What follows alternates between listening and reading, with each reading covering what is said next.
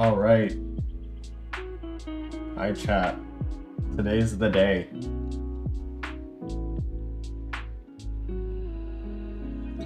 Today's the day. We got Castorice finally having Star Rail. But before we do that, I have something very important. Let me mute the stream music. Okay, I got something very important we need to do before this happens. Before we get into the Star Rail polls, the Star Rail quest. And that important thing is this. We gotta unbox this. Okay? Now, if you guys are ready, I'm gonna do it. How do I open this? There's a little sticker on it, but I'm gonna take the sticker off. It's lagging. I think that's just your end. Let me check before I open it.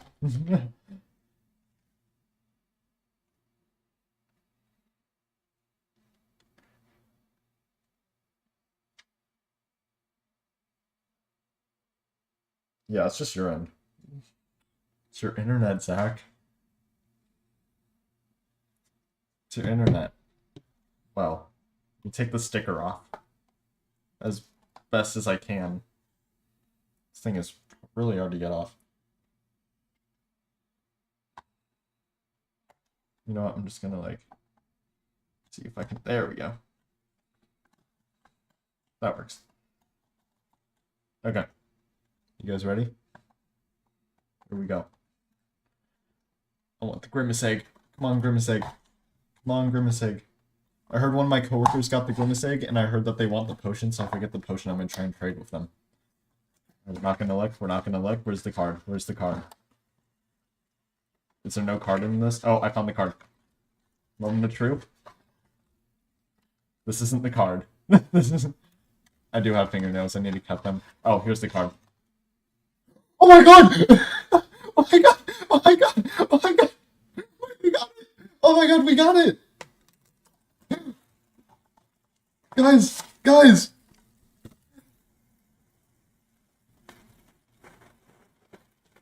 Oh my god! Look at that! We got the egg!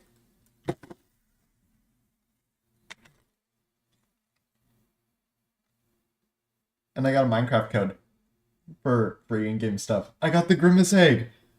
Oh my god!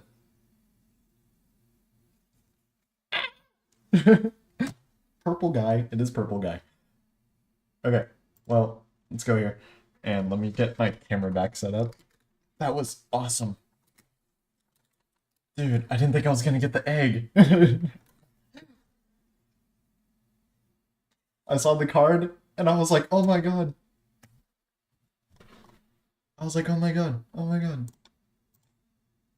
Okay, start. Alright, let's get into the game.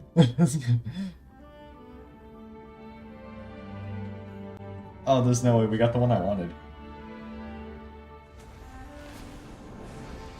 Oh, that's awesome. What does this have to do with Minecraft? It's a spawn egg. Or it's an Ender Dragon egg. But it's Grimace.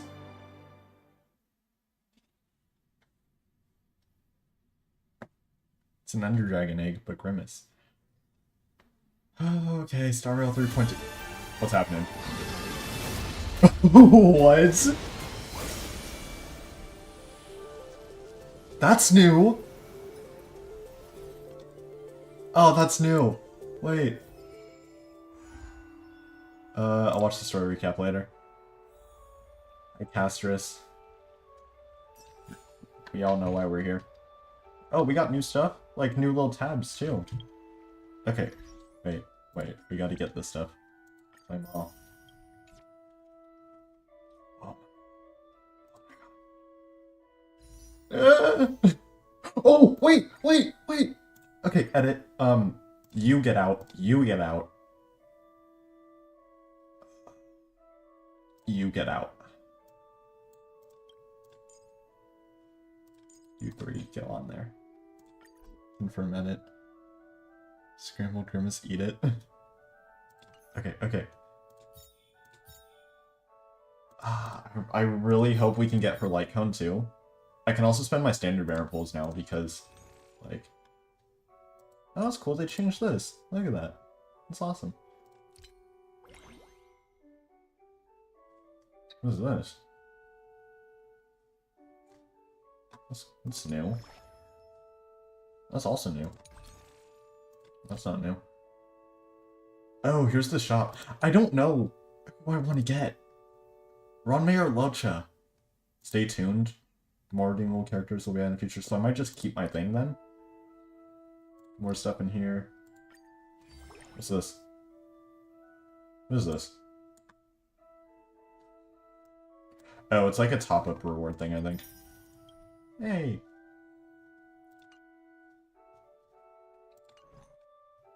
Cool, cool, cool. Okay, before we do... What was that? Celestial Invitation? Oh, it's that. I'm scared. I'm scared. I'm on my 50-50. You know, I'm on my 50-50. We got new rewards in here.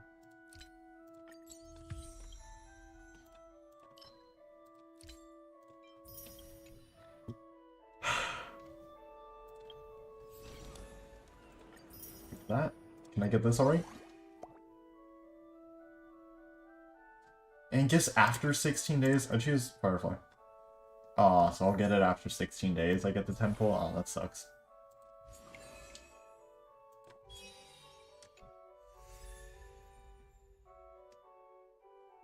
Okay, I'm gonna claim that. Not now. I don't know who I want to pick yet. I guess it depends on if I pull Hyacine next version. Oh, we get a free erudition icon, that's right. I forgot about that. Your internet sucks. We know this. Okay, I'm not doing that quest right now. We got this happening again. Can I exit out of this? Oh, not like that. I think it opened up my opera. Or something. No, it didn't. Oh god, the character trials. Okay, let's start with the characters that we already know. Because we'll just speedrun those. Get our extra things. Hi, Acheron. Stream Yeah, I know how to play Acheron. I know how to play Acheron.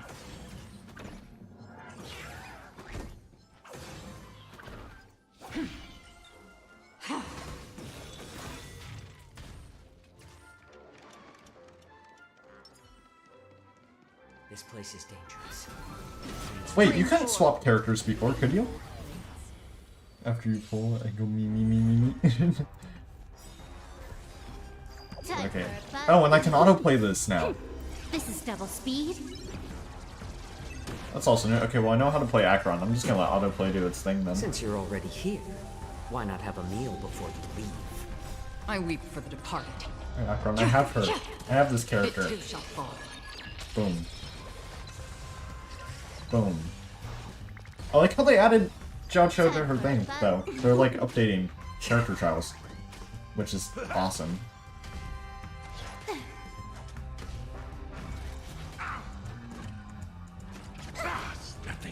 So enemies need to hurry up and attack. Again. On the still waters of oblivion. I weep for the departed. It too shall fall. Boom. Good mistake. Boom, boom, boom.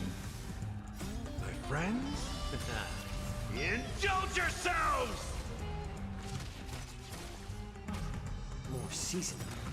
Come on, dude. This is Since my you're Firefly already team. here, They'd already be dead. Why not have a meal before you leave? This is double speed. Finally.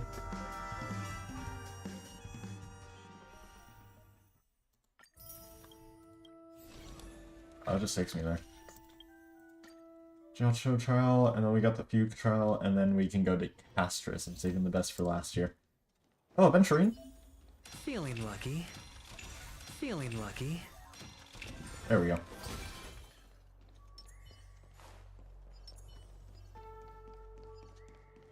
A slow simmer over.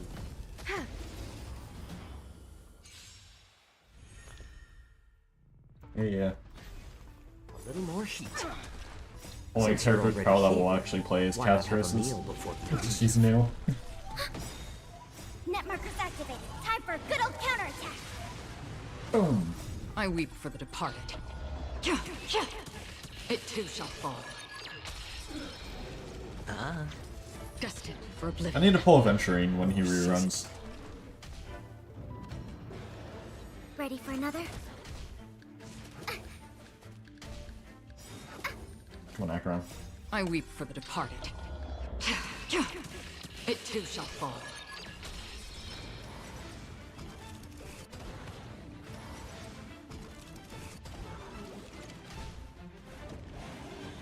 Monkey.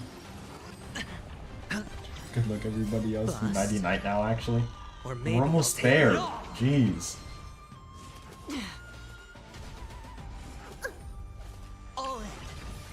We got 2 more trials and then a Waters of poll. oblivion. And then the polls. I weep for the departed. Can't just It leave too now. shall fall. 99% of gamblers quit before they win big.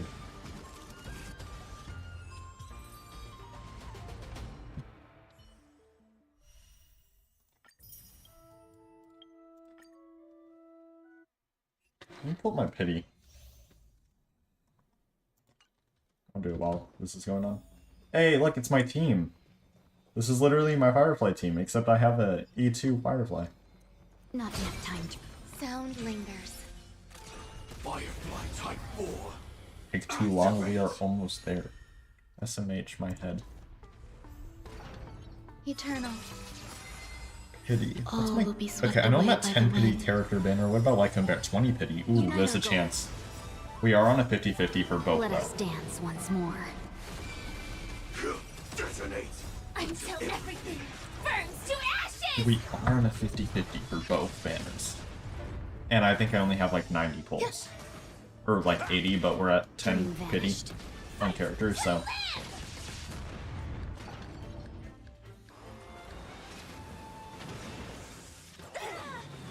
My friends? Indulge yourselves!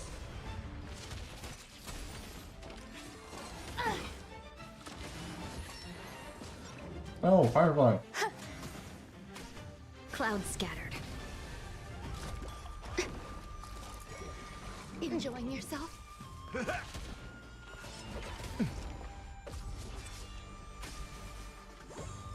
There we go. Existence is unity. Share good fortunes. Attack! All will be swept away by the wind. Time to mix things up. Dream vanished. Let us dance once more. Detonate. There we go. Alright, Castorice time. Castorice time. Time has come for Castorice's trial. Can block one instance, killing blow for allies effective even when not in team. I know that. Someone's neither wing to assist in battle as a tank for the team. Neither wing's attacks consume HP. The more HP consumed, the higher the damage. Yeah. And if I remember correctly, we activate this. Attack all enemies in the area, then summon another wing to enter battle. Emerge from your cocoon. Whoa! Forgot about that new battle entrance. Use Memo Sprite's skill to consume Nether Wing's HP to blast all enemies. Nether Wing can blast continuously, gain stronger the longer it blasts. Bloom. Oh, and we got Louch on the team. I might need to pick Loucher then for my caster's team, like as a temporary character until we get Hyacinth. Away we go! Knowing HP is below 20%, it can continue blasting and trigger self-destruct to deal damage to enemies. May death protect us! Holy crap.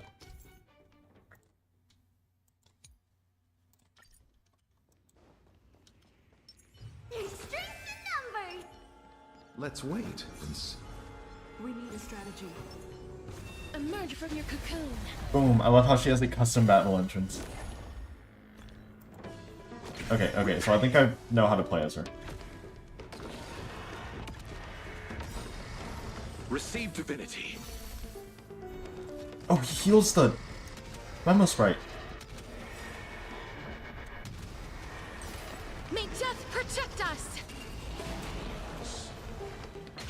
Is it coming? Riding the west wind? Away we go! Let him get in here. Eternals, the dead return! Yeah, I think I'm gonna pick Welcha. Underestimating us will cost you. Delivering warmth. Me. Please cherish the wilt here. I'm gonna blast. Do that. We want to blast again, consume HP, get her ultimate. Embrace a new life. Oh, it just automatically uses her ult, because it's someone's... I thought I was still gonna have to, like, activate it. So I can hit Q and do an AoE attack. To, like, cancel out the thing, which is really nice. Oh, this team's gonna be fun.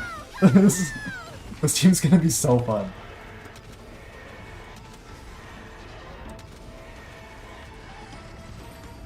Okay, now it's full time. Oh god, it's fun. Okay. Yes, hi Castorice. Hi Castorice, like we're right here, we got your team.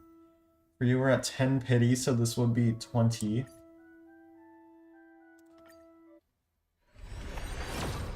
Early? No. Give me a 30. Give me a 30. Give me a 30. No. Give me a 40.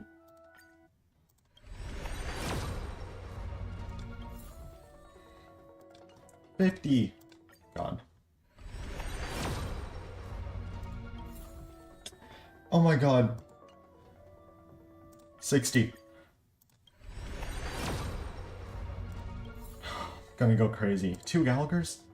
70. Come on, you gotta give it to me. 71. 72. We gotta get to the soft pity. 73. This always happens.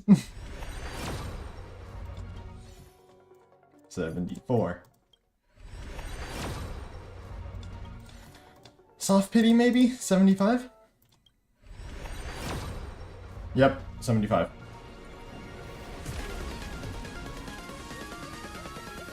Remembrance. We want to see the remembrance path pop up.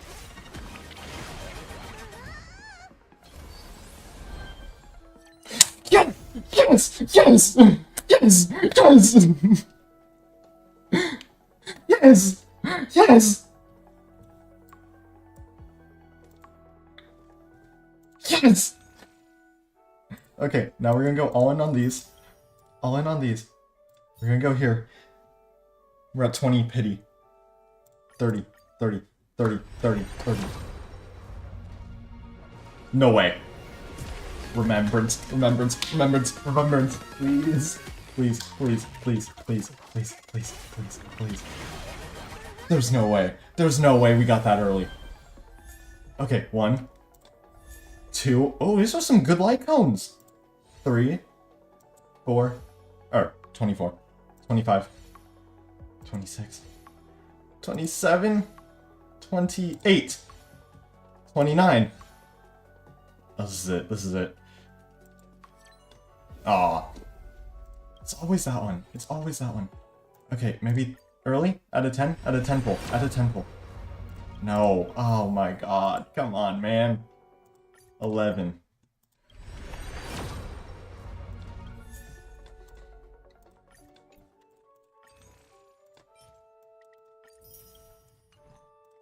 $12.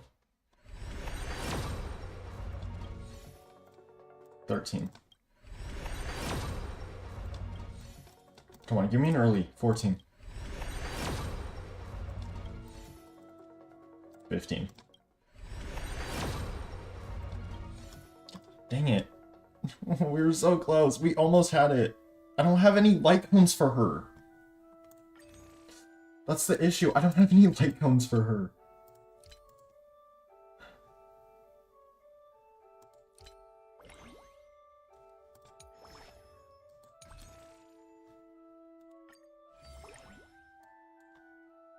Oh my god, no, that sucks. Me.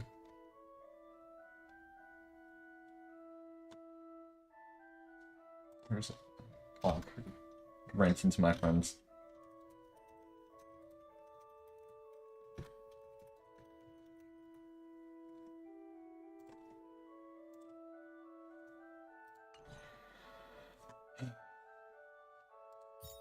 I can't spend these, though. Was my pity on here? I think I closed my app. No, I didn't. Okay, I'm at 43 pity on standard. 44. 45. 46. 47. 48. 49. 50. 51.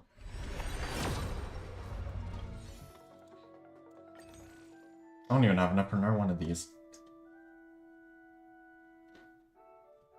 I'm gonna crash out over that Lycon, dude. I don't have any other, like, options for her, I don't think. I accidentally walked too close to her. Could you please maintain a I know.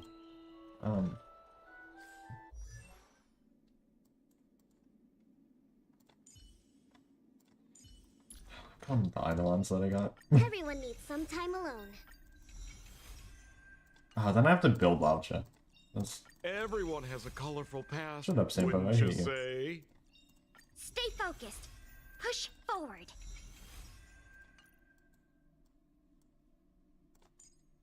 Like, let me see this. Let me go Lycone, hit equip. Yeah. See, that's... This is when the turn starts. That's not gonna be good. For the first time, that's also not gonna be good.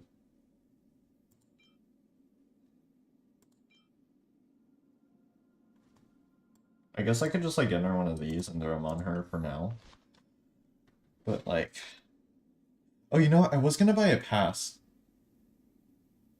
Let me check something. Because I was going to buy a pass.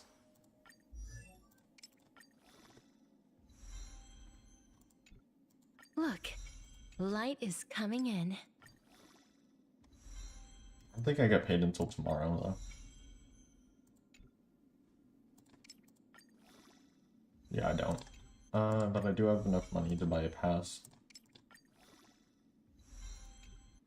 Look, light is coming in.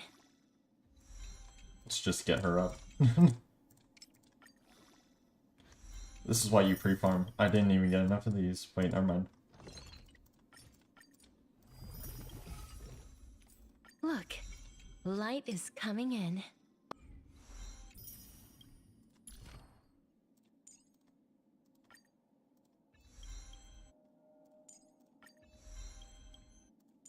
The traces we leave in this world will last much longer than death. That one. And that one.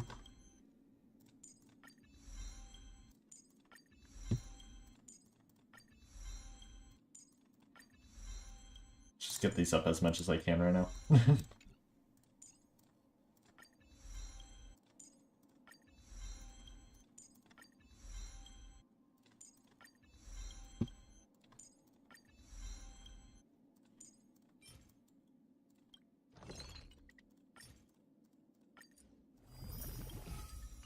Okay, hold on. I'm gonna put us on here for a second while I buy the pass like I was going to.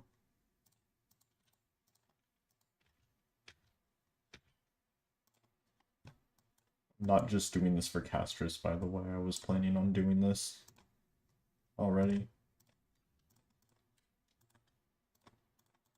I'm claiming my battle pass stuff right now. Okay, store. Express supply pass.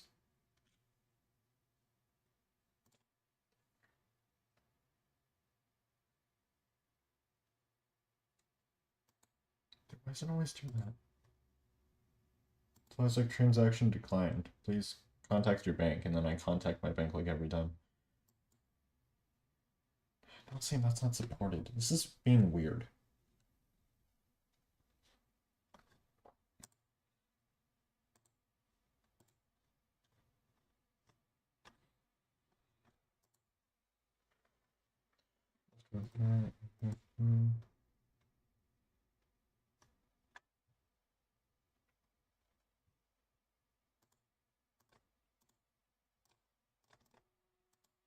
It's just being weird. Hold on.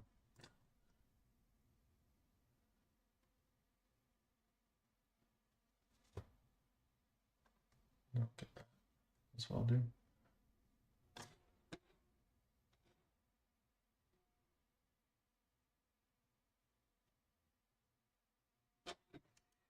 So we'll put on, what would it be?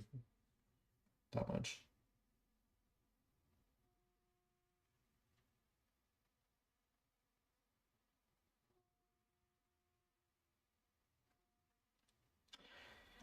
And now. Okay, this should work.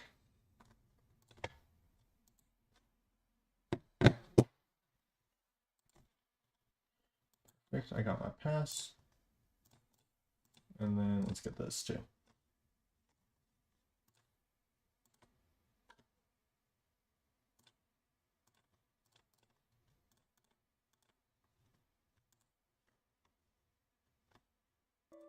Okay, and like we can get these.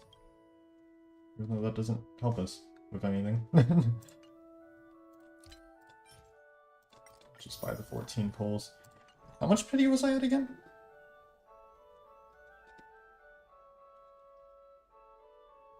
I forgot already. For like cone 15.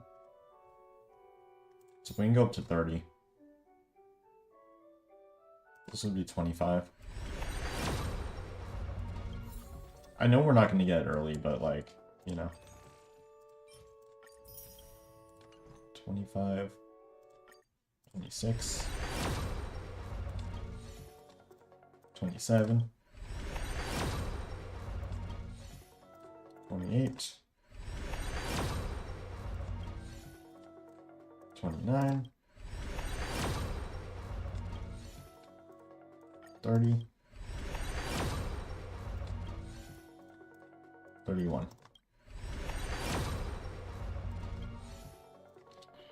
We'll get it. We'll get it. How much time do I have? 21 days. We'll get it. If I can change my thing, 30 then. There we go. We just need to do 49 more polls, and we got like all the events going on and stuff, you know? Maybe we don't get it tonight, but we will get it.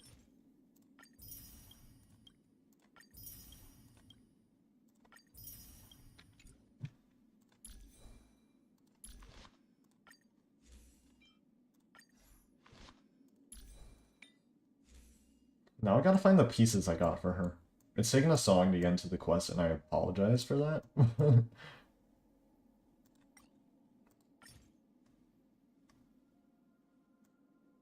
Is this one I wanted? Yeah. Yikes, I don't have a good...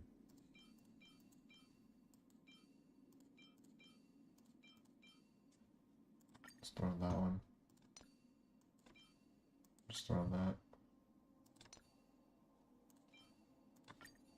I'll just throw whatever I have on her right now.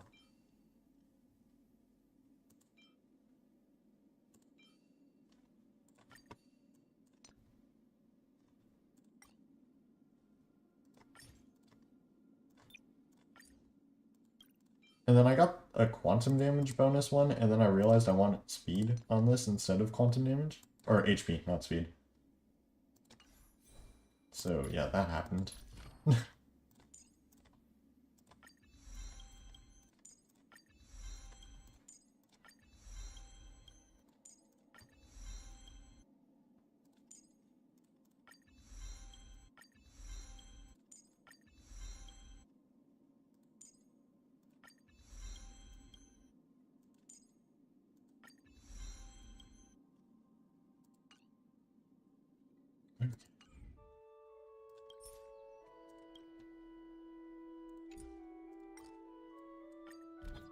Just gonna get rid of, I don't know, a few.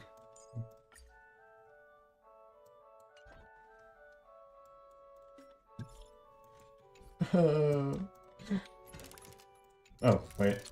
Wait, I never claimed that. I still don't have enough. 31 pity, someone send me jades.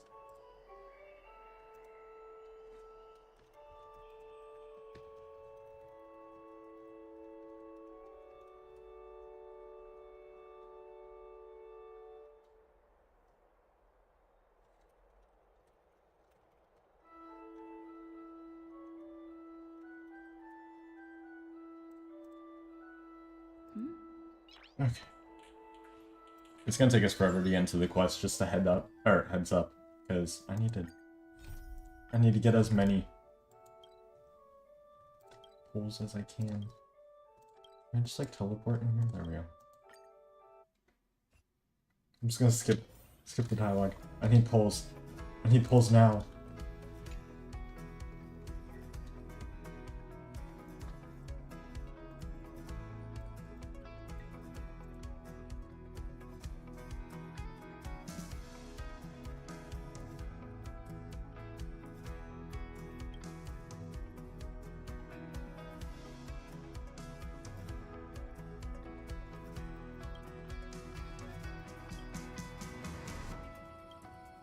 Come on.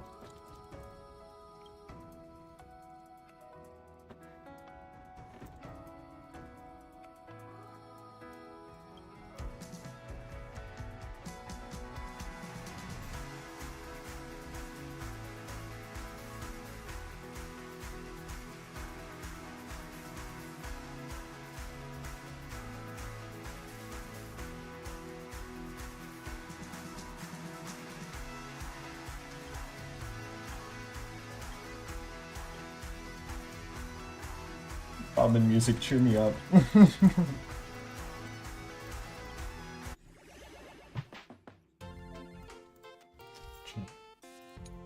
Yeah.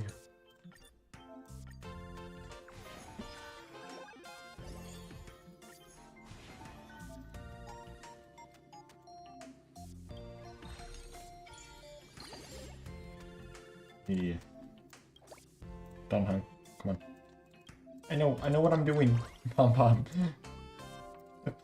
I've played these games before.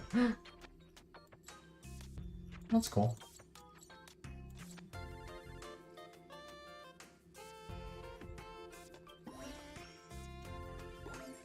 And that will go here.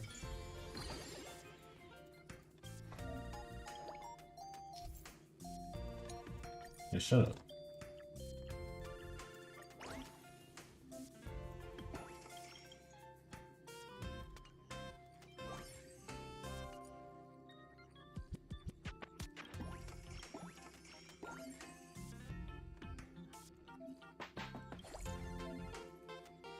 Oh, Kimi go first, but Don Hung was in here first.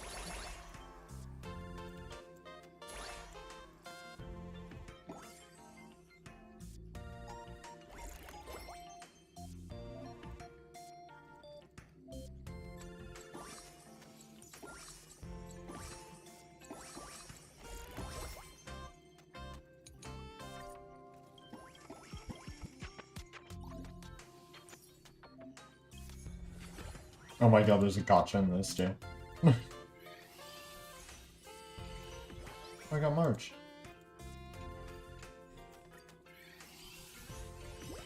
Miko well. Don Hung.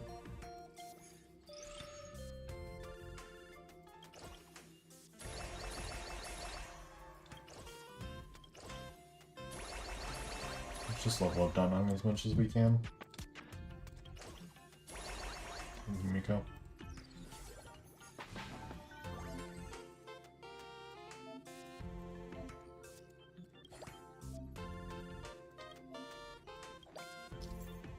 Yay, I got it.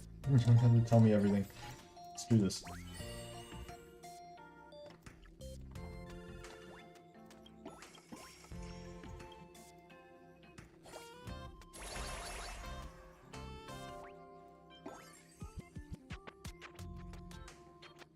Okay, this is taking forever.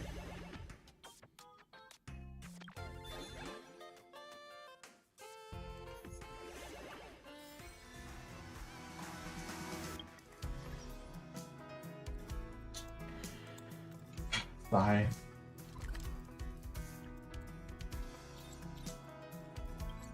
You know, we'll just buy another one of Do you want to enter the...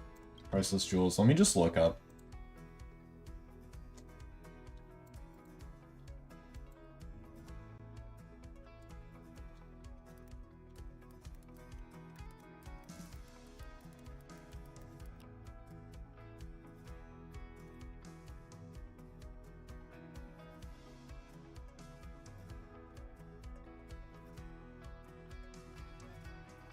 Can you like show me the picture of them so I know which one they are? Just tell me the names.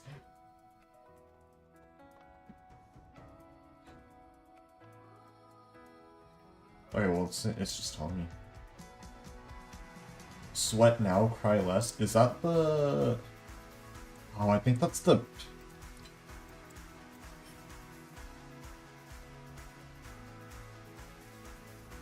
Using his ability on an allied target. Which we don't want on Castorice because she doesn't do that.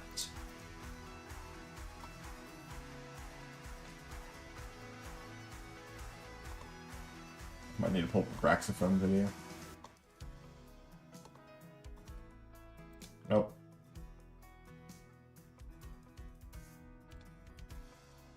Hey, look at that Graxophone video. Alright, help me.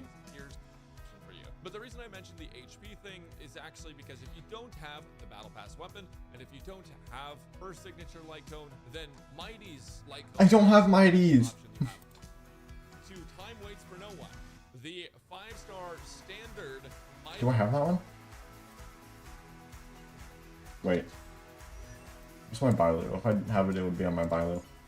I do have it. What level is this? 40. You know what?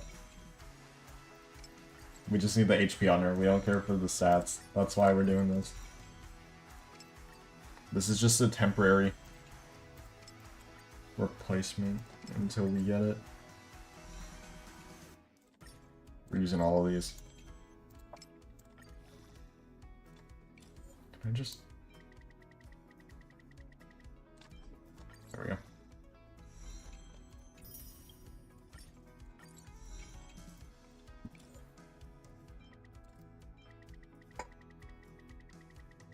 There we go. We'll just throw this on her for now. Bailu, I'm sorry, but you're gonna get like... Let's throw this one on her because I literally don't use Bailu.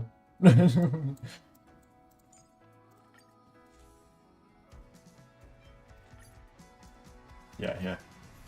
I know it's a different path. It's just temporary.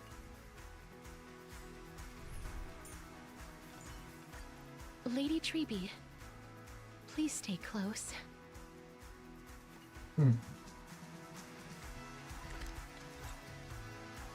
we want to go for the quest? Here.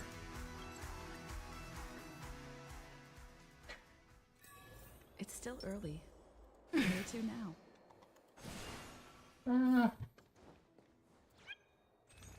And you know what? We're gonna get Laucha. Wherever that was at. Literally making me wait 16 days for this temple. Where was this at?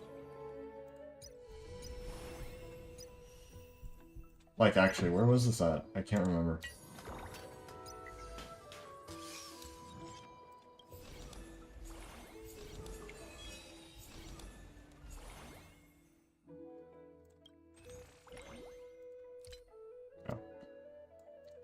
Which, yeah, we'll just get him. I'm gonna need another healer, that's why. Temporary healer until I get Hyacine. That's not what I meant to do. Yeah, I want to view the story recap. While everyone is waiting the demigod of strife to emerge from the trial, something unexpected happens. The Trailway Squad immediately follows Maide into the trial and rescues Finon, who is trapped inside. Just as everyone breathes a sigh of relief, a new problem arises. Maide had to shoulder the burden of strife, but the Kremnoans would never willingly give up the core flame to their old foe Akuma. In an attempt to gain a better understanding, he decides to first seek advice from his teacher Kratos, a veteran of Kremnos. The two part on bad terms. Meanwhile, Trian and Castorice are dispatched to the Grove of Epiphany as diplomatic envoys of Akuma. When they arrive, they discover to their surprise that the Black Tide has struck, and they fight a mysterious sword master. In the end, they manage to rescue Anaxa and the core flame that he carries. While everyone is on their way back within the city of Akuma, Kratos is arrested for abducting Trinon and trespassing on forbidden grounds. Under Maide's mediation, Tribi and her sisters agree to reveal their memories in order to facilitate reconciliation between the Kremnoans and Akumans. Unexpectedly, just as Tribi and her sisters are about to meet the Time Titan Ornyx and repair their memories, they encounter the mysterious Swordmaster yet again. Trian sacrifices herself and falls with the Titan to protect her companions.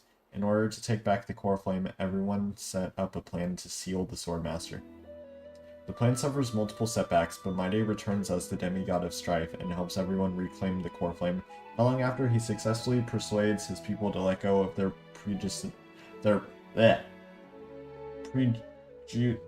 I can't speak that word against Akuma. Says goodbye to everyone and returns home to join the front line against the Black Tide. On the other side, everyone holds a simple funeral for Trian, who exhausted her divine powers and turned into a doll.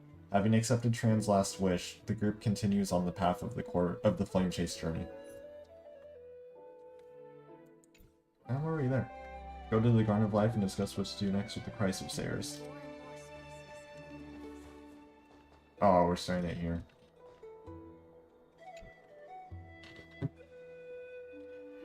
Tribios' memory has unveiled the very first prophecy. All shall bid farewell to one, and that person alone will witness the miracle. Such is the will of fate. If I take on Ornyx's trial, will the prophecy come to pass for me as well?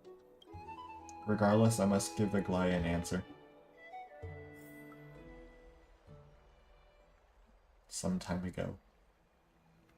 Ah, it's you, Cass. I finished the anthology of poems you lent me. Here it is. I thought you'd be too preoccupied to find time for reading. Precisely because of these obligations, I felt compelled to read it swiftly. Wouldn't all these preoccupations slow your pace? On the contrary, knowing that time is limited can push one to overcome their limitations. The weight of these responsibilities seems to have enhanced my reading efficiency. I understand completely. During my time at the Grove, the closer exams drew, the more efficient I became at tackling everyday mundane tasks. Anything but my actual studies. Seigun boxing? Precisely. As I remember, you and Finon were both disciples of the new Sporists. I assume that Anaxa's exams were as unreasonable as the man himself, correct? The courses Professor Anaxa taught were Introduction to Alchemy and History of Mythology. I didn't get the light To going. be honest, Not those 31 two pity though. courses were the students' greatest nightmares. Probably get it by the time the A banner ends. history of mythology taught by the blasphemous great performer himself. I can imagine their fear. Now that I think about it, students would often rush to the podium during class to challenge him on those blasphemous ideas. May I ask, Lady Aglaia, has your relationship with Professor Anaxa always been like this? He openly dismisses people's faith and questions the very justification of the Flame Chase journey. Our positions have been destined to be at odds. While you were studying there, I assume you must have heard of his nickname. A Dromus draped in finery? As I see it, this nickname is more of an insult to the Dromas. Despite his insufferable arrogance, I do hold a certain respect for his nature as a scholar. To remain true to his principles, he is unafraid to stand opposed to the world, and that requires considerable resolve. Anaxagoras' life is almost like a satire. As a Chrysos heir, he refuses to heed the prophecy, while he disrespects the gods. The gods have chosen him. He was indeed chosen by Circes. Is something weighing on you, Cass? The golden thread is quivering. I sense there's more to this exchange than idle chatter. With all due respect, I'd like to know what you plan to do with him. In light of his assistance in the battle against the Flame Reaver, I am willing to grant him some time to find a way to remove the core flame. However, if Anaxa decides to make any move that places us in danger, I will not hesitate to take extreme measures. Just as I feared. The Flame Chase journey is the destined path for the Chrysos heirs. Yet he now seems more like an empty shell. Given his strong sense of self-respect, I trust that Anaxagoras will make the right decision. Still, I can't help but hope for another possibility. Perhaps Anaxa will also overcome his limitations, now that he knows time is limited. I understand your stance. Let's continue this discussion another time. But now, let's greet our guest. You're here. Does this mean you're ready to take on Orynyx's trial? Oh, wait. Am I doing that now? Oh, wait. Wait, I made a typo in my text. I gotta fix that before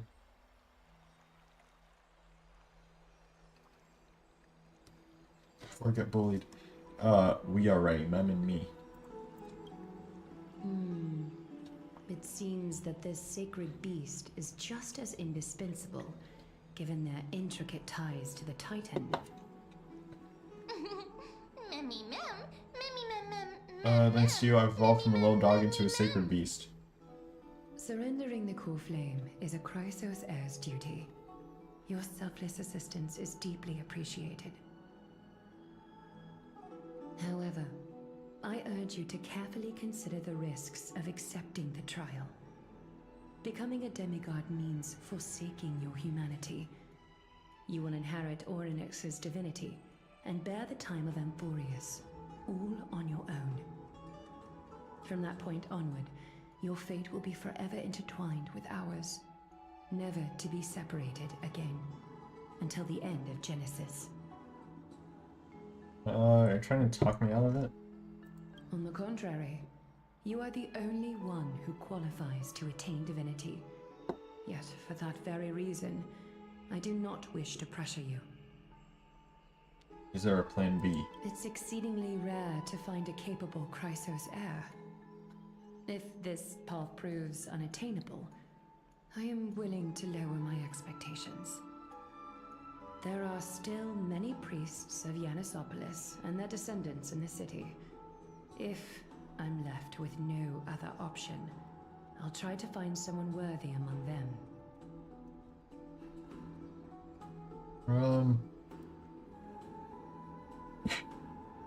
That's it, I'm out. Don't give up now. Too bad. Come so far and everyone is counting on you to be the hero. I forgot she says some words now. As for the trial, you have nothing to fear. The Titan may be willful at times, but they never caused us any harm.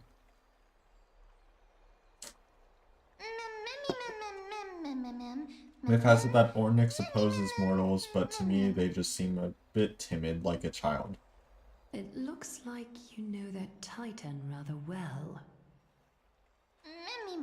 Funnily enough, I don't remember ever meeting them, but the moment I saw Trailblazer, Orynyx's memories were already in my head. I say Trailblazer when I see my name. It's like how I say Rover in Rover. Experiences. I can't explain why, but I can vouch for Mem's words.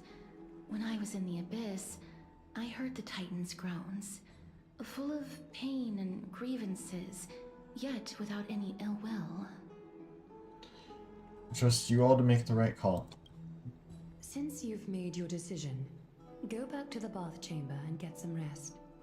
Trinem will call for you when the ceremony is ready. Okay, sweet. It is difficult for me, as the guide, to absolve myself from blame for things to have progressed to this point.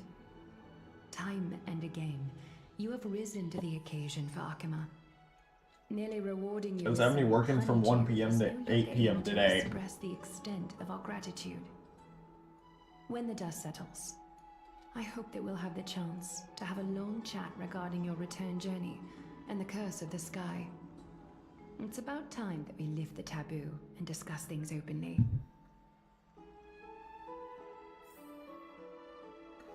Before leaving, I should go and say hi to Castorice. I'm right here. Castorice is right here. Oh, wait, I need to flex on my friend that I got her.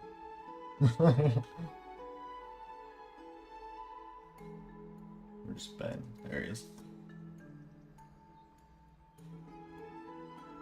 Get the team in there.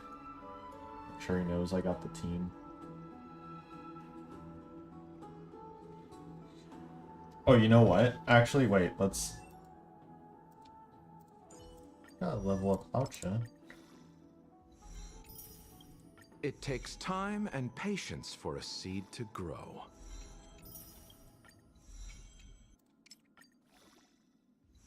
As much as I can. Okay, yeah. Got 4 of these.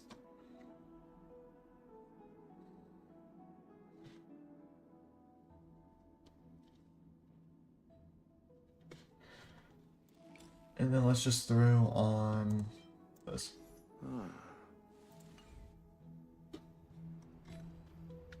Back to the polls.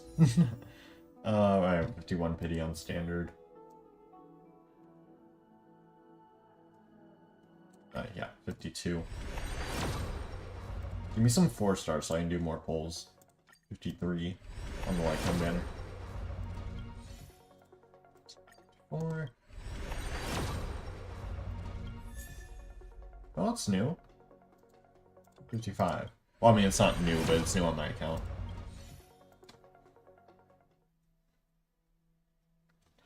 55. Can we buy our own? We can. 32 pity.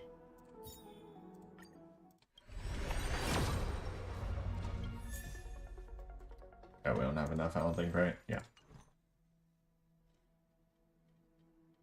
So how many more polls do we need? 48 more polls. We can easily get that this update, or this phase. May everything go well for you and Mem. You need a Goliath for something too? It's nothing.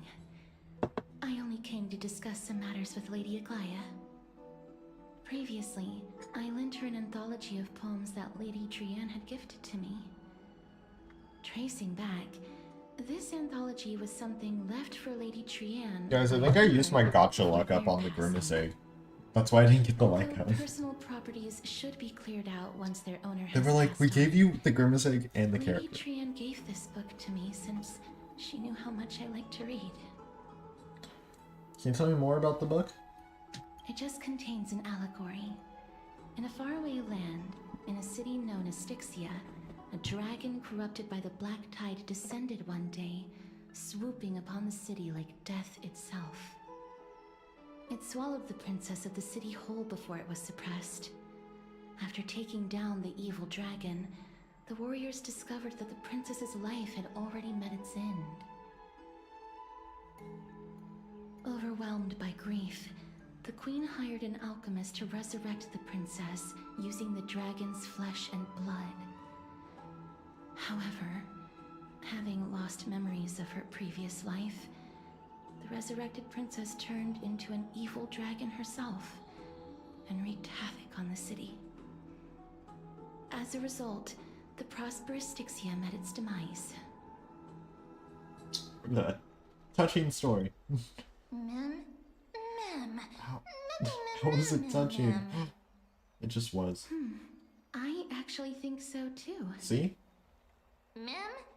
Mem? What? That's the correct option to increase friendship level? Wow. The author of this book is Archepia, a wandering bard who traveled to many cities. Among the things she left behind are poems, dictionaries, and many tragicomedy scripts. She even clearly underlined and took notes in books that covered myths with her elegant handwriting. While flipping through these books, I felt like I was afforded a glimpse into the life of Archepia. It felt just like I was traveling with someone that I'd never met before. It was as if she had yet to pass on and was still alive. No one goes through life without leaving their mark behind. She probably did not think much of it while she was around. I'm gonna say That's that one. right. Writing, drawing, and taking photographs. It seems like human nature to try and leave records of things. Speaking of taking photographs, when I was helping you to take the photo previously, I did not look through the photos in your photo stone out of courtesy. But I'm also very curious about the story of the Rosy Celestial Maiden. Oh my god, I forgot about that. Despite having visited many cities in Amphorius, I still understand nothing about the world beyond the sky. If there is an opportunity... Forget it. Let's talk about this in the future. For now, I only hope that you'll be able to complete the trial safely and obtain Orynyx's blessing. I will. Maybe. I don't think there's anything else to do here. Time to go back and talk to Danha. That is the closest I've ever walked up to Castorice. Is it because I'm also playing as Castorice? Nope. Oh. Interesting.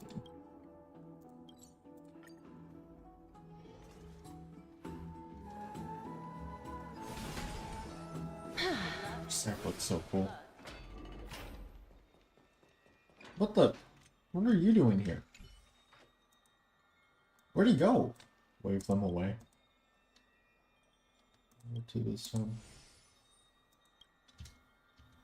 Taking a break. Keep preparing the most. Have a proper job. Have any recommendations? Anti-theft ambassador.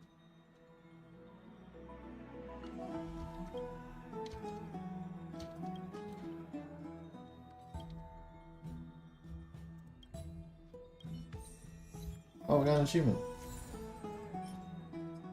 And a profile picture. Blah, blah, blah. And memory shards. Oh, look, Castorice is fun. I like that.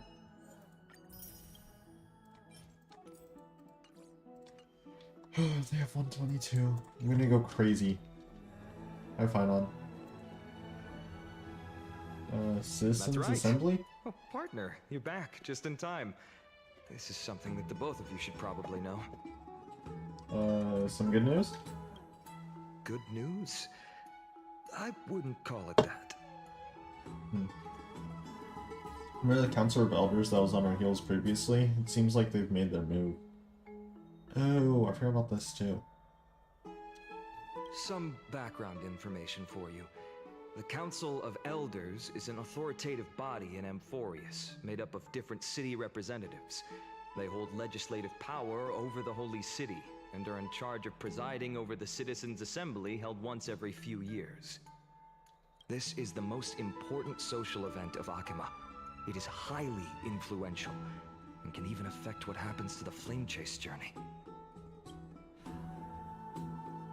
So Glad doesn't actually call the shots? Despite her vision and wisdom that spans across thousands of years, even she cannot win over the hearts of everyone.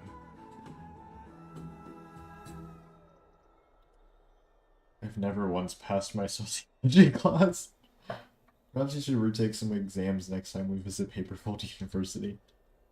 Tell me more about the Citizens Assembly. Every 5 to 10 years, Council of Elders organizes a citizens' assembly at Dawncloud. I see. During the assembly, the representatives will vote on major issues, such as whether the Chrysos heirs led by Aglaia should still hold the right to govern the Holy City, and whether the Titan's conquest should continue. Conquest. Like Invincible. Sounds like some sort of system to balance the heroes and the mortals. That is correct. However, the problem lies in the fact that there are ill-intentioned extremists in the Council of Elders. They view the Citizens' Assembly as a way to restrain the Chrysos heirs and hope to take complete control over the Flame Chase journey. We can refer to them as the opposition. During the assemblies held in the past 100 years, the voices supporting the opposition have been growing stronger in the shadows. It's only thanks to Aglaia that the Flame Chase journey has been able to continue to this day. The Citizens' Assembly is just around the corner, but this time, there seems to be a new variable to the situation.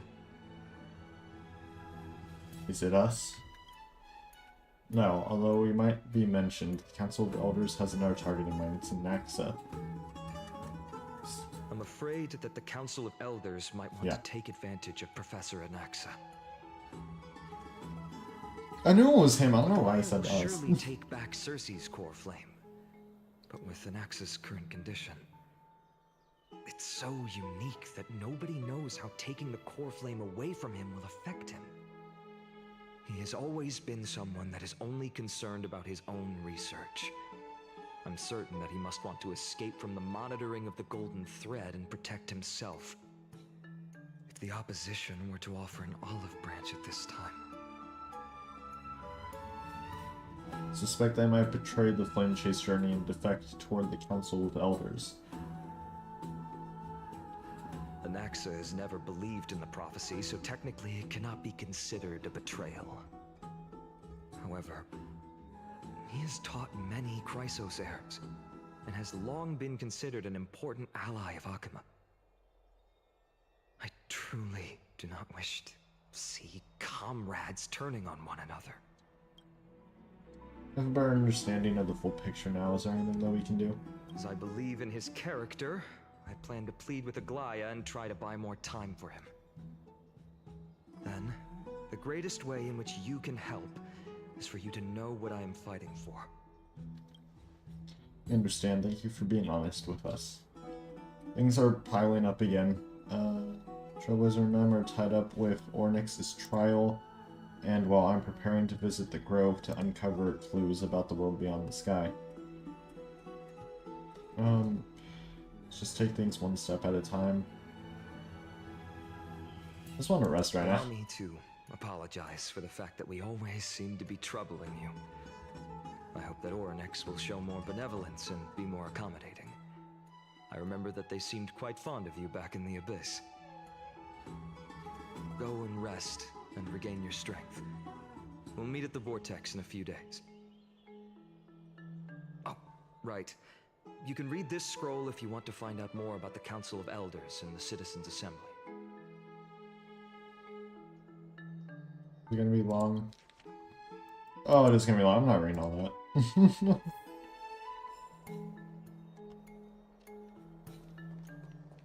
Rest for one night. The trial feels like it's just around the corner. I'm starting to feel nervous. It's not that soon. There's still a few more days until then. It's just an exaggerated figure of speech to express how nervous I'm feeling right now. Let's just hope that everything goes well. After all, as someone who has earned the gaze of an Eon, you should be able to overcome the trial of a regional god just fine. We've also unknowingly gotten used to sleeping with the midday sunshine brightly above our heads. Get some rest. Perhaps a new phase of our trailblazing expedition in Amphorius is about to begin. Get some rest and wait for the trial.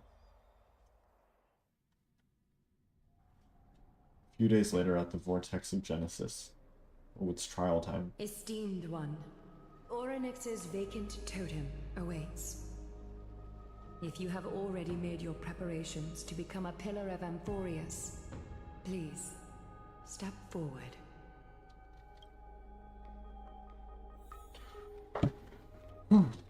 Let's do this. I feel like I should be playing as her right now. Gray and Mem, thank you.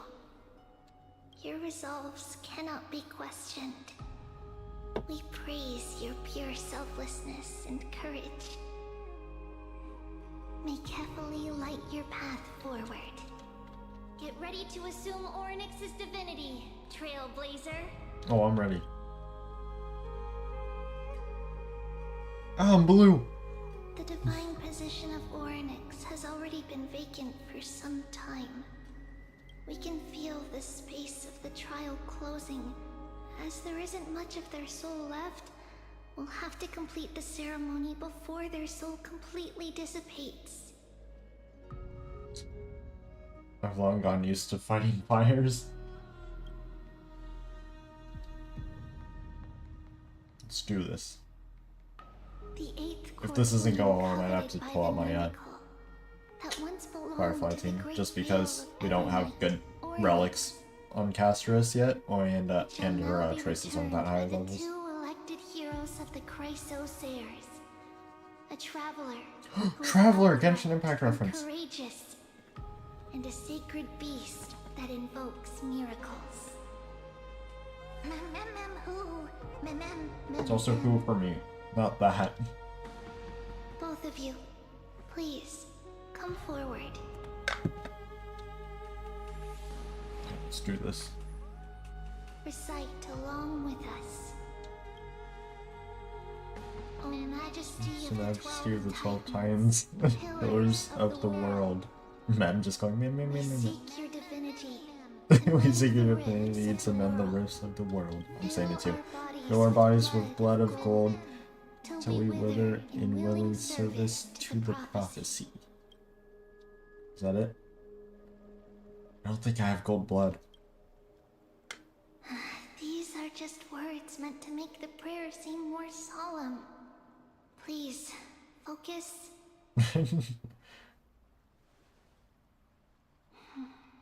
And surrender the core flame.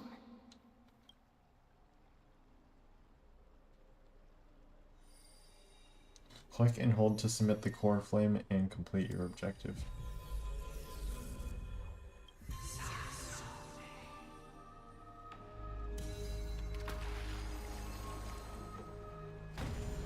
Oh.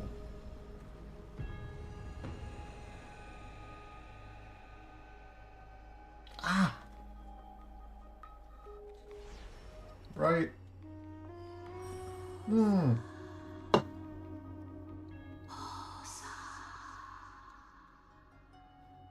Orynyx. Their soul has been waiting for a long time. Perhaps they're also quietly waiting for the arrival of their successor. Away from my origin, my friends, I love all of you.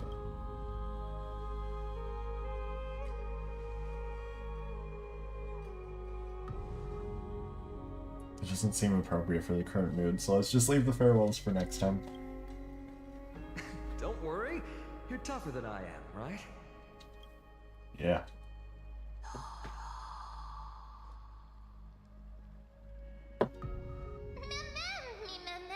Yeah, let's go.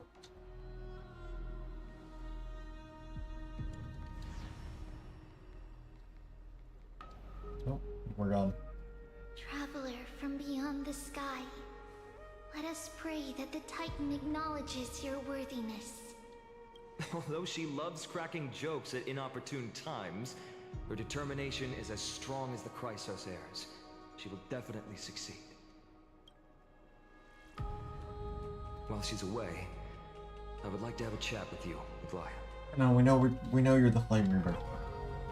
You destroyed your own hometown. We know it. We know it's you. Speak. I'm listening.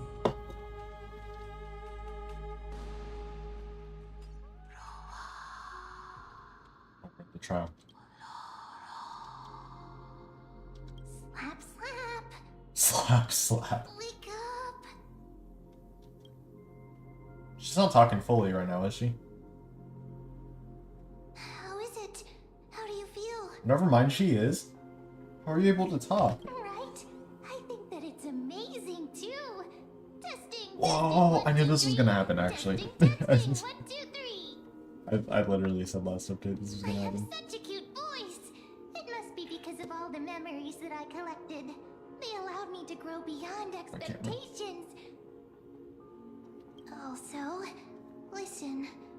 The words of the Titan are becoming clearer. It was great. I don't have to speak for men now.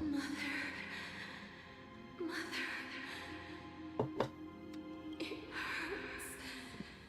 Have I finally reached the end? Are the years of isolation coming to an end? Or next? Oh, how heartbreaking.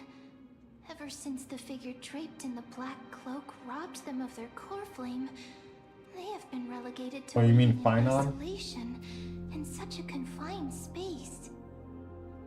We are going to help alleviate their pain, There we go. right? Memories broken. Oh, I know where we are. I think. Where? Do I know where we are? I do know where we are. There we go, the Chester. Mother? Who are they calling out for? It's weird. This is weird. Hearing men talk. This is weird.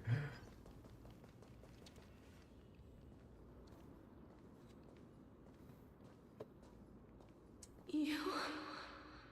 It's you. I remember you. Skyfather has gazed upon you.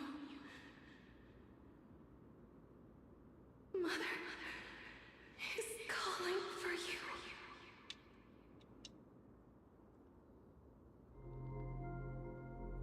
The Skyfather referred to Fuli?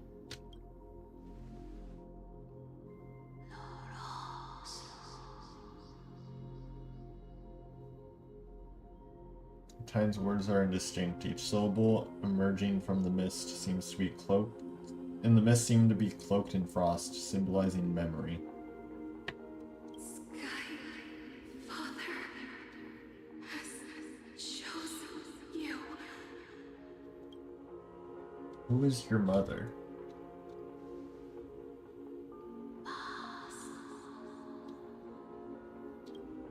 A majestic voice pierces through the golden mist, reaching the unseen mountain walls in the distance, reflecting and returning to your ears as an echo.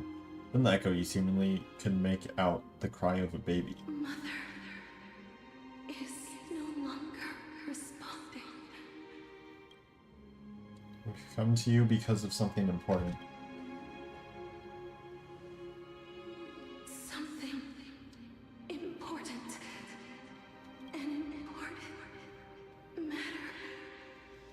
Orynyx, listen to me. Aren't you tired?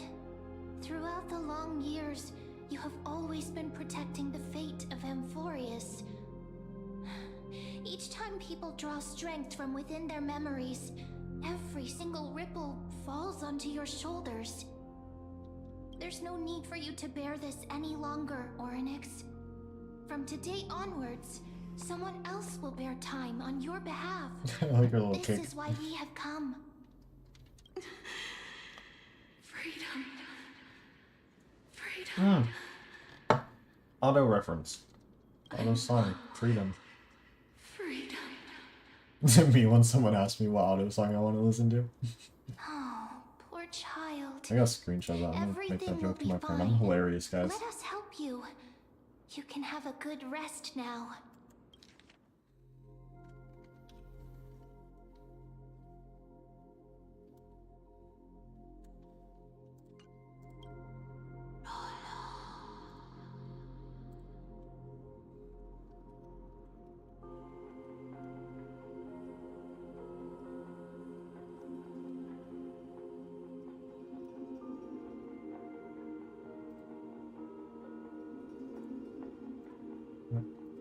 Leave it to us, Titan.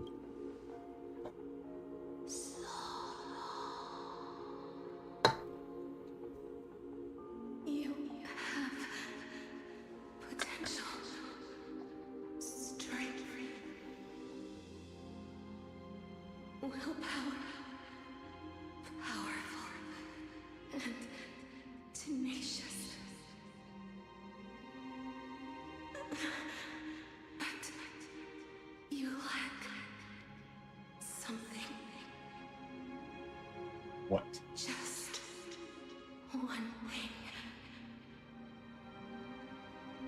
Lacking something.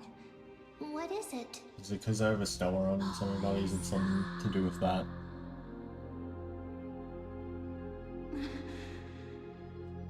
What you lack Or am I dead? Is this where we go to like the whole Castorice thing? is a future. Oh.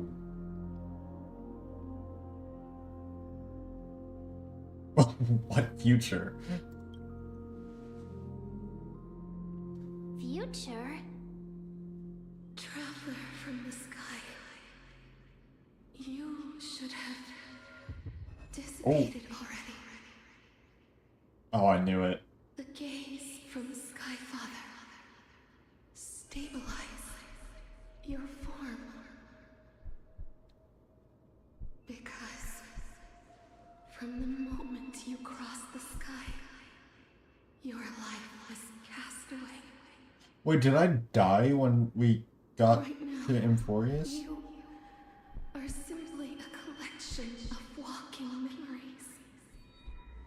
Wait, what? What? How is that possible? Do you mean that I'm already dead?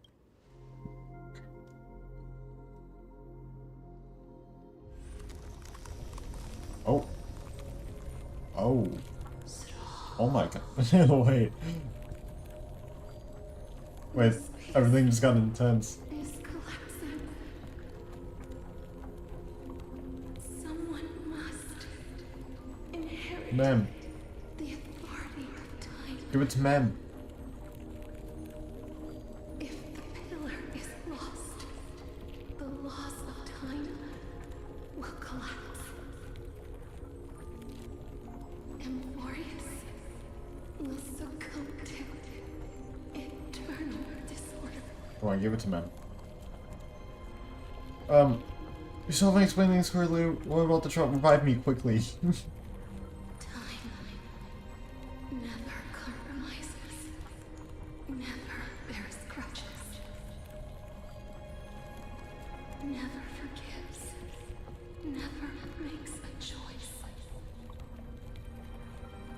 Child of humanity, Titans, Mother, Sky Father.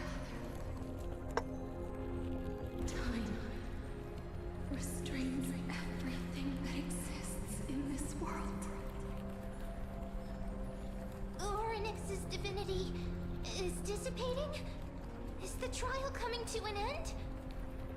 Pathstrider of remembrance, my strength, Ooh. I shall entrust it to you. Oh. The fate of the world, if you wish to save it. Go and find your future that has been stolen. Even if that means you'll have to cheat death. You'll have to challenge that hand of shadow clasped with Oh, we gotta defeat the Death Titan. That's what's happening. Before the passing of 15 entry hours, go forth and reclaim your future. So we have 15 entry hours. This is the true trial of time. Oh, crap. You're finally awake. I'll keep it simple. You succeeded. Orynyx has entrusted you with their divinity. Now you're no different from a demigod of Emphorius. However, Mem has told me about what happened during the trial. They were still explaining things to the others and told me to bring you back to your room to rest first.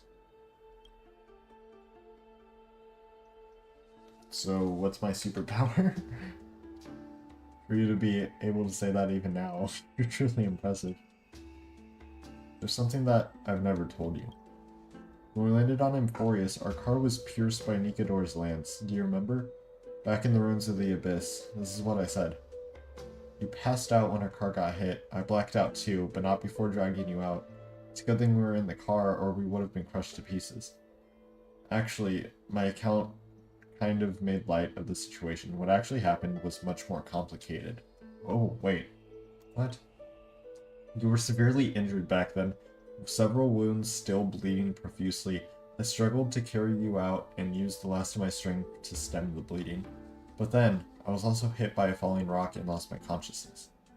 The last time I checked, you still weren't breathing, but when I regained consciousness, I saw that you were alive and full of energy, so I never brought this up again. So you were knocked unconsciousness by a rock? That's beside the point. I'm not sure whether the gaze of Truly has anything to do with this matter, but according to Titan, you are living in the form of a memory right now, just like those objects of the past in the miracles of Ornyx. Perhaps Mem is the anchor rope that ties you to the present. I had assumed they couldn't stray too far from you, but the truth might be the exact opposite. Cry for me. It's not time for us to despair yet. There must be a way to save you. Ornyx mentioned finding your stolen future and cheating death. Considering Maide's indestructible body, it seems to suggest that there's some kind of miraculous power in Amphorius that can even reverse death. The key seems to lie with the Hand of Shadow, whose whereabouts are unknown. Hey, are you alright? Hey, she can still talk. I heard you two talking about Thanatos. Cass is also very concerned about the warning. She has left the vortex and returned to the garden. Shall we go and look for her? Thanatos is the titan that Cass has always been looking for. Regardless of whether there are any clues, there's probably no one else that understands death better than her. Let's do that then. Oh, right. There's something that I have to tell you. The Chrysosaurs already know everything that has happened to you. I was too worried, so I told them everything.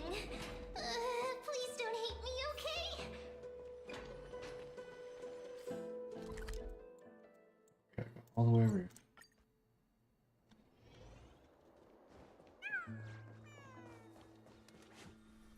Miss, I'm right here. Where? Your soft steps coming closer, one step at a time.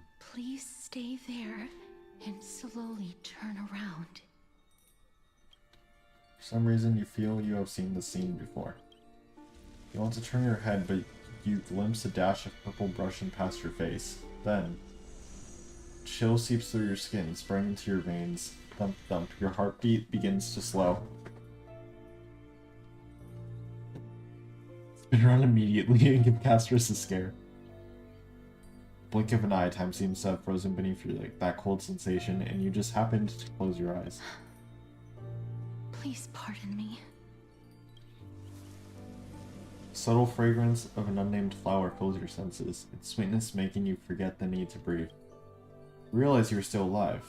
No, to be more precise, your death was not thorough. The coldness of the initial touch disperses as quickly as it came, and replacing it is the touch of fingertips, and a tremble born of trepidation that originated from a certain lanky arm. A quivering finger gently brushed against your cheek, causing a faint tickle. Just as I expected. I cannot feel anything. You're being my personal... Am I really dead? Back at the Grove, I was puzzled as to why you were not affected by my curse. I thought that it might have been the special ability of a traveler from beyond the sky. Never did I expect that this would be the true reason. I'm sorry. I should have noticed that something was amiss earlier. Miss, if my abrupt behavior just now offended you, I hope that you can forgive me. I'm just thinking, if your soul has really left your body, as a mortician, I might be able to trace where it has gone to. Cass, did you find anything? My apologies. Not as of yet. Perhaps I have overestimated my capabilities. But, Miss, would you be willing to let me try again? This time, I'll increase the area of contact slightly. Perhaps the result might be different this time. No, there's no harm in trying again. I have never touched the living in this way before.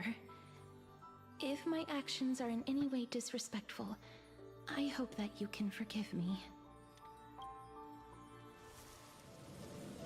Castorice once again places her palm on your face. Her shivers calm somewhat this time. Did you discover something? I seem to have caught a glimpse of something. Your soul is currently roaming someplace and cannot find a way to escape. But perhaps it might not be a bad thing. If your soul is still wandering around, it means that we still have time. We have a chance to find it before the fingers of Thanatos sweep everything away. Clues. Just a few more. I need more guidance. The connection has been severed. With my strength, I'm not able to trace it. It was me. I was a little too hasty. Don't worry, miss. Although we currently have no leads, I will do my best to search for the whereabouts of Thanatos, bring back their core flame, and personally return to you the life that you have lost too soon. I know that I'm lacking in confidence, but I hope that you can keep this promise of mine in mind. Before I manage to deliver on this promise, please do your best to hang on. Amphorius needs you. Live on bravely. I understand. Lady Aglaya and Lord Finon are currently discussing some matters in the paths. They're worried about you too. If possible, please go there and let them know that you're well. Although, I don't actually know whether your current situation can be described as well. Also, please accept this Styxian fable. Reading can help one to focus and relax. I hope that reading this can help tide you through this difficult period. More species are disappearing.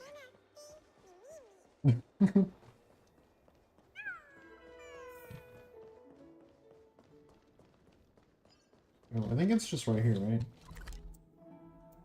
Oh, it's just teleport. They're here. I am here. Oh, we are here. Hyacinth said you definitely wake up. Yeah, I see. Where's Hyacinth? How do you feel? So the entire world knows about this now. I beg you, please forgive me. I need to hurry up and get the Castorice icon so I can start saving for Hyacinth. You've completed And the Cypher. trial I want to of get time. both of them.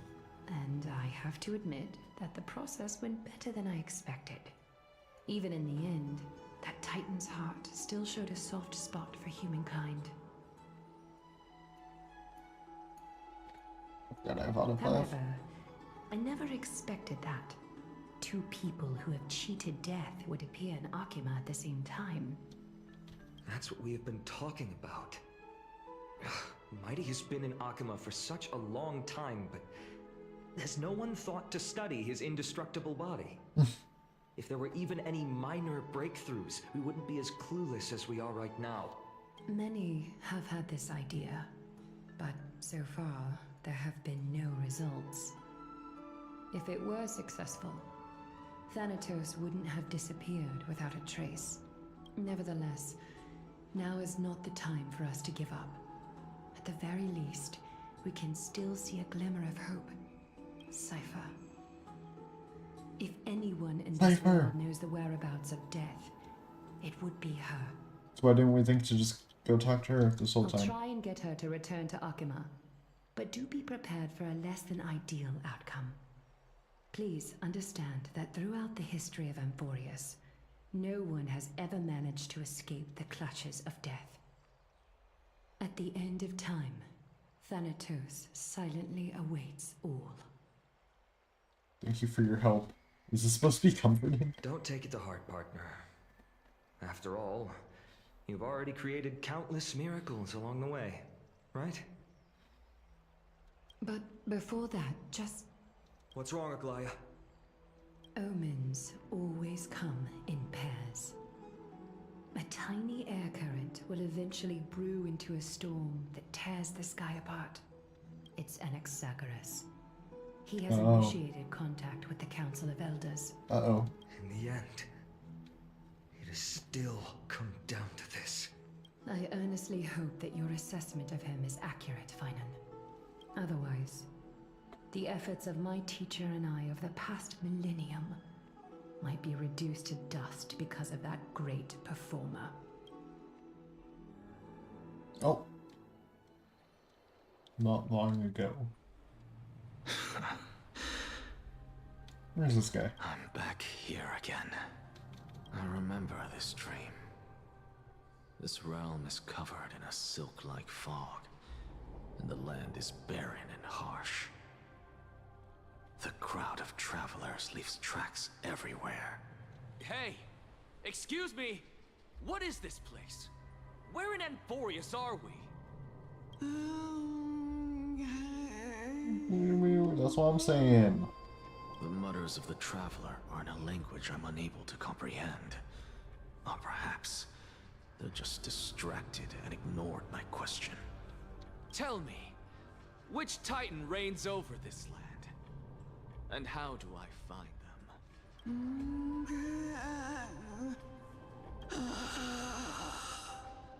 Hand of Shadow. Hand of Shadow Thanatos. Could this possibly be the Nether? The Nether. The Nether.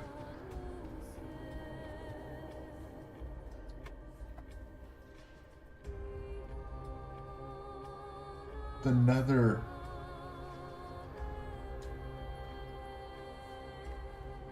Not Nether Realm. Then where is this? River of Souls? The outskirts of the Nether Nether sauce is not good, guys. Are you heading downstream toward the Nether Trust me, Realm? it's not that good. The Nether Realm. But Nothing but an illusion. Chicken jockey. Titan rejects you. Me. Listen. What?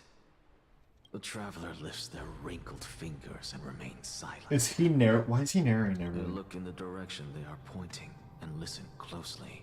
Is this what goes on in this guy's head? Does he like narrate everything? A massive shadow brought the sound of rushing tides. Well, I think she's the main character. The sound of tides. I can hear it. I hear it deep within the tides, beyond the closed gates of the void world. A voice about to recount something. Child of humanity, is it death's embrace you yearn for with such urgency? Oh, you have awoken. Welcome back to the mortal realm. Your consciousness is dissipating much faster than I expected. Ultimately, it seems like the Titan's core flame is incompatible with a mortal body. How much longer can my consciousness remain in the mortal realm? In my estimation, at best, you'll see 15 more entry hours. Well, that's how much time I have. 15 days and nights. What is it? Are you finally starting to become attached to the mortal world now? On the contrary, 15 days feels a little too long for solving a singular problem. Stop giggling. It's time for us to go. The messenger from the Council of Elders is almost here. Let me ask you one more question. Are you really planning to betray Aglaya's will? What betrayal is there to speak of when I was never loyal to her to begin with? What about that white-haired student of yours? Acting so recklessly, do you not care about what might happen to him? There will be a price to pay for blind faith. This is also a lesson for Finan.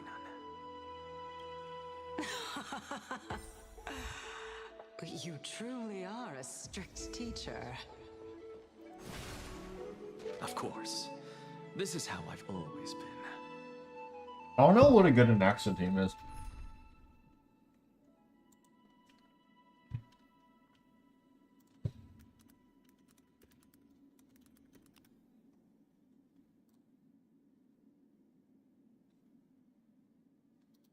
Sun open. Sunday, run May, any sustain.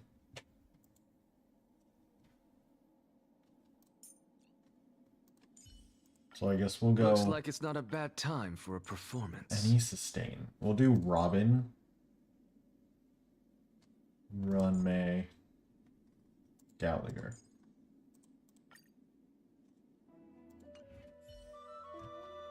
Oh guys, look, I got an axe early. Gun. I forgot he has a gun.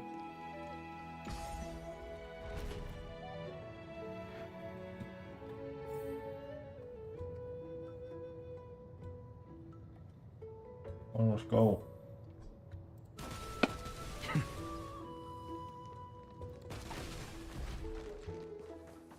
Sorry to keep you waiting, Lord Inexaris.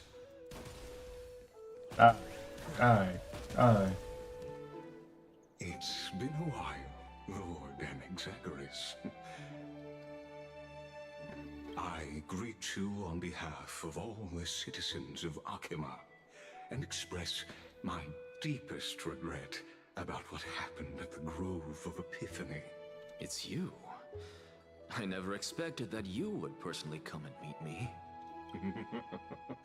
By carefully into Lantern above, I have come as a testament to the justice of the Council of Elders. There are anti-Catherians here? They have been a rare sight ever He since kind of the looks like a Process War. character you'd see in Pentacone or something. Like one of Sunday's little guys during that, like, 2.2? 2.3? I extend to you my utmost respect. I'm talking about like the puppet guys. Titan. I am Lycurgus, though you may call me Lygus, holding an honorary position within the Council of Elders in Akima, and as the Theoros, I stand to protect the right of all upright citizens to express themselves freely. Huh. You can see them too? You know about us. We anti-Catherians perceive the world through the amplitude and frequency of souls.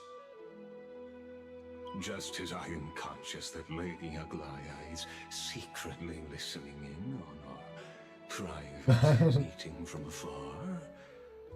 If necessary, Lord Anaxagoras, I can sever the golden thread to protect your fundamental rights. The demigod should know better, for such is her station.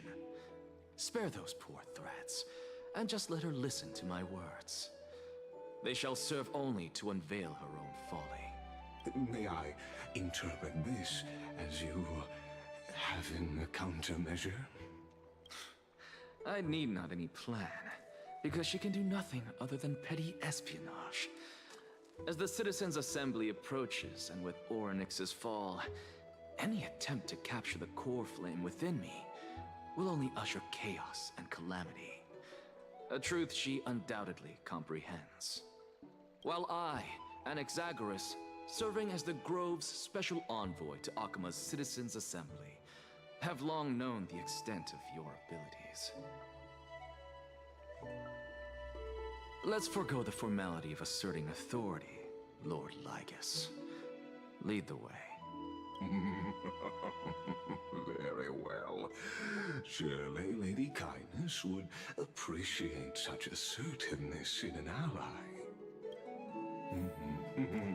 Oh, whoa, he's moving. She's been waiting. Follow me, please. Is there something on your mind, Lord Anaxagoras? Nothing really. It's just a question that I contemplate every time before I ascend to Dawncloud. For the Titans, does the falling equate to death? Ah, a pondering truly deep. Time is on our side. Do you mind sharing your reflections with me? While all living beings must ultimately face their demise, Kefali has yet to meet theirs. Their journey continues unhurriedly along this long path. Are you suggesting that Kefali may not have truly passed? Yes. For dying implies an ongoing process, an action, whereas death signifies a static state, a definitive termination. In contrast to mortals, Titans exist on a grander scale of space and time, thus elongating their passage into death. The notion of their fall is but a misinterpretation born of mortal ignorance.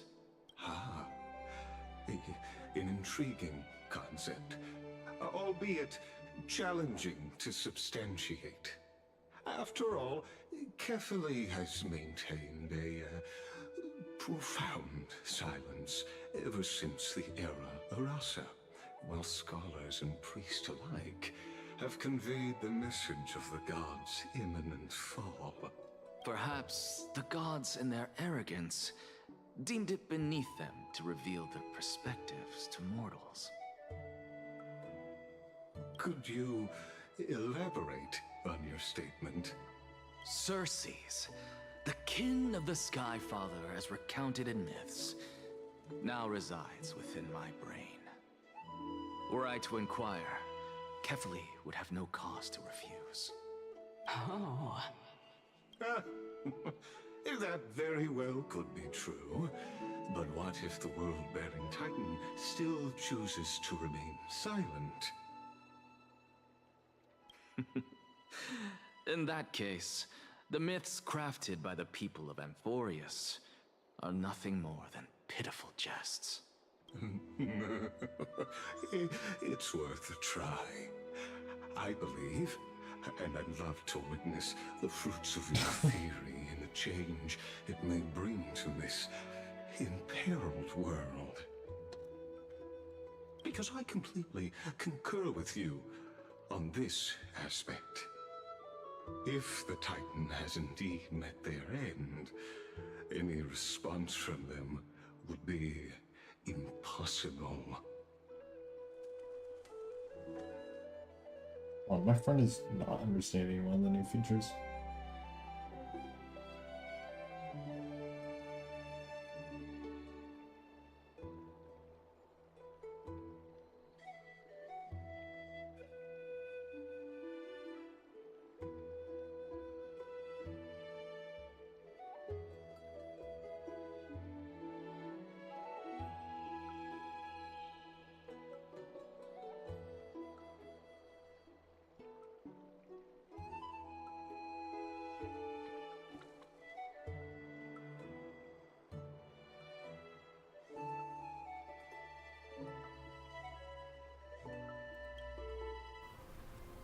Oh, cutscene.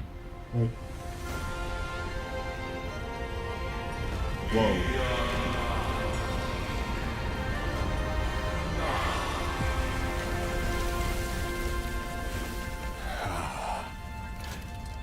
Please, Professor. Oh, crap.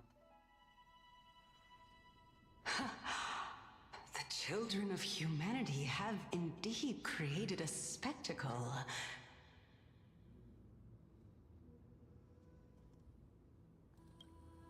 Welcome to Dawncloud.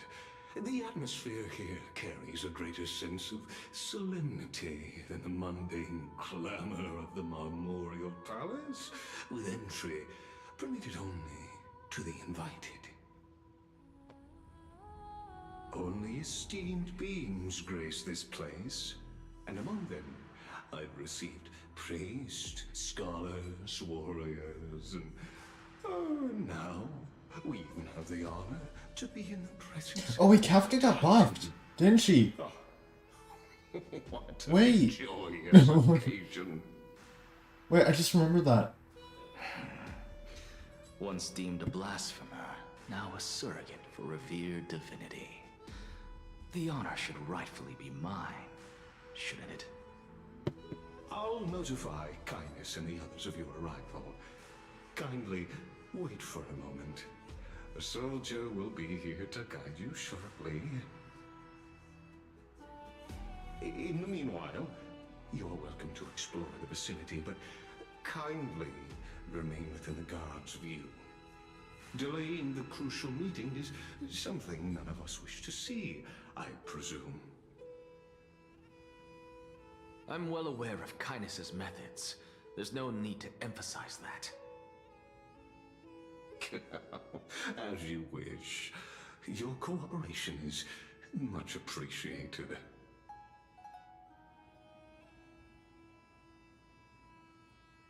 Alas, I had hoped for a brilliant plan from you, but it turns out you just left one cage to enter another. Save your concerns. I know very well what I'm doing. I shall depart to explore the surroundings then. Now that I look around, I wonder if there are any murals bearing my portrait around here. I'm quite intrigued to see how the children of humanity beyond the Grove perceive another Titan. Off you go. I won't be joining you. This Titan appears to be quite at ease. I should investigate the Council of Elders' recent activities first. Be aware, I can hear you perfectly well from here.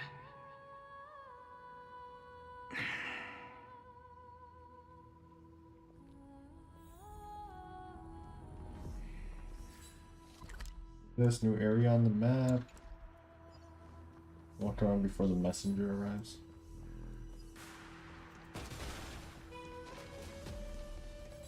Professor Anaxa! Over here! Hello, young scribe. Professor Anaxa? Word has it that the scholars of the Grove valiantly perished resisting the Black Tide. To find you here safe and sound, thank the Fates. You could say it's the Fates toying with us. It's only the Crimnoans and Idonians who chase glory through death. But your survival is a victory in itself. I'd settle for that gladly. So, are you here to report the incident to the Council? I heard that after the Black Tide devoured the Grove, Akuma would be next in line, even with the demigod of strife standing alongside humankind. Tell me, how much does the Council of Elders know about the Black Tide? Once Kindness and her followers learned of Circe's and Orynyx's fall, they proclaimed in the council that the Flame Chasers could no longer stand against the calamity alone.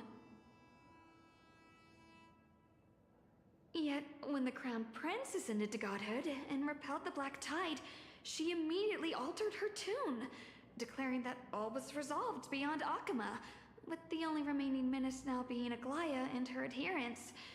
They might well make their move at the upcoming Citizens' Assembly. No surprises there, those shifty opportunists. Thank you for your honesty, virtuous student.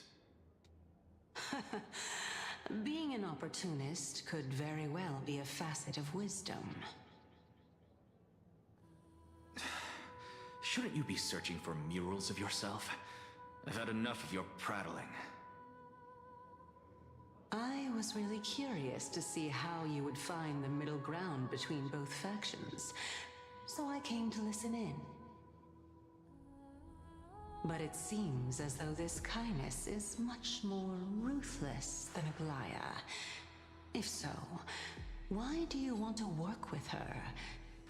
Could it be that perhaps you've decided to readily surrender this hollow shell of yours?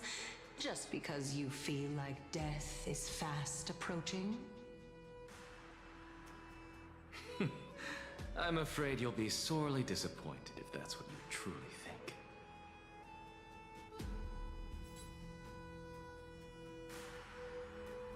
Do this puzzle.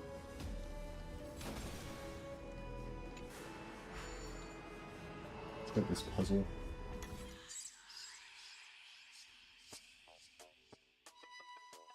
Alright.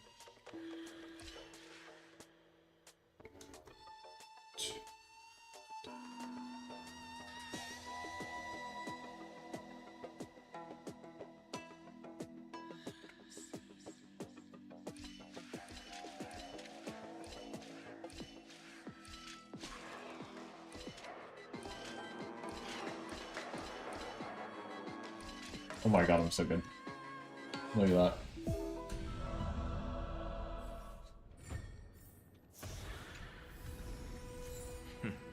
Go melt it down. Melt it down? Ooh, a chest. Look at those jades. Just ignore this.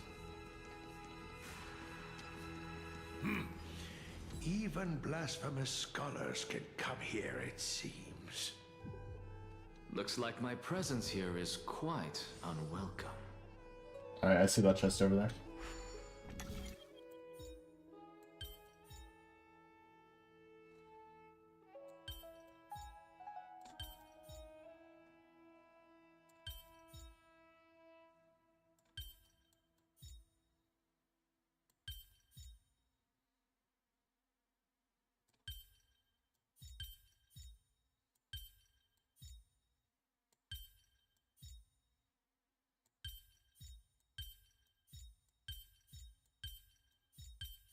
Wait, what?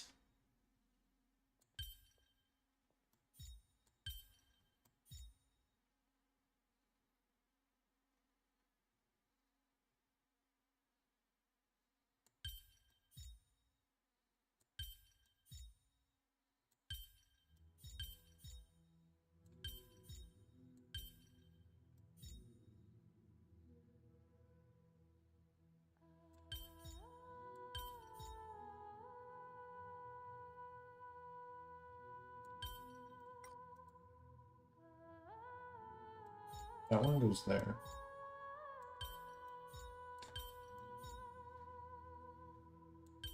Man, what?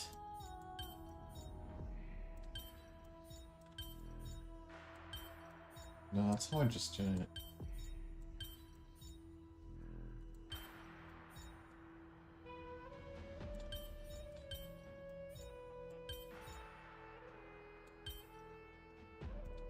Where does this one go?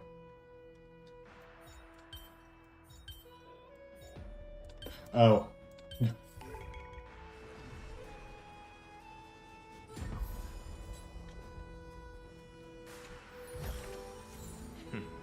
Go melt it down.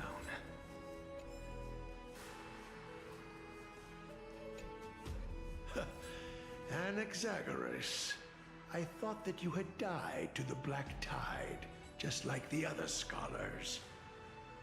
As Kephales's priest, are you not aware of the decorum of respecting the dead? Surely you jest. You blasphemous heretics are not worthy of respect from the Supreme Being. Let me remind you that you're currently in Dawn Cloud, so you'd better keep your deranged language to yourself. I am no longer that altar servant from years ago, who could only acquiesce to the commands of others. Now, I have plenty of ways to deal with people like you. I'm not sure whether I should laugh or cry right now. I can't believe that a follower such as you could have been made by a creation titan. As I see it, a dead titan can't provide you with this level of confidence, right? Then who is it exactly? Could it be kindness?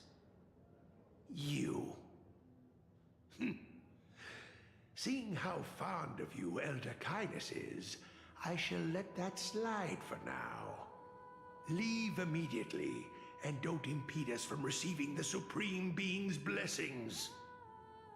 Seeing as we were able to hear of this matter from the mouths of others, it seems that Kindness is indeed quite sincere toward us. Perhaps this affair will proceed smoother than I had anticipated. Oh my, what a thrilling confrontation. As expected of one of Kefali's followers. Are you praising or insulting him? Praising him, of course. As a believer of the God of Deliverance, it is only natural that he detests evil. Didn't you hear me? I asked you to leave. Go as far away from here as possible. Don't mutter to yourself like some sort of madman and disturb my meditation. I've had enough of this. Could the 15th entry hour arrive any faster? Catch.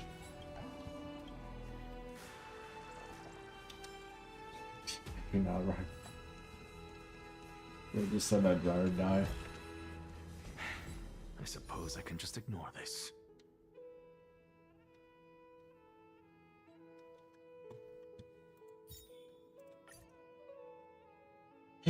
Let's do 2 pulls. This is 33.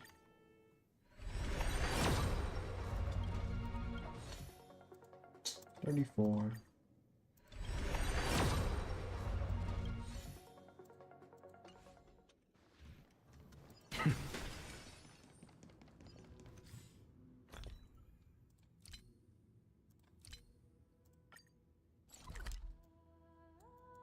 What the hell?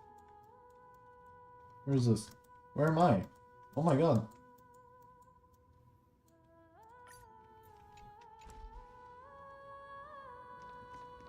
Where is this chest? Oh, it's right there. Why was it all grayed out?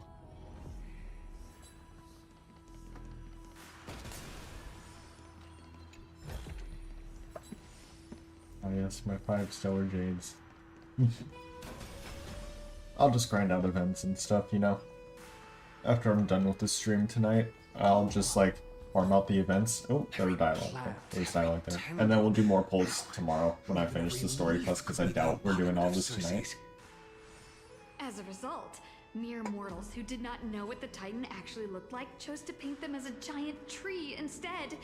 Their wisdom was portrayed as fruit, to symbolize how they shared their knowledge equally among the masses. Such exquisiteness indeed. This mural is quite abstract. I really can't tell whether you are praising or demeaning yourself. Now I'm quite curious whether the Reason Titan has studied figures of speech before. Of course I find such stylistic devices interesting. For all we know, this could be the answer to the question, what exactly are we? I, for one, am not willing to admit that I could look this ugly. Was this the reason why you failed in your attempt to refine my soul when you were ambushed at the Grove? Since you are aware of this, why did you save me back then?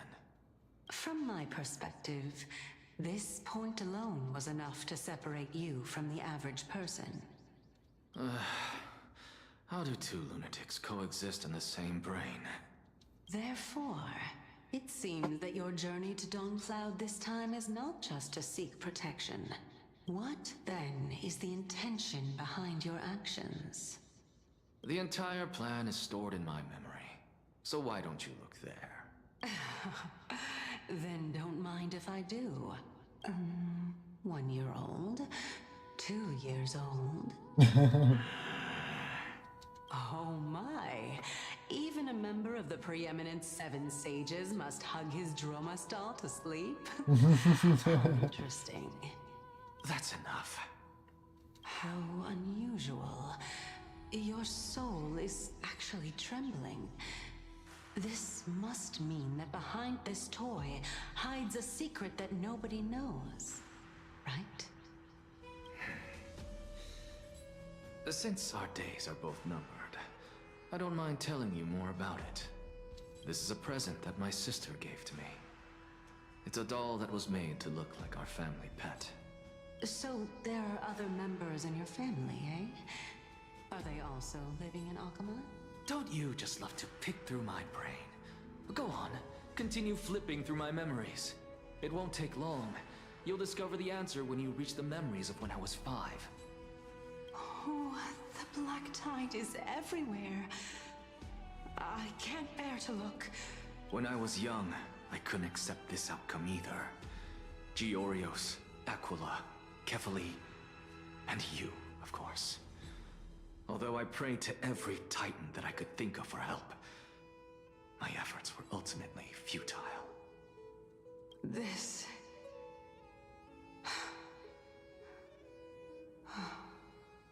Could this be the inception of your research into alchemy? Indeed it was. Everything started from that verdant courtyard of yours. When I was pursuing my education there, I naturally also came to learn of the Thesis' theory as well. Oh, I remember that person. He was the one to come up with the concept of souls, right? Not only that, he also believed that life, as well as the composition, movement, and transformation of matter, all stem from souls themselves. This is why I thought that, since all living things stemmed from the same origin, why could I not sacrifice myself in order to resurrect my nearest and dearest? Anaxa, you... I did it, teacher! But this is absolute blasphemy. Regardless of how much freedom the Grove provides, such an act could cause you to be burned at the pyre. Your beloved, where is she now? Send her away from the Grove at once, to a place where nobody will ever be able to find her. Otherwise, the both of us will be judged by the Council of the Seven Sages. Calm down, teacher. My sister, she's still not in the mortal realm, even to this day. What do you mean? It was naive of me to think that I could snatch the deceased from Thanatos' grip by merely sacrificing one eye. That's why he's got an eye patch. Equivalent exchange. All I received for that price was but an opportunity to see her for one final time. Nothing more. Oh. Let it go, Anaxa. As one of my best students, I cannot watch you go down the wrong path without doing anything to stop it. Never do something taboo ever again. Don't disappoint the deceased, and never harm yourself. If you can do that, this classroom will still be yours, and you'll have a chance to live out your own life.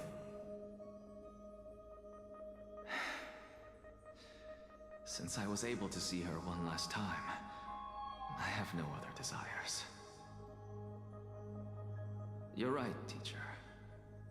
It's time for me to start a new life. I am sincerely glad for you, child. Now then, what topic would you like to study? I wish to continue Thesis' research. Continue the research into souls, but you know that the Grove has long since understood his philosophy like the back of their hands. Even if you continue digging into this subject, your efforts will likely be futile. No, teacher. After my fleeting glimpse of the deathly fog, I finally understood a single truth. Since ancient days, our understanding of the souls is but the tip of the iceberg. I may have lost an eye, but my view of the world has become clearer than ever. truth with my bare hands. Watch as I turn this farcical world upside down.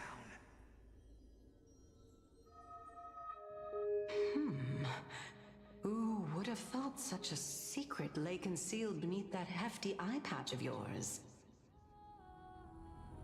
However, this story doesn't seem to be connected to your plan. In fact, I'd say that they aren't related at all. The answer lies within the tale. If even you cannot understand it, perhaps you should relinquish the divinity of reason to me. After all, it'd be a waste for you to hold on to it. My story ends here. Now it's time for you to tell me your secret. After all, this is what equivalent exchange means, correct? As expected, you laid a trap for me to step into. Unfortunately, even if I was willing to talk about my past, I may not know more about it than you do. Oh? Are you saying that the renowned Reason Titan is now admitting a lack of wisdom? Your followers are going to be sorely disappointed by this. Child of humanity, remember this. Being cognizant of one's ignorance is the greatest wisdom of all. Now I understand. No wonder you asked me to answer your random, nonsensical questions. Not only that, you're the only one who can shed light on my query. As the saying goes, onlookers see most clearly. Is that so? Lord Anaxa. I saw you muttering to yourself and was wondering whether you were caught in a delirium of reflective thought. I'm sorry to interrupt you, but time is of the essence. I have a message from Lord Lygus. Lady Kindness has met up with the Council of Elders and is awaiting your arrival, so please depart forthwith. It's finally time. It's finally time. Carefully. The one who created the world, and the one who bears the world. If you truly have not met your end, how will you answer the challenges of those who defy you? I didn't expect you to agree to Lady Kindness's invitation. What a wonderful turn of events. Boom. To tell Boom. you the truth, Boom. there Boom. aren't many people who Boom. hold grudges against that Lady Goldweaver. I figured. Isn't that the Oh, whoa. Dromas draped in finery? Avoid his That looks gaze. cool. I don't acquaint myself with blasphemers. But Don't worry. He's too full of pride to pay us any attention. oh, they're talking about an Your accent. nickname is Dromas as well? You must really like those creatures. The foghorn.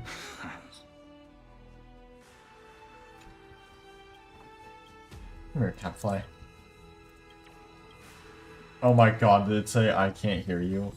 We got a SpongeBob reference in Star Rail before I got Castorice's Lycon.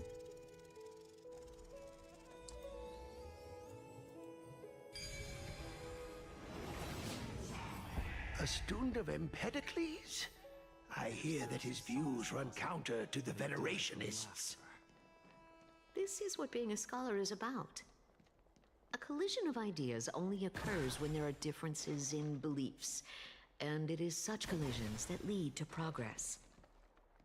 Yet, in my view, That's very there are simple. only right and wrong perspectives. Neither of Lord Lygus and Lady Oh, Kindness come are on. just ahead. I'll take my leave for now. Okay, goodbye, military runner. If that's your real name.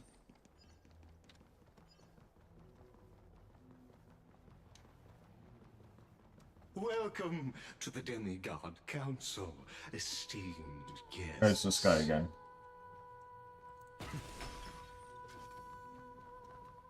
Lord Anaxagoras. Oh, I've heard so much about you. Head of the Nusporists of the Grove of Epiphany, notorious blasphemer, a Chrysos heir who bears Circe's core flame, a survivor of the Grove calamity. Did I miss anything? Well, if so, please be so kind as to enlighten me. Since Lady Kindness is already well acquainted with me, I won't waste any effort introducing myself again. But then again, perhaps the customs are different here. Back in my hometown, there is a form of etiquette known as honoring guests. The host will welcome their guest with warm hospitality by treating them to fine wine and a cozy bed. And yet, ever since I arrived, I have not been welcomed with warm courtesy or ceremonial gifts. Instead, I met with intense scrutiny. Even more absurd, the host has sharpened their blade and instructed their servants to lie in wait in the shadows. Ooh. Perhaps you intend to cut open my heart, retrieve the core flame, and then hold a grand feast for all of the guests. Everyone, stand down. Thank you for understanding. I am but a feeble scholar who is not used to the stench of avarice and blood. No need to be humble, my lord. From my perspective, your courage and gumption are worthy of the reputation of the Seven Sages. Your bravery is more than adequate to accomplish our perilous endeavor. So, you wish to start a war? Well, since the Chrysos heirs are calling for war, we will respond in kind. Conflict is inevitable. Since Aglaya endeavors to suppress the virtuous commoners with blood of gold, we will not hesitate to display the rights and mettle the citizens of Akama are so entitled to. As to your question of whether peace is still a viable option, well, to that I can only say this. Everything hinges on the next citizens' assembly and whether they have a sudden epiphany amid the clamor of the masses. And since you, as a Chrysos heir, accepted our invitation, you have indeed given us a glimmer of hope. What brazen arrogance. What you're saying right now is worlds apart from what you were saying before you retired your cleaners. I don't deny it. After all, they're responsible for cleaning up any threats, and just a moment ago, you were on the side of the Chrysos heirs. But now that you're an ally of ours, we can continue talking somewhere else. As you know, these walls have ears. Well, he's gonna like double cross them. To have the opportunity to discuss a treatise about the Venerationists with your teacher, Empedocles. Yet, it seems you subscribe to the Nusporists instead, Lord Anaxa. I've heard that this school of thought is one with many detractors. It's normal for ideas to have supporters and dissenters, just like how there are two types of people in this world, geniuses and dimwits.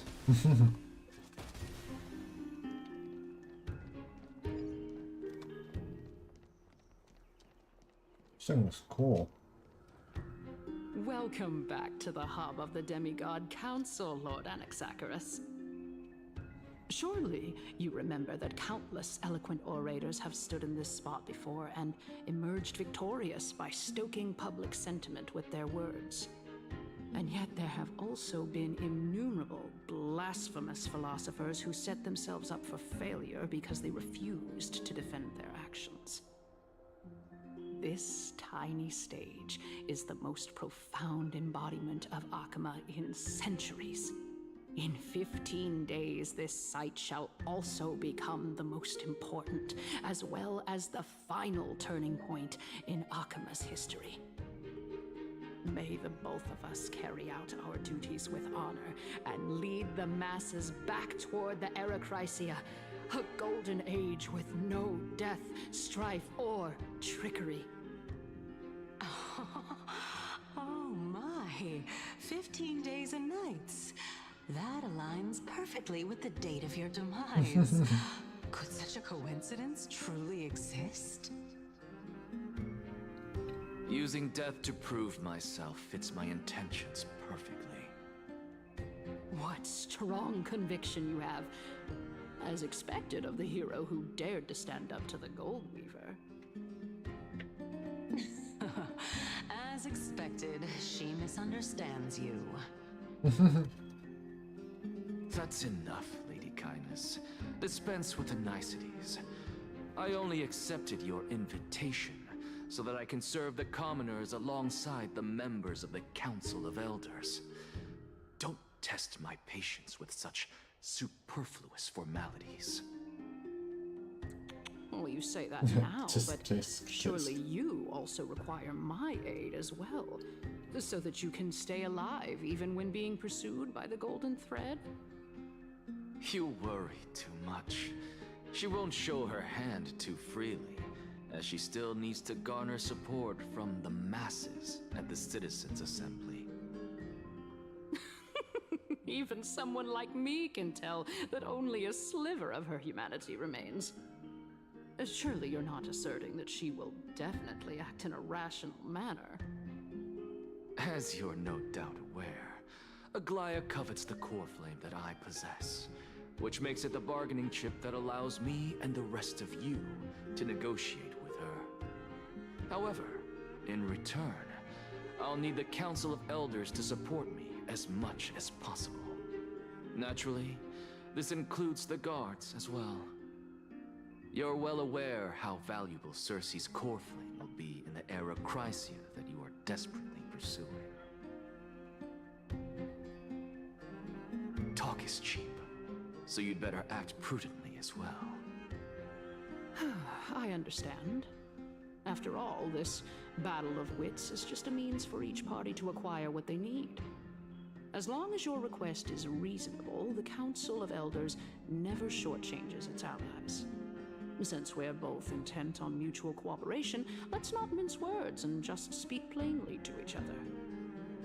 Let us decide how much we can secure for ourselves and how much we're willing to sacrifice, like true philosophers, with our words and wisdom. Begin then. Continuing from the earlier topic, let us discuss our common enemy, Aglaya. She is the second most experienced Chrysos heir across the whole of Akama, who has gradually lost her humanity to the ravages of time and the ablation of the core flame. A formidable opponent indeed. Admittedly, there is ample reason for her to take your life. Yet your previous reasoning is quite sound. As a seasoned political animal, it's unclear whether she will actually cross that irreversible boundary. Moreover, she still needs you alive so that the Titan's trial can be completed. Is there anyone present who can swear by the sacred vow of Kefali and guarantee that you weren't in league with that woman before coming here? Are you just trying to pull the wool over our eyes and aid her in her savagery? She's prepared to execute me. She just needs vassals who will do her bidding without If question. Aglaya required a suitably intelligent Chrysos heir, then I'm the best fit for her needs. However, it's quite evident that she has no need for a Chrysos heir who could break free of her control at any time. Since I believe in neither Titans nor the prophecy, there's no way that I would willingly walk on the path that she extols. Given how rigorously she enforces her principles, how would she ever accept a heretic such as me? I understand what you mean. At the very least, the both of us agree that this tyrant who wallows in extravagance and greed is the greatest threat to achieving peace in Akama. The Council of Elders is willing to defend your right to live, just as we defend every oppressed citizen. However, I regret to say that sentiments in favor of the Chrysos heirs and Aglaya are only growing in magnitude. The peace that we are aspiring toward, as well as everything that we hold dear, will be destroyed completely. The city will be burned to ashes, and the citizens' blood will be shed. tell me, what are you willing to do for our esteemed citizens so that they can vanquish the enemies of our fine city? Garnering my support is equivalent to garnering the support of the entire Grove. I should be the one to shower Aglaia's self-righteousness. Aglaia's authoritarianism, conceit, and arrogance have granted her unfettered control for the most part. Yet these traits are also her greatest weakness. If I can render her helpless by forcing her to experience the agonizing pain of betrayal, I am certain she will never recover from such a setback. Surely you don't believe that such a tiny betrayal will be enough to push her to her wit's end. What's more, there are many who remain silent, merely watching to see how much chaos I can unleash. Not to mention, you know full well that the Chrysos heirs have never been a united front. In the name of Kefali, Akama thanks you for your sincere and valuable thoughts. At this stage, it's clear that you and I understand the benefits to be won from this discussion. Let me put it plainly. The Council of Elders has always been renowned for its fairness, and that fairness is built on a foundation of sincerity. The Council of Elders has vowed to all citizens of Akaba that it will always remain loyal to them. As for you, my lord, how will you guarantee that you will be able to live up to such earnestness and will not betray Akama's indomitable citizens when the opportunity presents itself? Just as you now betray Aglaia when it suits you. My loyalty is unquestionable. Surely you jest. My loyalty does not need to be proven. The fact that the Council of Elders is asking for proof of my loyalty is itself akin to a form of betrayal. I am incredibly honored to have witnessed the both of you bury the hatchet in a civilized manner. However, I am afraid that I must interrupt for a brief moment. As the Theoros, I have observed the following. Lady Aglaia, the Gold Weaver, is currently on her way to Dawncloud. Oh. Well, I do believe that we might have a slight overabundance of guests today. Feeling dissatisfied, Lady Kindness? Despite the Council of Elders' lofty residence on Dawncloud, it must still tolerate the whims of the Chrysos heirs. So you were holding back just now. Seems like you are better at playing this game than I. In any case, I'm glad that she's arriving here. So tell me, Anaxagoras, now that you're an ally of mine, if Aglaia were to demand that I hand you over, what should I do? You can do as she says. Tell her that the Council of Elders merely wished to chat with me and had no intention of offending her. However, by doing so, the authority of the Council of Elders will be as thin as papyrus that has been soaked in blood. Not only can it be destroyed at the slightest touch, but the Council will also lose possession of a valuable core flame. No, more like 2 core flames. After all, at the next Citizens' Assembly, that young lady who is synonymous with death will also be standing on our side. Oh? How can you be sure of that? Is that of importance to you?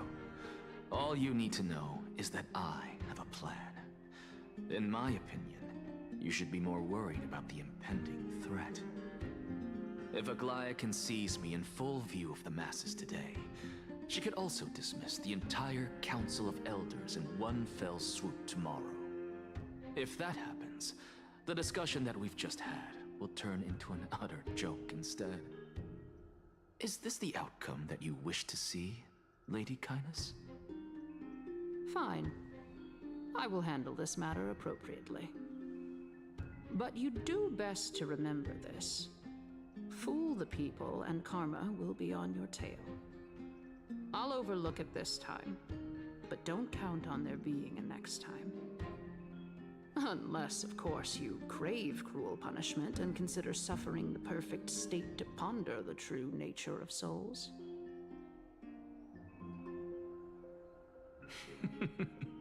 Well, what do you know? That happens to be one of my rare talents. We shall see then.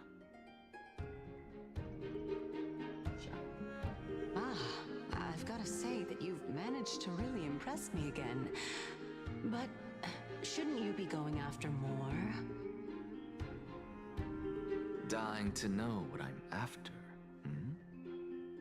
I mean, I'm the reason Titan after all. It is in me to ask and seek answers. Easy there. You'll learn the answer soon enough. I didn't bring it up with her purely because she doesn't have the means to give me what I truly want. It's as they say, onlookers see most clearly. The true masters of Dawncloud have always been the Theoros, who watches over everything.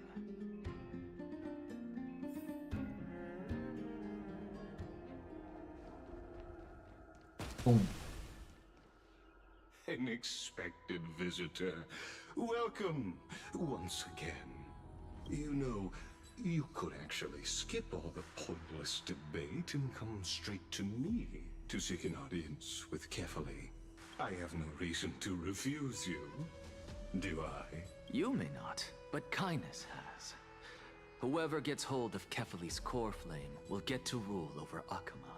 She's wary of me, so naturally I had to gain her trust.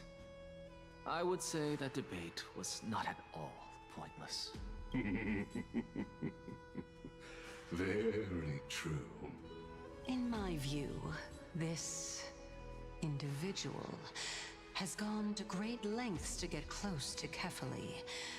He might very well be plotting something nefarious against the Titan.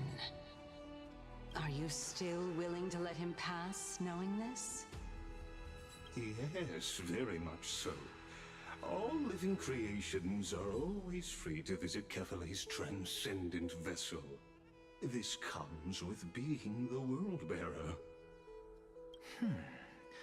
How convenient it is to be able to hear what they say. It is truly my honor to speak to a venerated Titan in person. Please, go ahead. Let me join you both on this journey. Oh, a bygone myth tells of an occasion where Kefali once answered their followers' questions on the peak of the Holy Mountain. Their followers have since believed that scaling this Titan cliff is one way of being with the god. Hear that? It's not every day that you get to climb a mountain with Circes. You should sing me a hymn of praise. Titan hymns are beyond me.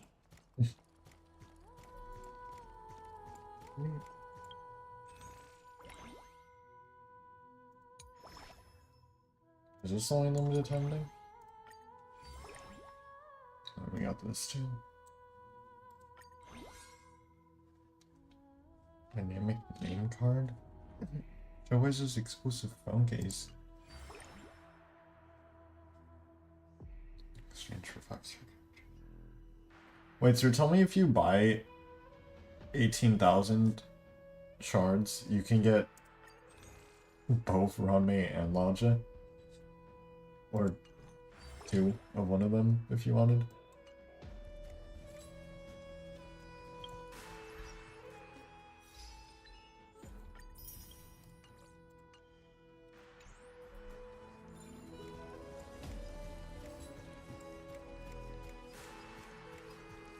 Hurry up.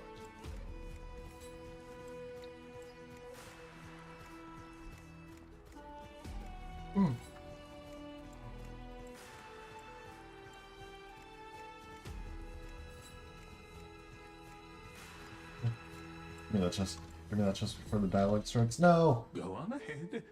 Take this Yanis shortcut, and the long pilgrimage stairway will be waiting for you at its end. I have to admit, I never expected you to not ask me anything. Not even my motive. Because I know very well what it is you are after. As the saying goes, a gentleman helps others achieve their goals. I have a feeling that your theory will be validated at the end of this journey. I believe Kefali will not deprive you of your right to ask your question, especially now that you're on the brink of death. You must be closer to Kefali than anyone else. Wouldn't you agree? What about me? I am dead. I hope things go as you say, then. Putting a child of justice into a farcical world is bound to turn it upside down. It is my hope that you bring a much-needed change to this world which is on the brink of destruction. That chest. Go melt it down.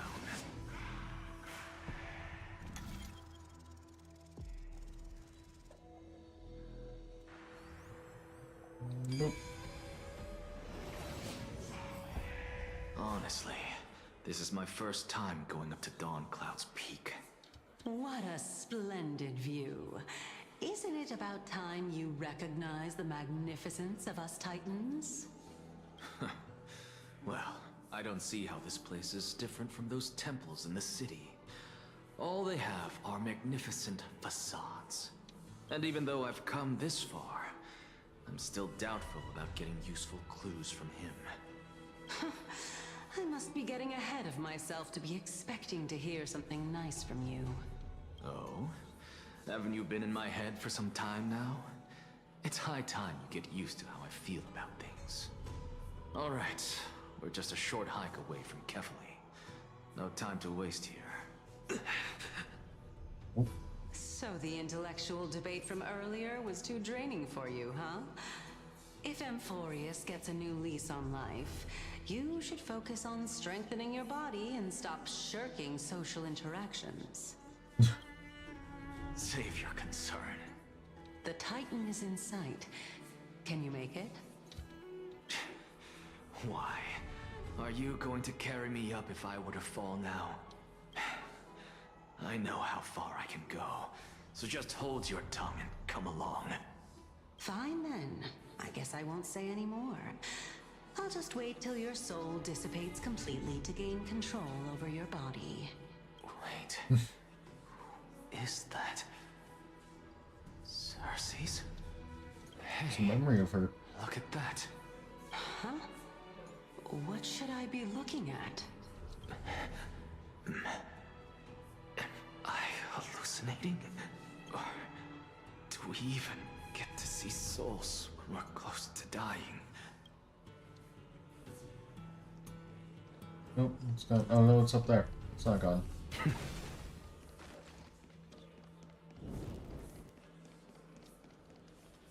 Oh?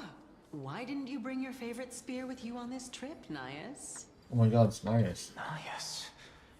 I know I've heard this name somewhere. Huh. It's unfortunate. The Black Tide destroyed every last inch of my calyx.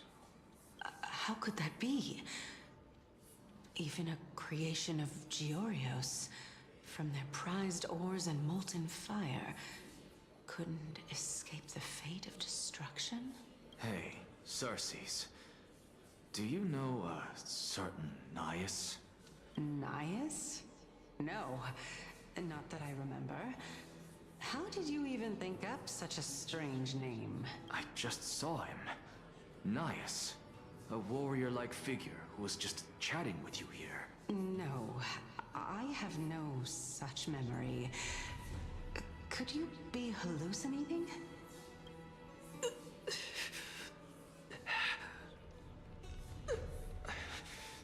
This is a departed spirit? Yeah, let me look this. I don't know what that does.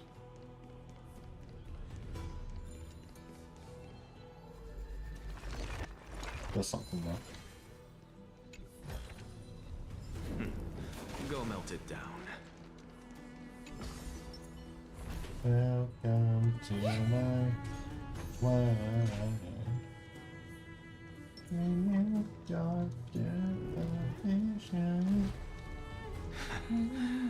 You two again.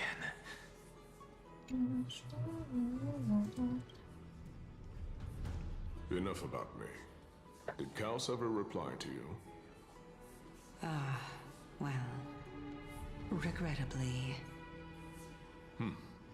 Seems like the price of becoming a demigod is a lot heftier than we thought. Kaos. What? Demigod. What's your by that? I've By your never heard of times. this person. Which Titan's authority did he inherit? Look on the bright side, Nias. Since we've come all this way, I doubt he'd snub his old friends, would he? Let's just hope we mean as much as the world to him. Hey! Are you seeing that same hallucination again? Yes. It's still you and Nias, but you're now talking about a certain Kaos. I'm guessing he's one of your companions? Kaos? This name sounds just as strange to me. Never mind. I think I know what this is about. If things are as I thought, then they aren't hallucinations, but the souls of people. What? But if those are the souls of the dead, then what am I? Beats me. For all I know, you're just an illusion I conjured up in my dying moments. Let's just keep going. As long as I take in more sights and hear more stories. Know your limits. Wander too far among the dead, and even I might not be able to save you.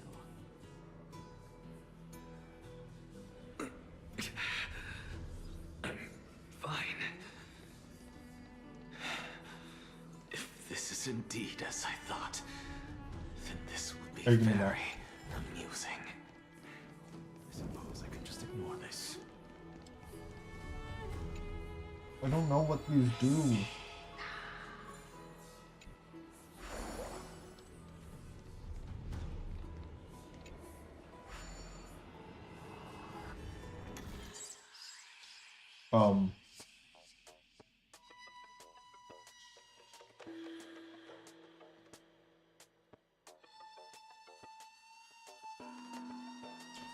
So I want it to stop on the blue, so after 7 steps.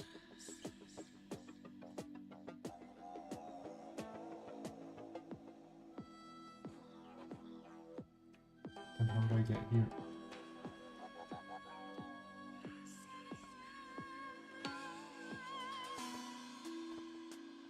What?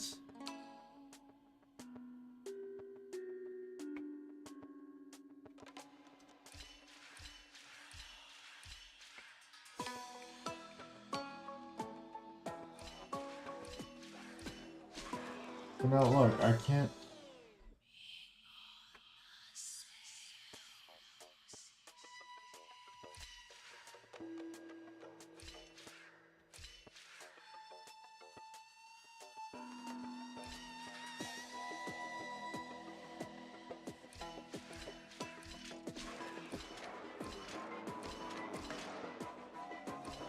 There we go. I did it.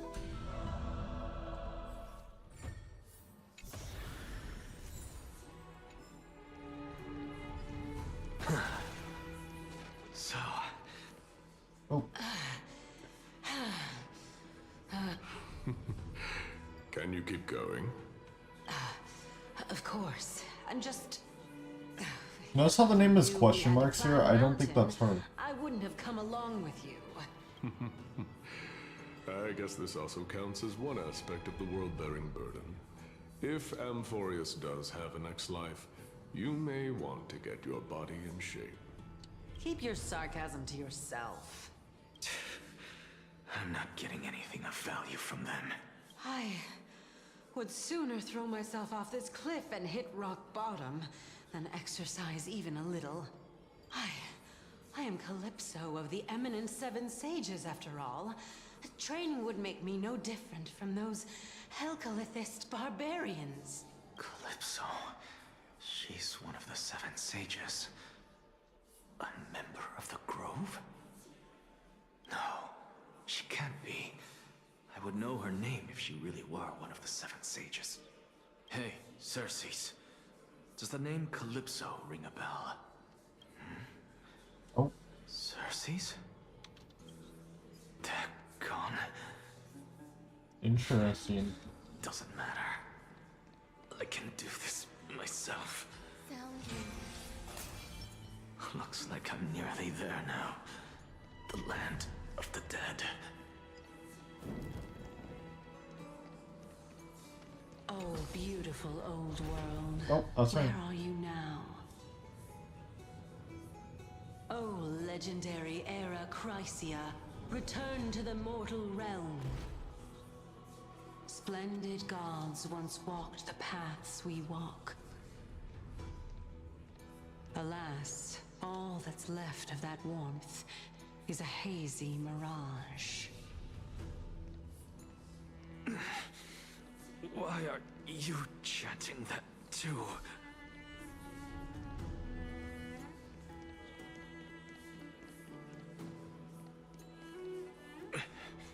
We're here, finally. So, I don't get to ask the Titan my question, but all of you make for a pleasant surprise, nonetheless. Very well then, let me uncover the truth for myself. Did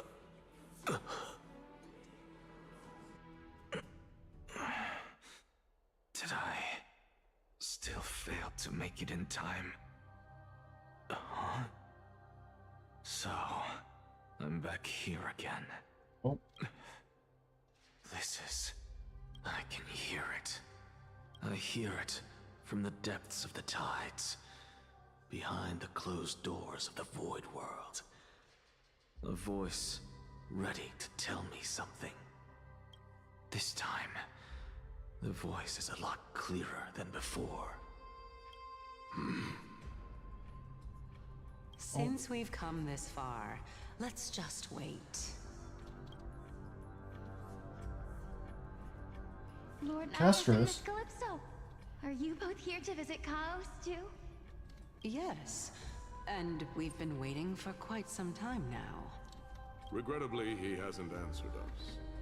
The worst-case scenario is that he's already been overwhelmed and crushed by the world-bearing burden. You're overthinking, Lord Nias. I can still sense Chaos' soul in the area. And besides, we both know Chaos' nature. A deliverer like him wouldn't fall so readily, much less give up on all that he holds dear. Isn't that so? Yes, I have faith in him. That reminds me, why are you making this trip alone, Polixia? Oh, That's not my Castorice. sister needs more time to make sure the flowers are fine. Oh, is that her sister? Such a pity. Both of you. I didn't really watch her trailer, I just saw clips of it. Yet you are born Is that her only sister? to take over Thanatos' divinity.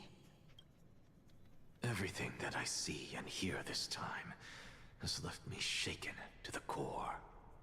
What may seem like a mundane conversation is in truth a once-in-a-lifetime exchange that has revealed the ultimate answer to Circe's question. The conjecture has taken shape and must now be solidified into a theorem. Next, I only need to seek verification from Kefali. By doing so, I can answer Circe's question and reclaim my body. But no, I will not do that.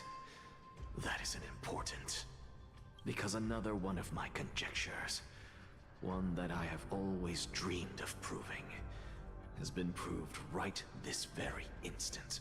Fusing a mortal soul with that of a Titan to replace said Titan. Oh. Idea, after all. Don Hong's POV. What are you thinking about? Just amazed at how this towering tree is Cersei's divine body. It's a majestic sight. Is that so? You don't look the slightest bit amazed, though.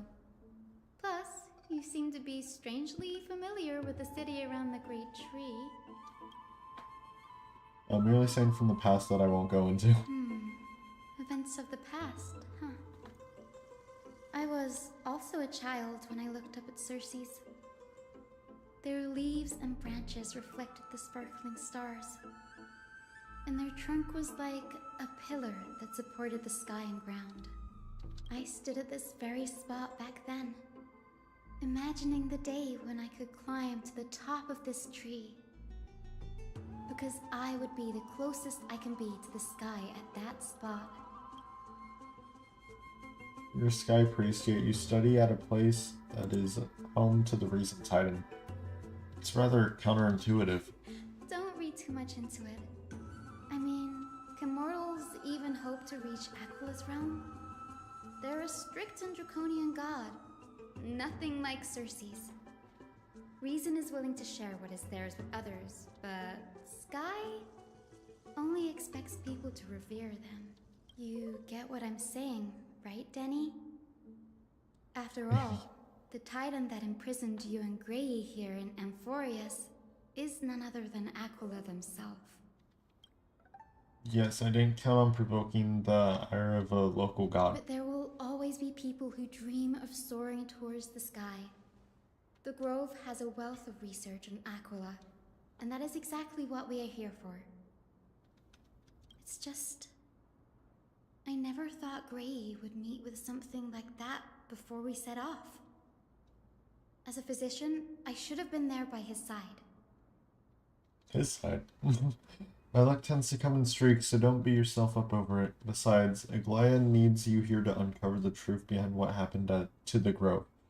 Let's just make the most out of this trip and keep a lookout for any documents related to the Deaf Titan. They could be useful to her. Yeah, there's no rest for the weary, huh?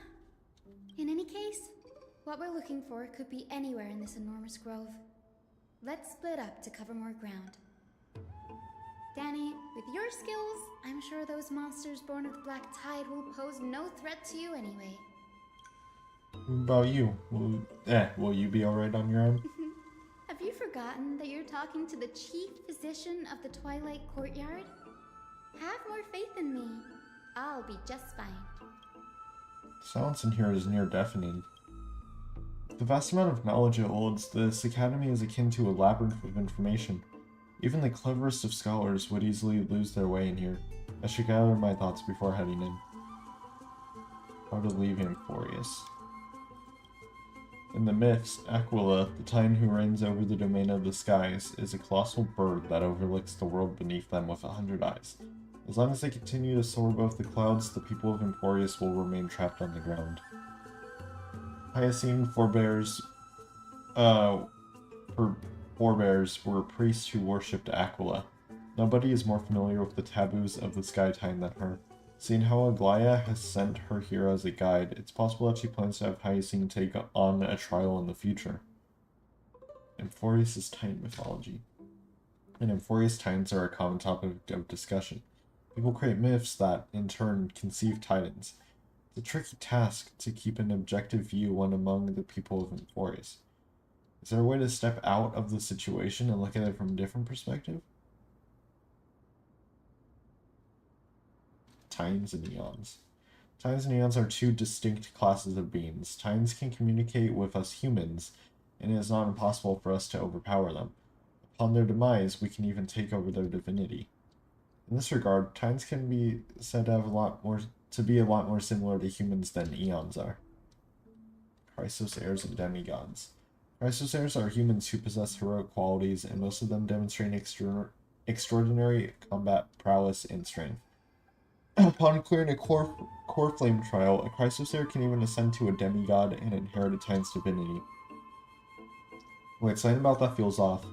Is this a selection process of some sort?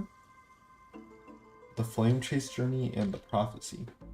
Guided by the prophecy, the heroes are on a quest to reclaim core flames and usher in the Era Nova. Their efforts have seen gratifying results to date. As I expected, the prophecy is the hardest to make any sense of, but with barely any information to go on, no matter how much I ruminate on it, it won't yield any results. I should leave this for another time. Do something else. Turn my attention to something else. Like my plight. Nobody could have ever imagined that her life would be forfeited the moment we landed on Enforius. Should have done more to keep her safe, but it's not too late. We still have a fighting chance. The unique rules that govern life and death on Enforius might just work in our favor and save her. The Grove is a veritable library of knowledge. Maybe they'll have records on a similar case. Please let there be one. Enough musing for now. It's time to move. Clock is ticking. I should search for clues as I move. The night sky feels unusual now that I've gotten used to the eternal light of Akuma. No way Don Hung got temporarily added. Nobody is using a trial Don Hung. Come here.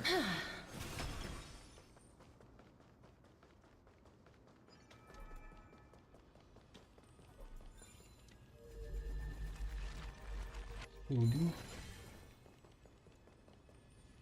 You're dead. Let's get the remains of the Black Tide spawn monster.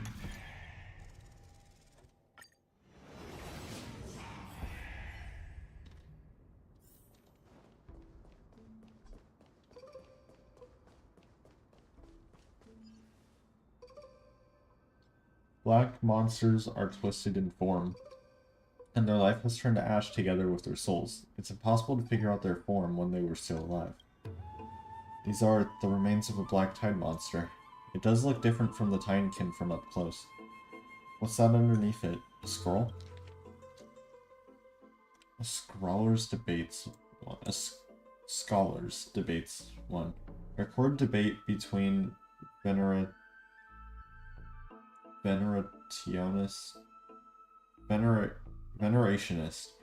and Nosportus scholars. Most of it is illegible, leaving only fragments of dialogue. We all recall that state just dared touch the sky, but what were they really? Just blind masses manipulated by ambitious politicians who dared challenge the Titan's authority? Completely meaningless attempt, an absolute mistake. You Venerationists have bowed to the Titans for so long, you've forgotten a scholar's true purpose. Making a mistake does not mean the act was meaningless. Even though students new to the Grove understand this from basic logic lessons. An entire city-state reduced to ashes proved the skyship's construction was a mistake. To me, that's precisely the meaning they achieved through sacrifice. Am I hearing this right? Such a statement. Are you converting to Venerationism? No, I'm simply examining the matter from their perspective. Legible content ends here. As I expected, the Grove doesn't forbid discussions about the sky. It's a debate between two scholars about the skyships.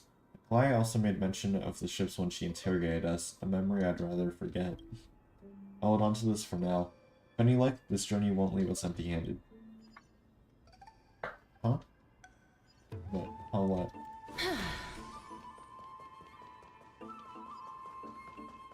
Go, Castorice, go. Oh no. That's Hyacine. Why is she surrounded by so many monsters? As much faith as I have in her, it's probably a good idea for me to help her out there. This is way more trouble than I could have asked for. Need a hand? Or you could sit back and watch. Can't tell if you're serious or not, but being hard to read is without its perks, I suppose. I'm kidding, Danny. Lend me a hand, pretty please. Alright, now let's get him! Yay, my first fight with my Castorice.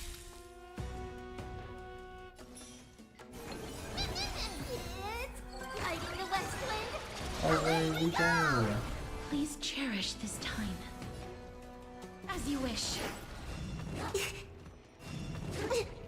That's all you got? How's this taste? I like you.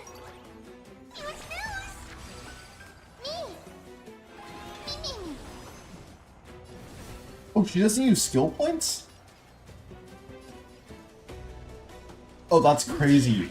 Wait, I didn't know she didn't use skill points. Nice like my I'm friend. gonna gal girl just to heal. Indulge yourselves!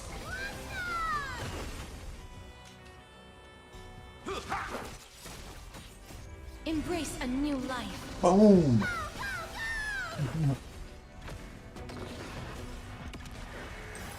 Die. May death protect us! Boom! Life is not.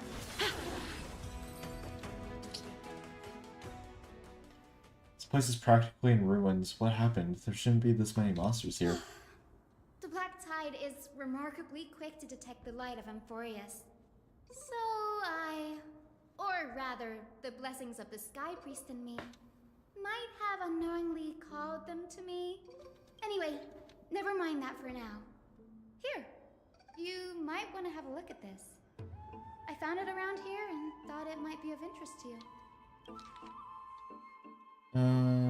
Okay.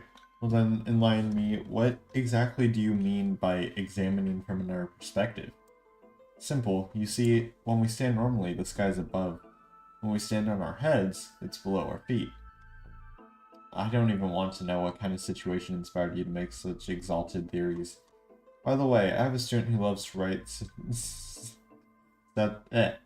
satirical comedies, and once wrote about a fool who cannot figure out a question no matter what. As I said, there's no reasoning with you Venerationists. You're like Dromuses, huge yet always gazing downward at the earth. While I want to be the wasp that stings the Dromus, or the Dromus. What if that state tyrant's defeat simply proved that among all paths to Aquila, the skyship was the wrong one? Oh, this is Anaxa? Exaggerous, you impious blasphemer. Mark my words, you will eventually answer for your own sacrilege. I doubt your students or that young teaching assistant girl have any idea what secret research you're truly conducting. Exaggerous? He's a scholar who fused himself with the core flame of reason. This is new. I didn't know Professor Anaxa was researching the sky.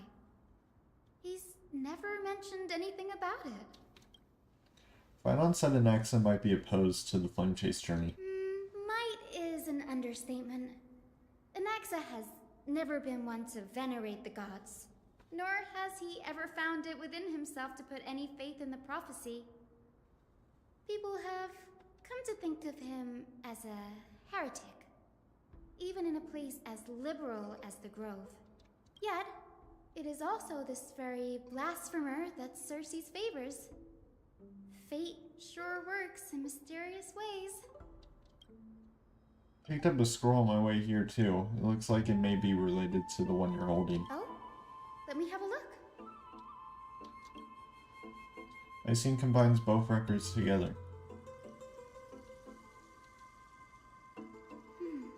By the looks of them, these scrolls are records of two conversations that took place in the same setting, one after the other. There's so much I don't know about the Grove. Do you mind if I ask you a few questions? Go ahead. Who are the Venerationists? The Grove of Epiphany is home to 7 schools of thought. While all 7 schools are founded on the ideologies of Thalesis, the first scholar, each is unique in its own way. Among them, the Venerationists revere and worship the Titans the most. As the sage of the Venerationists, Euthyphro has always been at loggerheads with Anaxa. If we were to place the 7 sages on the scales of Talanton, Anaxa and Euthyphro would be placed on opposite sides to achieve balance. Very illustrative explanation. Thank you. Was it a mistake to build the skyships? Nearly everyone in Amphorius has heard the story of the skyships by now. Aquila's stature is loftier than the heavens, and their divine retribution is merciless. That's why it's no use building giant skyfaring ships. Oh, but I do wonder if a supercharged mini treaty cannon could slip past their watch. That was a joke, right? What is an Axis field of study? Newsporists primarily study the application of alchemy in soul repair. Everyone considers Anaxa a blasphemer, but that has never stopped him from sharing his ideas, no matter how taboo. If you must say that he's hiding something, then it's likely what lies beneath his eye patch. Don't have any more questions. Anaxa often says that every failure brings us one step closer to the truth.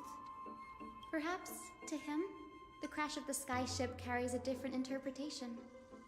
The firmament is not impenetrable. On the contrary, it was precisely because the skyship represented the first step toward breaking free from the shackles of the Earth that it provoked the wrath of the Sky Titan and brought divine punishment upon itself.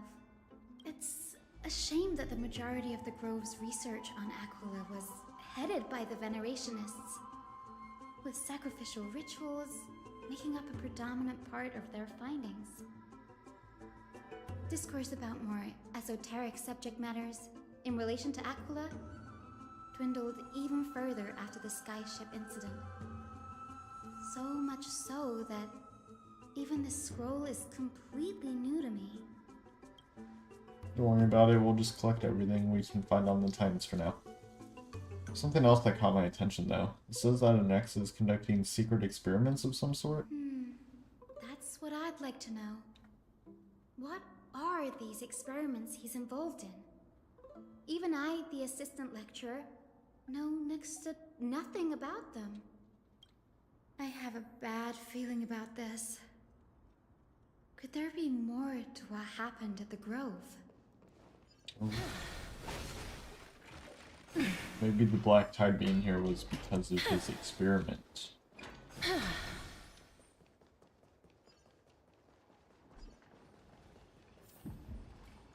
This is the Library of Philia, a place where the Grove stores its collection of tomes. Other than books written by the 7 schools, you can also find philosophical texts, ballads, and religious writings from the Outlands here. Cities that desire to learn from the Grove were apparently expected to contribute knowledge of equal value to what they saw. We've had more than our fair share of hilarious episodes over the years. For instance, it's said that the Erythrocheramists once borrowed a manuscript from a certain author, but ended up returning a copy instead of the original.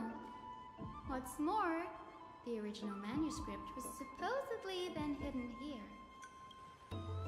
That doesn't seem like a nice thing to do. Nice? No need to hold yourself back, Danny. You can just tell it like it is. Their behavior was no different from bandits. If you don't mind, did the Grove ever rob Castrum Kremnos? You've got me there. Some said you couldn't even find a dictionary in Castrum Kremnos, so I guess they were spared. There are too many books in the Library of Philia. Flipping through them all will take too long. Why don't we use the Biblioslate to search for the texts we need? We can bring them back to Akama for reading after that. Agreed, this place isn't safe. We should leave as soon as we're done.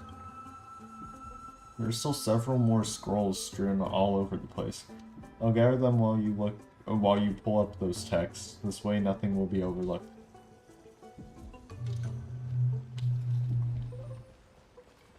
Right here.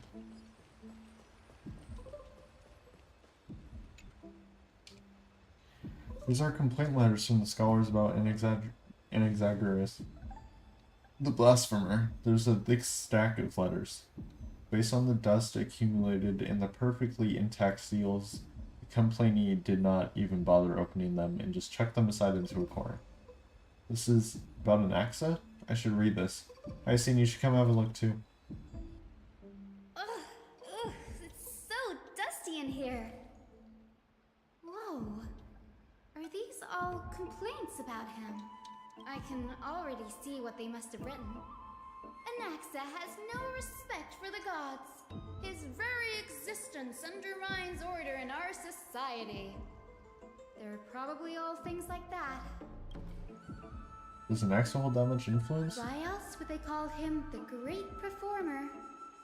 When Anaxa established his school of thought, the first thing he apparently did was read his own work to everyone. Are the Titans truly an accurate reflection of what humans think gods should be? Worlds created by gods are indubitably perfect, but what of Amphorius? Only foolishness and insensitivity everywhere you turn. An uncanny impersonation. What happened after? They marched him straight to the seat of judgment before he could finish. Though what he took on in the end was more of a debate than an actual trial. He had to address every one of the scholar's allegations, or face expulsion from the Grove. The first allegation was... Do you agree that since the Titans created the heavens and earth, so the mountains, rivers, and seas must likewise be their creations? Am I supposed to put myself in Nax's shoes and answer that?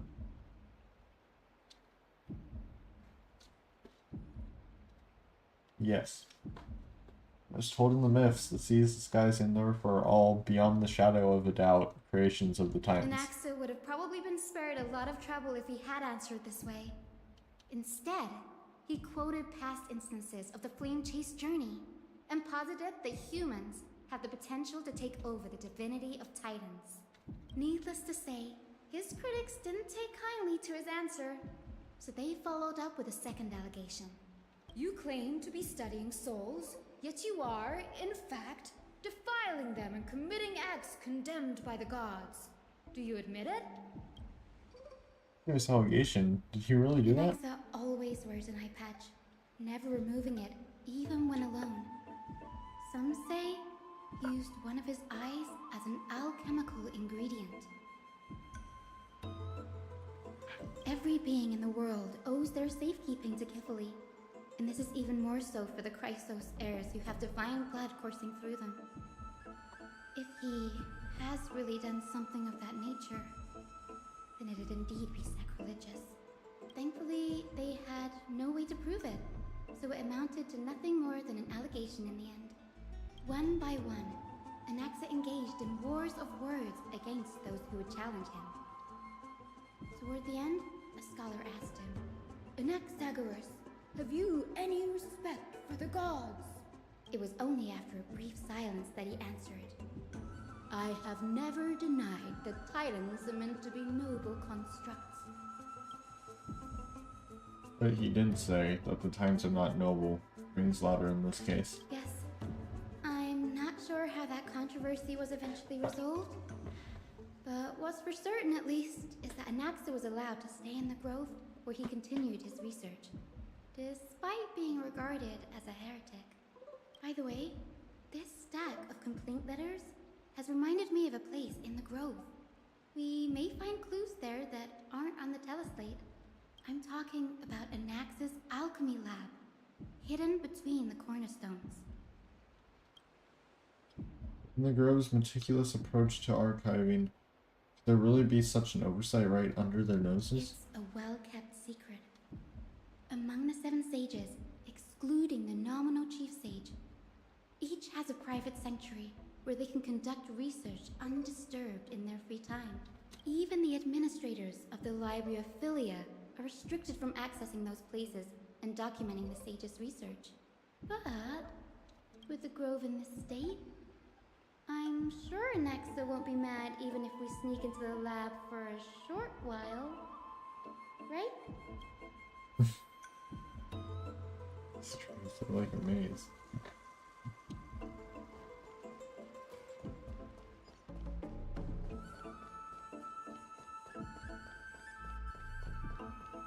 Stop.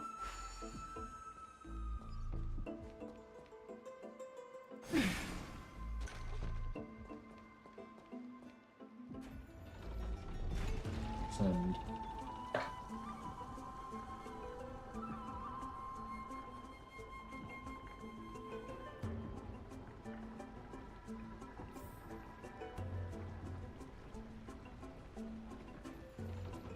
Hey guys, I saw the Minecraft movie. It was fire. It was awesome.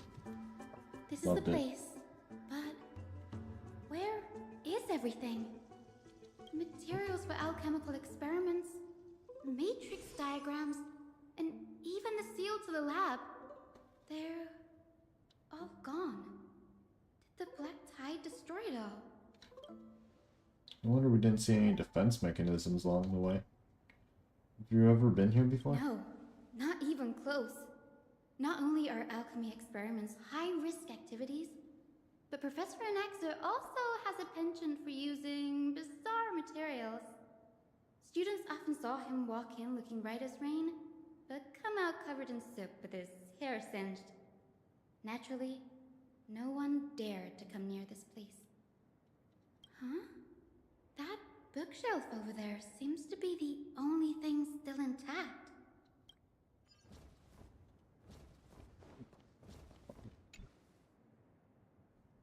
These are the materials requested by an Castorice. Documents from various fields have been compiled in one place, including time creations, the University of the Soul, alchemy doctrine, and so on. Most of the materials look to be within the research domain of a Nesper's school of thought. However, a document titled A Study on the Chrysos Heir's Background is mixed within. History Journal. It's going to be quick notes examining the background of Chrysos Heirs. The Holy Maiden of Yannisopolis, Tribi, Trian, and Trinon, descendants of the Holy Maiden from the Temple of the Three Fates. Goldweaver Aglaia of Akama, from the Menestia priestly family. The Prince of Castrum Kremnos, Hyacine of the Twilight Courtyard. All of their ancestries have varying degrees of connection to the Divine Titans or their divine authorities. Does the Golden Blood come from the heritage of priest families or royal bloodlines? Anaxagoras, I myself show no such connection. Kefli the creator, what criteria did they use to create the Golden Blood to shape the Chrysos heirs? Yet Castorice, the servant of death from Idonia, her lineage is neither Titan priest nor demigod, but she has walked the earth for at least a millennium with the power to grant death to humans. Where did this power come from? Nartek speaks of the dragon legends of Styxia. The alchemical extraction of soul ripped from dragon corpses is intriguing. Dragons appear to be the Titan's creations. Perhaps there's a way to reverse the process, using alchemy to refuse human souls with Titan creations, increasing the purity and divinity of golden blood toward the absolute. This theory must be tested, experiments to be arranged. What's going on? Anaxa is conducting research on our friends in Alchema and... me? This journal contains several intriguing points. Creation of Titans. From the Abyss of Fate to Castrum Kremnos, I've seen many a Titan creation during my time in Amphorius. Lifeforms created by Circes can also be found in the Grove. But fusing them with human souls through alchemical means, I can't even begin to imagine. The Chrysos heirs. Anaxa seems to hold special interest in the divinity coursing through the Chrysos heirs' veins, has even conducted a thorough investigation into the heroes' backgrounds. Wouldn't have been so strange if he had focused only on Cassie, given her own curiosity about her origins. Plus, considering that the new sporists have crafted omnipotent medicines capable of curing diseases, it also makes sense that he would conduct research on immortal Chrysos heirs. But now, it seems Anaxa's objective was never to create medicine, but to identify the origin of the golden blood and figure out its inner workings. Anaxa's research. Through alchemy, Anaxa aims to refine the golden blood in the Chrysos heirs to a degree of purity equal to divinity. This must be what he means by close to true purity. But treating both Titan creations and the human body as materials to be used in alchemy experiments, that's rather extreme. Danny, look at this. I have a bad feeling about this. Second spirit complete. Judging from what's left behind, the important alchemical formula has been taken away, only the offers remains. The previous approach has flaws. Fusing human souls with Titan creations does not purify golden blood. Even pure Titan creations are contaminants to the Chrysoceres golden blood. Soul fusion between humans and creations merely repairs impurities of the soul or maintains a connection to dying souls. While creation myths tell us that Chrysos heirs and other creations were all made by Titans, their nature differs fundamentally. Titans' creations are no intermediate products of an alchemical process, and the Chrysos heirs are closer to the Titans than the creations. In other words, I should not consider Titan creations equal to Chrysos heirs. The hypothesis I should focus on is one pointed towards the Titan themselves. Such rare chances to study Titans demand a meticulous selection of research subjects. Living Titans prove impossible to restrain, and dead Titans offer no insights worth pursuing. But dying Titans, they are the perfect research subjects. Only by understanding the fundamentals of creation can we ensure perfection at the moment of everything's birth. Through my own hands, I will melt a Titan and reach the true essence of the soul. My biggest fear. It's come true. After going through his notes, I think I can piece it all together now. Anaxa was carrying out experiments on soul transmutation. Huh? It means trying to reconstruct human souls alchemically. Oh. Yes, this is what he was secretly conducting research on. Something he had to keep hidden from others. Compared to his public speeches, this is the real blasphemy.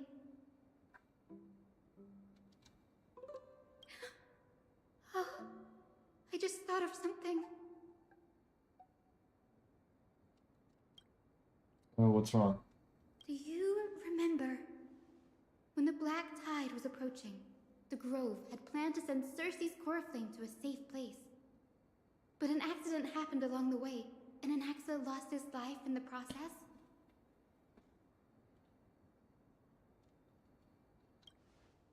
Cersei took over his body and resurrected him, which led to the situation we're in now. That's right. But what if Professor Anaxa's fusion with the core flame of reason wasn't an accident? What do you mean? Put yourself in his shoes. Knowing that the Black Tide was closing in and your time was running out, what would you have done?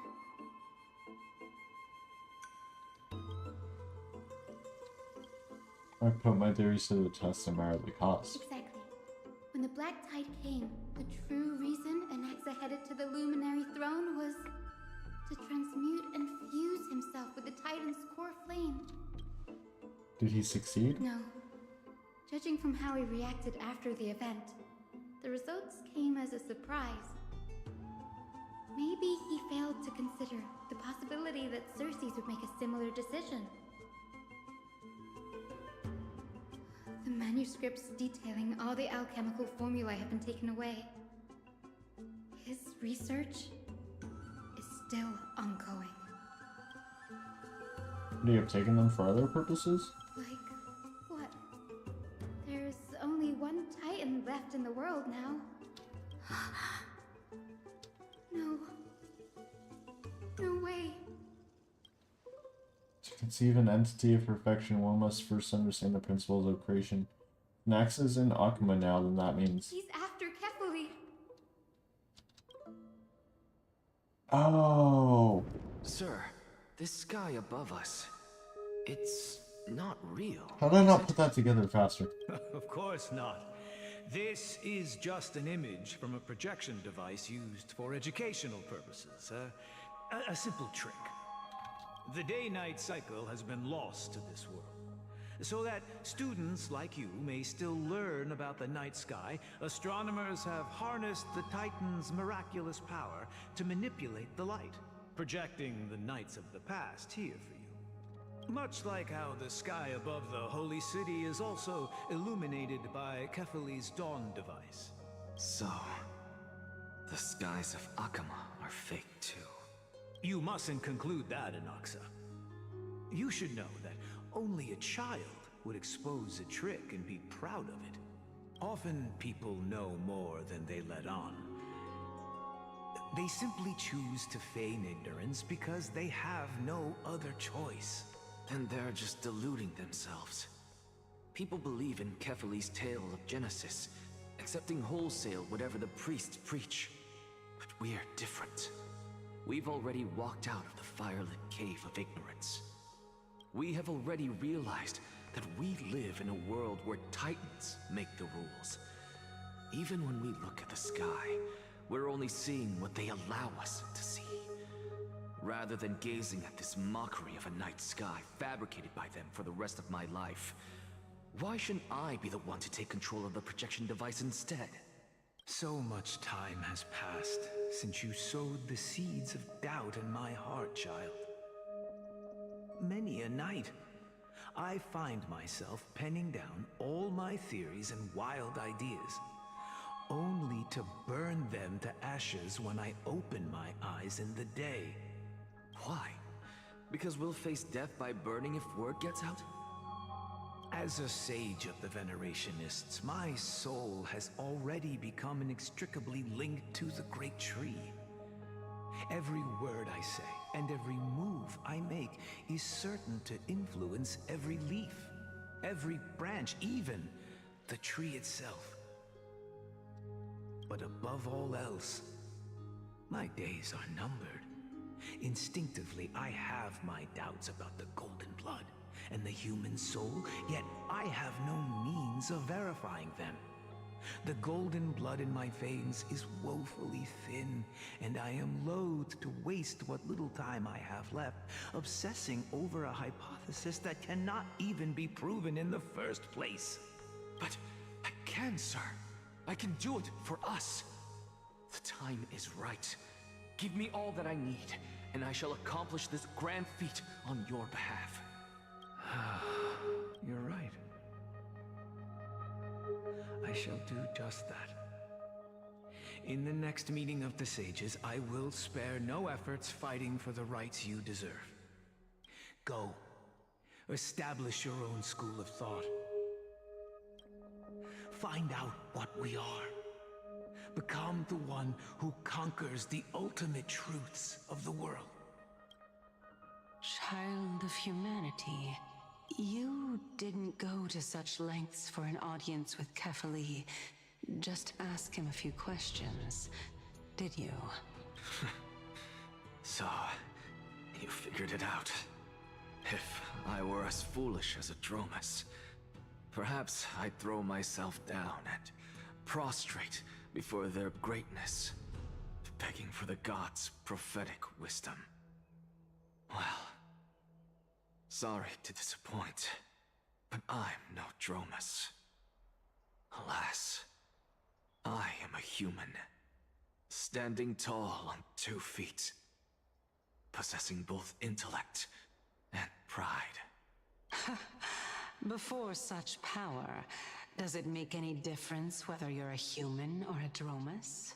I'm sure you're familiar with the story of the Styxians.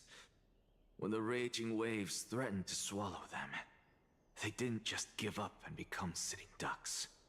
No. They constructed a dam that kept the roaring tide at bay, chaining down the mad Fagusa. They call me a blasphemer, Circes. But that doesn't mean I deny the existence of gods.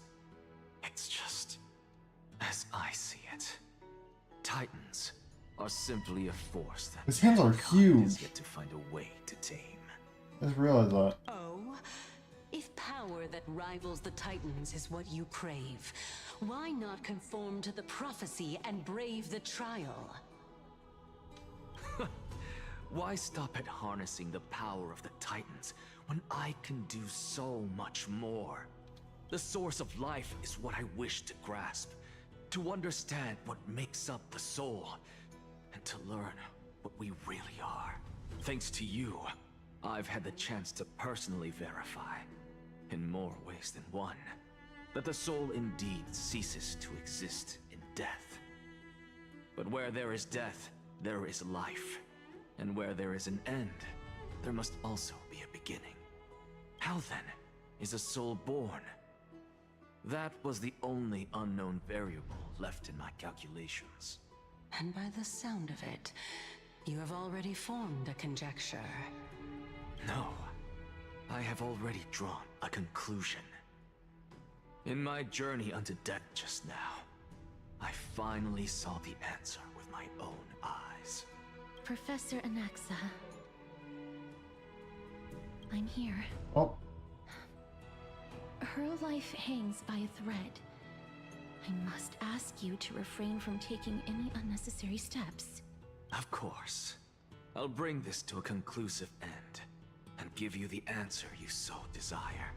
However, in accordance with the principle of equivalent exchange, I must also demand from you what I need. As you wish. Don't you care to know what the price might be? It's a matter of uncovering the truth about the Death Titan and her survival. This may be the only time I can ever save someone's life. There is no need for me to think twice. I see. In that case, let the show begin. Indulge me. Am I correct to say that you intend to prove Thanatos' whereabouts and prove the nature of our existence now? Before I begin, I must confess I had been stuck in a cognitive trap all this time. As unrelated as these two propositions may seem at first glance, they are in fact logical equivalents. They are merely two different ways of telling us about what the soul is at its core. The reason I say this is as I've mentioned earlier. The answer was hidden in my journey unto death. Anaxa, you were in the Netherrealm? Yes, I am but a living dead man now, but that's not important. What truly matters is, I overheard a conversation between heroes. That's not all. Remember how I said you were a part of that conversation too, Circes? And I've told you that I have no recollection of such an event. That was likely just an illusion conjured up by the mind of a dying man. Of course you wouldn't remember, because that wasn't you. That was Calypso, one of the 7 sages of the Grove. Calypso? Huh? That's the name I made up on a whim when speaking to this girl. How do you know of it? And surely you jest. Don't you think I, of all people, would know if that were the name of one of the 7 sages under the shade of my tree? Don't you claim to know the Grove's past like the back of your hand? It seems you've lost even the memories seared into your soul. Use your head, Circes. Since all of this took place in the realm of the dead, it stands to reason their likenesses are of souls from the past. The living cannot step foot into that world, so who could they be? Think about Calypso. Why does she share your likeness? Yet you have no idea who she is. The answer is evident, is it not? Those fallen heroes are the mortal incarnations of the Titans before their ascensions to godhood. The gods aren't master creators born out of thin air, and they are no different from humans, because they all evolved from one. Does this answer disappoint you? Yes, because you've answered nothing. If I truly was once human, as you claim, then where do the children of humanity come from? Even on the off chance that you speak the truth, this brings us no closer to grasping Thanatos' whereabouts. How are we to find them? I knew you would say that. But it matters not. I know what I'm doing. Actually, why don't we have this supreme being standing before us tell us everything? You can revive a Titan? Humans cannot return from the dead. Neither can gods. But all we need to do is look at this from a different perspective, and the problem will resolve itself. The solution is simple. Just like what you did to me. If I'm reborn as Kefali, I can rebuild the world and all within it as they once did. Simple, is it not? In the meantime, I have news from Hyacinth and Danhong. Anaxa might be trying to do something with Kefali's divine body. Kefali? But what could Anaxa want? Is the Council of Elders going to sit around and let such a sacrilegious act unfold? That is not possible. He is indeed the great performer, capable of fooling anyone and everyone with his tricks. I'm sorry. No need for guilt, for this is good news to us. The Council of Elders has found themselves a traitorous ally. Anaxa's ambitious desires will be something we can exploit. What we should be doing now is to keep our eyes peeled for whichever trickery Kindness is up to, and react accordingly to thwart her plans. Being Akima's political center, the Demigod Council holds just as much significance as the Vortex of Genesis. Someday, after my duty is over, this site will take the place of the battlefield where you hunt gods. Become the next challenge you ought to overcome. Till then, it's best to get used to this place as soon as possible. Yeah, you can find us anytime you need something.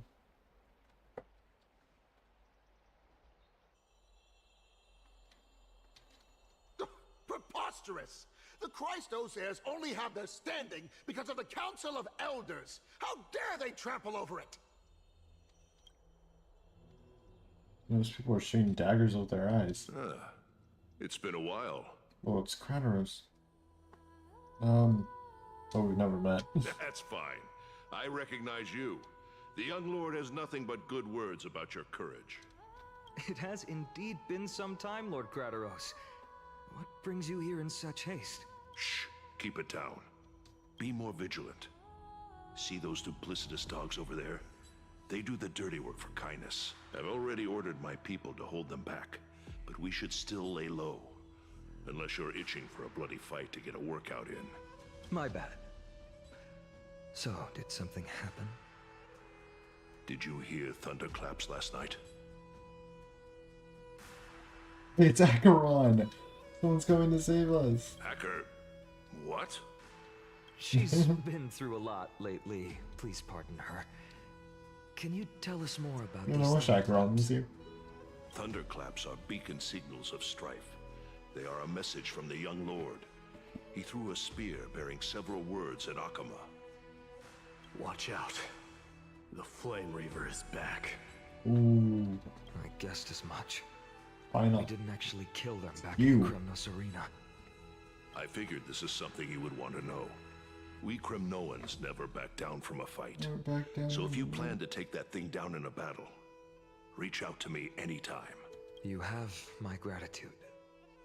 I will let Aglaya know about this right away. Remind her to be on her toes while you're at it. That vicious Kindness has been unusually active lately. Those lackeys she keeps under cover have been going in and out of the city a lot more frequently these days. Some even seem to be getting Kremnoans to defect to the council. How dare you! Don't place that! What? That's... Looks like you can see it for yourself. We should get back. Thank you for the intel, Lord Castorice. I mean, like, big surprise. Flame Reaver's back. Return to the Demigod Council. Golden threads.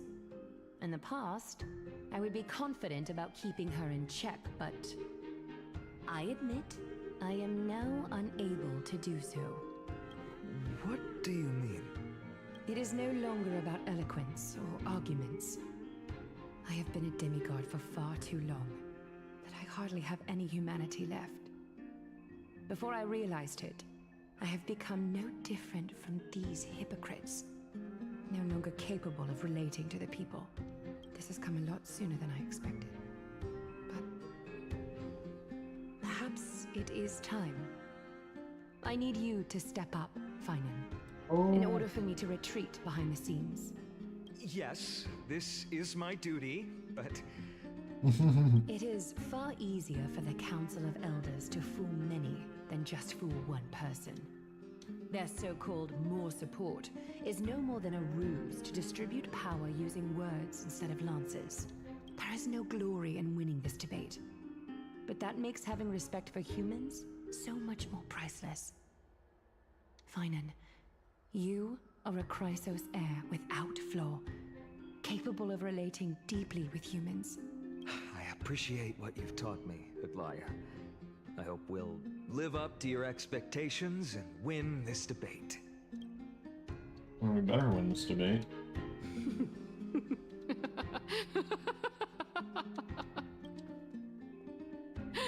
Oh, you've done well, Lord Calictus.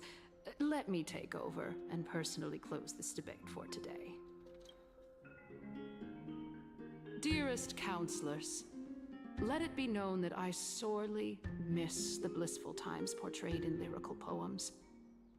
Back then, Amphorius was home to nearly 1,000 cities, each with their own local faith, while gods walked the earth and shared close bonds with humans. I think the Flame Reaper's gonna attack in like the middle of this debate. Yet, That's what I'm thinking. in the It's gonna happen. present, people from all over are forced to leave their homeland to seek refuge in the holy city, where they hope to rest under Kethali's protection.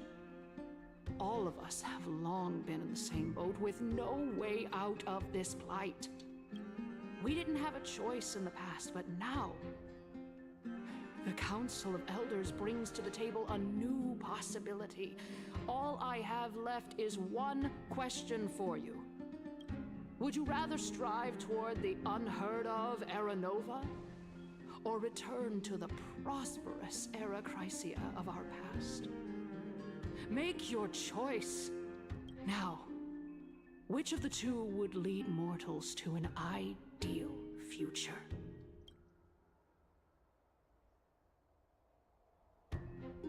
I stand by Aranova. Aranova is a path of salvation the gods promised. We should not have doubts in the Flame Chase journey. We all know that Era Chrysia is a thing of the past, Lady Kindness. Please, enlighten me. How does the Council of Elders plan to turn back time? Let the three Titans of Calamity be born, and Era Chrysia is nevermore. But bring demise to those Titans, and Era Chrysia will descend upon us again. Oh. Know that the Council of Elders is never one to make empty promises. Look at who we have on our side. Anaxagoras, one of the Grove's 7 sages, and Castorice, Idonia's goddess of death. With the help of these two heroes, I can promise all of you that Era Chrysia will exist once more. Aren't they Chrysos heirs? They're supporting the Council of Elders instead? It's clear from the start that these heroes do not get along well in their group. All the more proof that Aglaya isn't fit to speak on behalf of every Chrysos heir. I am in favor of Era Chrysia. Era Chrysia! Era Chrysia!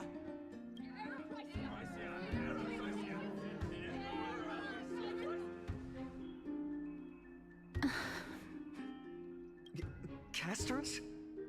Why are you standing over there? You finally arrived, Anaxa.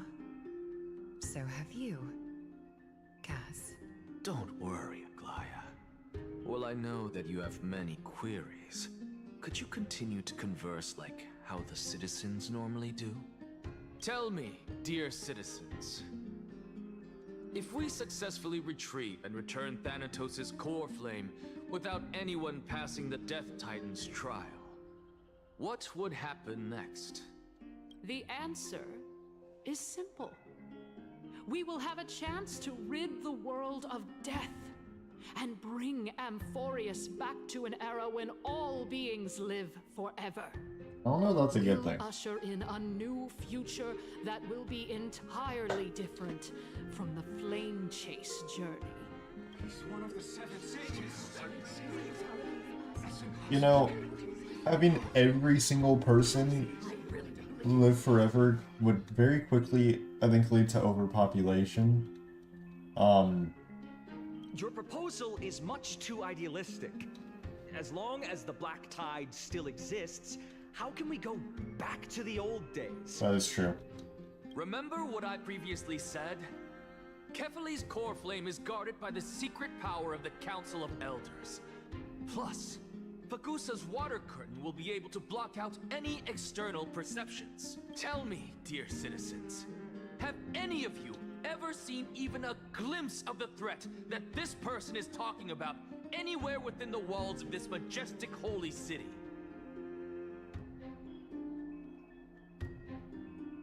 This is just a bag of shit pies. This place will become the Flame Reaper's target sooner or later. Oh.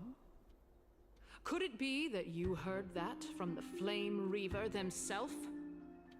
Citizens, let's loudly sing the blessed hymn. Oh, beautiful old world, where are you now?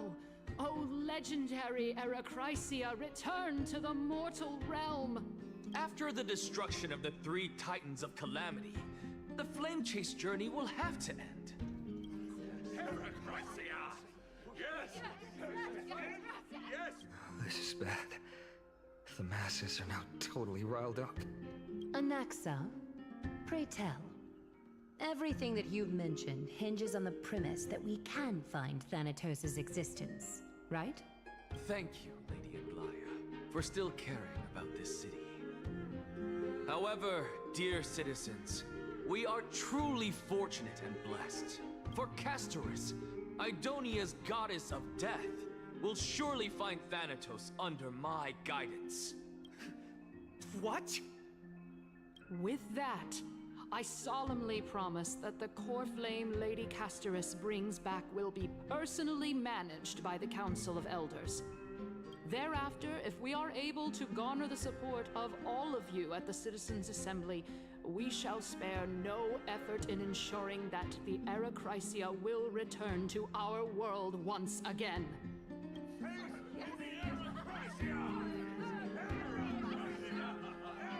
With the balance shattered, the result is clear.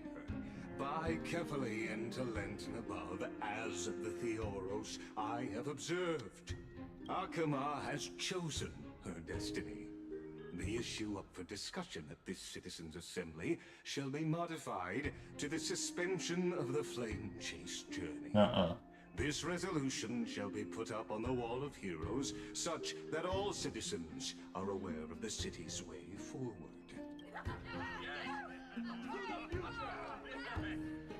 Aglaya, dear Aglaya, what has caused your heart to soften? You also don't seem to be as quick-witted as before. Wag your tongue as much as you like. Since the Flame Chase journey has been preordained by the prophecy, our failure has never been on the cards.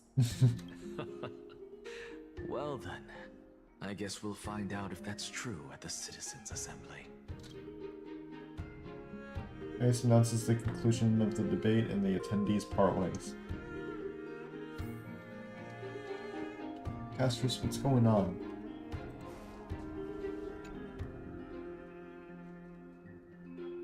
Well, it seems that when I sent you to look for Anaxa, I unintentionally facilitated your partnership with him instead. My apologies, everyone. I know that you have many questions to ask me. I will answer them to the best of my knowledge. The hell? In that case, please tell us as much as you can. What happened when you went to look for Anaxa? In actuality, he showed me a past that was both long and heavy. The reason I say this is as I've mentioned earlier. The answer was hidden in my journey unto death. Anaxa, you were in the Yeah, we heard this part. Yes, I am but a living dead man now. But that's not important. What truly matters is, I overheard a conversation between heroes.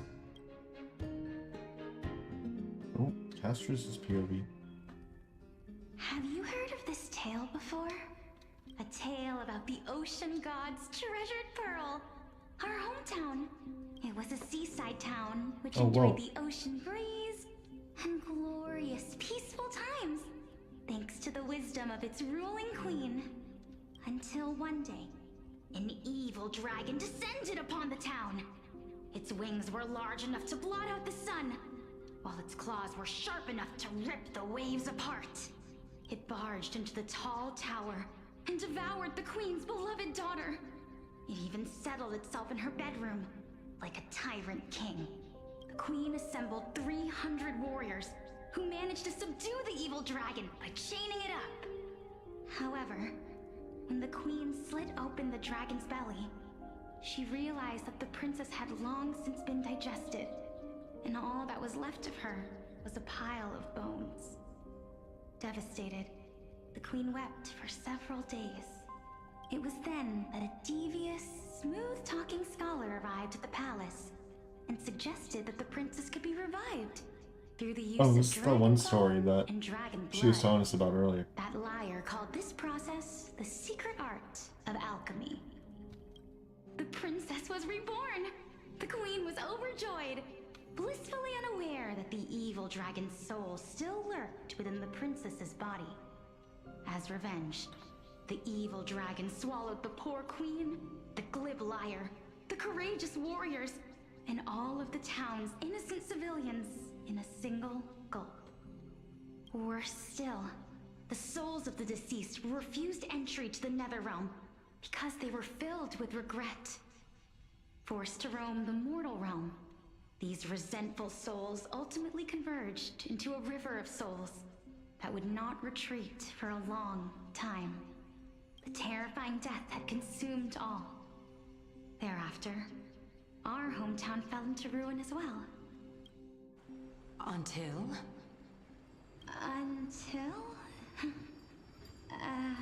Actually, I don't know what happened next either. Oh my. It seems that you still like to whet people's appetites even after all this time, Pelixia. So, according to your story, this is how I used to look? It's practically a mirror image. And yet, what exactly is this? A miracle that I created with alchemy. As for what it is and how I was able to accomplish it, I'll keep the answers to myself for now. Oh my goodness, is this cliffhanger really necessary? Quiet, Titan. Continue to enjoy this splendid play, and the truth will naturally reveal itself. Dragon, huh? I've heard this legend before. In that case, what do you think of it? I think that this so-called alchemy was a tenuous analogy added to the story by future generations. After all, you've never heard of a tradition of alchemy in your hometown before, have you? Indeed. Before I left home to pursue my education, Oh, whoa, I never right. even knew that anybody was looking into this area of study. Therefore, we can just treat this tale as a fable told to young children. A fable, you say? If so, what moral is it trying to impart to the kids? I guess it might be the concept of equivalent exchange? Oh? I thought the moral might be closer to something like honor the dead. What? At a loss for words? No, I merely realized that we're both thinking of the same principle. If life is priceless, then there is hardly anything else in this world that is of equal weight to it, right? Indeed. As expected of the wisest scholar in the land. You flatter me. Why don't I ask you a question as well, as a form of equivalent exchange? Of course. What is your question? If I imparted my knowledge of the art of alchemy to you, would you use it to resurrect someone you loved? What? What kind of strange question is this? I got it. You're just trying to get me to tell you whether I like anyone, right? Let's just leave it at that. That was rude of me. Yes, I would. Oh? Death is inevitable. In the days to come, I'm certain that someone whom I cherish deeply will leave me for good. If such a mighty power really existed, I think I would use it without hesitation. After all, you, me, and the rest will all have to face that fateful moment eventually.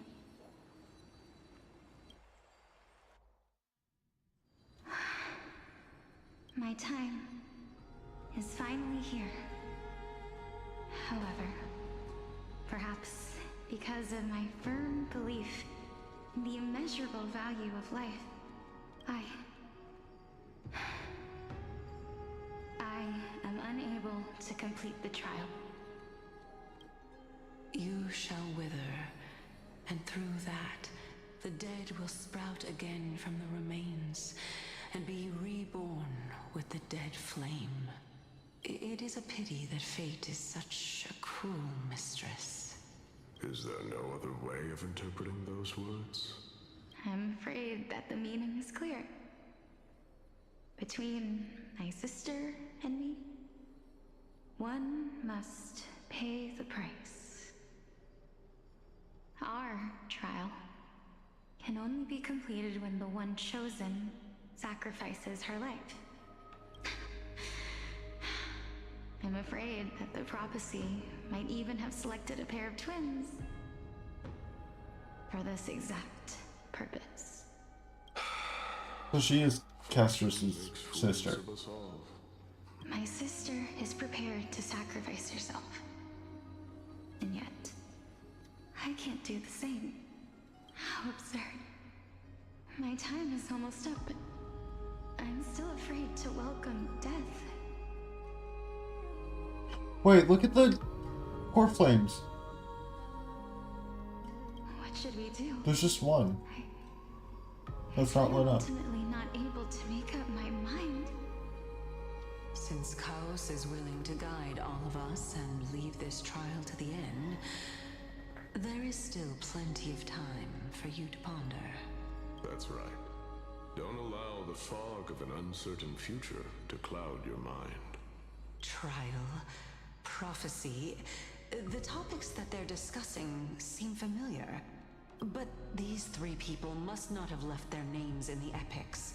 Otherwise, I would have some recollection of this. Amphorius' history before the Titans were born was complete chaos. Is that not strange by itself? I have long held three hypotheses about this. However, let's continue watching for now. Calypso, Polixia, and this warrior. I seem to have met him somewhere before. Regarding this matter, Nias, are you confident that you'll complete your trial? Of course. Though, I am worried about what will happen once I've emerged victorious.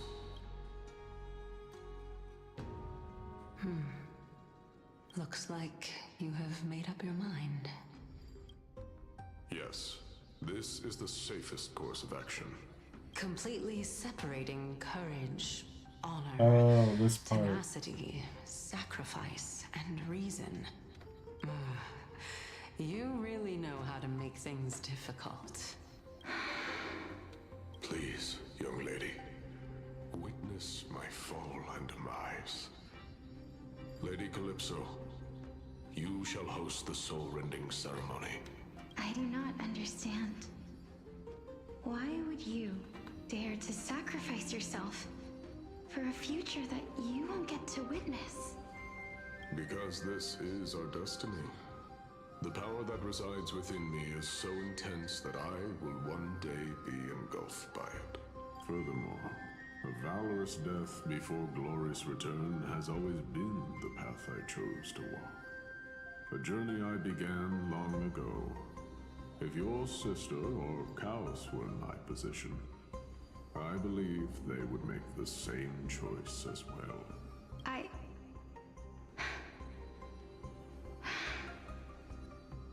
I'm not that brave. I don't know how I'm supposed to face such a serious affair. Despite being Death's chosen one, it seems you still don't know how to face it. Let's chat, young lady. Perhaps I shouldn't end my journey so hastily. Since there's still time, I'm not worried about letting fate wait a little longer. Of course. This warrior is Lord Nias. As the embodiment of Mikador's divinity, he entrusted his life to us and allowed humankind to end his madness. That means that what I'm currently seeing before my eyes is, in fact... Looks like one hypothesis of mine has already been proven true. These heroes are the true forms of the Titans, before they attain their divinity. If so, the chosen one of death that he speaks of is actually... Elixia? Elixia! Oh. Is the previous form of Thanatos? But her appearance... If this is true, as long as we can find out where she went, we'll naturally be able to figure out the location of the Death Titan. But before that, we first need to witness what ultimately happened to Lord Nias.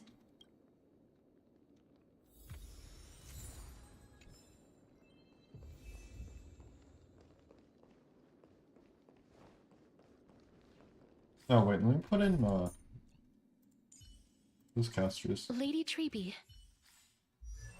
It can't be Launcher, but she's probably got better stats. Honor, courage, tenacity, sacrifice. And finally, the only thing that remains is reason. Cheer up, young lady. There is no need to shed tears over a glorious death. All farewells in this world are sorrowful, Lord Nias. No, young lady. As a warrior, I have witnessed too many bitter deaths. But now, all I feel is peace. I did not know until this moment that mortals could live their lives in such a way. Although only a sliver of your soul remains, you remain so optimistic.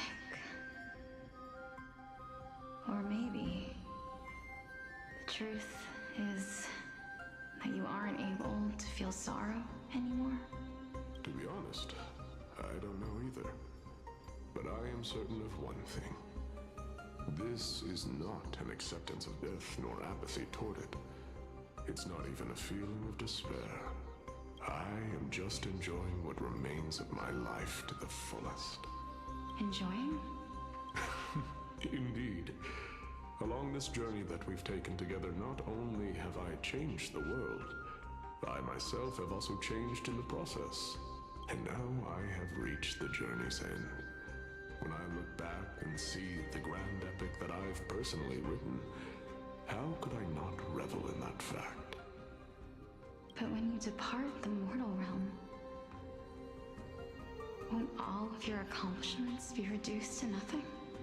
Separation and death are two sides of the same coin. Reconciling this doesn't come easily for a mortal. Finally, let me recount to you a story of mine, young lady. The first time I returned from the battlefield, I felt extremely hollow. The calamity had devoured everybody on the battlefield but me. When I returned to the city alone, the citizens held a banquet for me that was far from pleasant. I felt as though I was still on the battlefield, and the person who had returned was nothing but an empty shell. It was late into the night by the time the banquet ended. My head still reeling, I returned alone to the barracks. On the way back, I encountered someone. It was a crazed scholar looking at the night sky and muttering to himself by the side of the road. Although I tripped over him and fell, I wasn't angry in the slightest. And maybe because I saw myself in him, I inexplicably asked him a question. Do you think that it'd be better if we just died on the roadside like a couple of stray dogs? To my surprise, he shrugged his shoulders and sighed. How does someone who is currently experiencing death, dying and living, afford the same amount of bliss? Now please go away and don't block my starlight. Are you trying to say that there is no difference between living and dying? For they are both journeys that lead toward death? That's exactly what life is. And death is but a scale to measure how valuable the journey was. Journeys and epics are only glorious and magnificent because all things eventually fade to dust. Therefore, young lady, don't detest your fate. Instead, willingly and respectfully embrace it. The embodiment of strife, telling me about the majesty of the world. Indeed. I believe that when the fated moment eventually arrives, you will be able to understand my words. It is time for me to knock on death's door. I will set up a long table at the end of the road and humbly await your arrival. When that moment finally comes, let us drink and be merry then.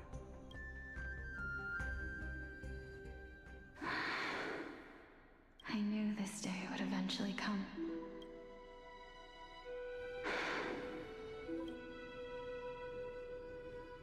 Are the both of you ready? Mm-hmm. Calixia, Who's Castorice? I'm here. Ah, I knew it. What? This... This is quite interesting indeed. Is this... Calixia's sister? Is it... me? Now, it's time for us to fulfill our promises. Are you afraid? What are you afraid of? That I won't be able to do it. Is this a scene from her trailer or something? Because, like, I saw a clip of, like... Through that, the dead will sprout again from the remains and be reborn with the dead flame. I don't know. I just saw clips from the trailers. I never actually watched them. Our vows, once it all ends, we must face our fated moment head on. Even if it was prophesized, do we have no say in the matter? It's so unfair. Why are we the only ones who are forced into mutual destruction? Let me do it, sister. Let me be death's sacrifice. I was never long for this world anyway. But you're different. I was the one who wasted your life after all. You're wrong, Polixia. I don't think that my life was wasted. Just the opposite. When I finally arrived at this destination and looked back at the journey I took, I discovered that flowers had long since bloomed along the path I walked.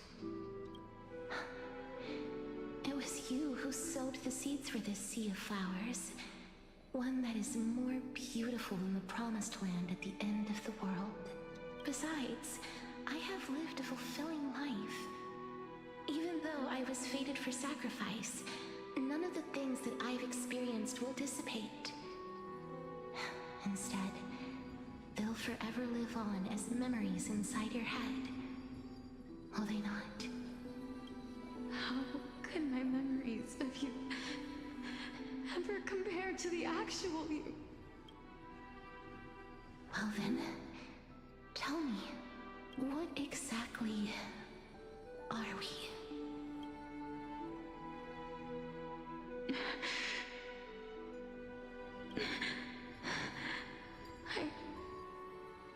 I don't know.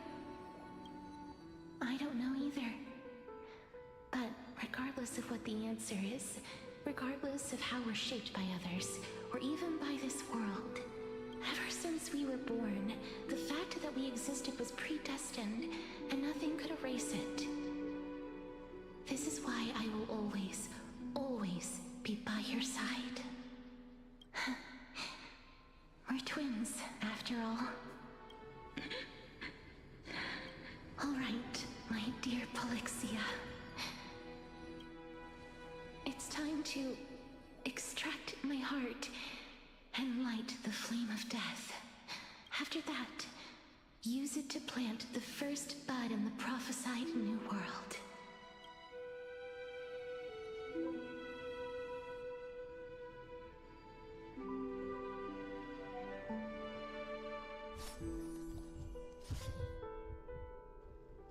If I imparted my knowledge of the art of alchemy to you, would you use it to resurrect someone you loved? Oh.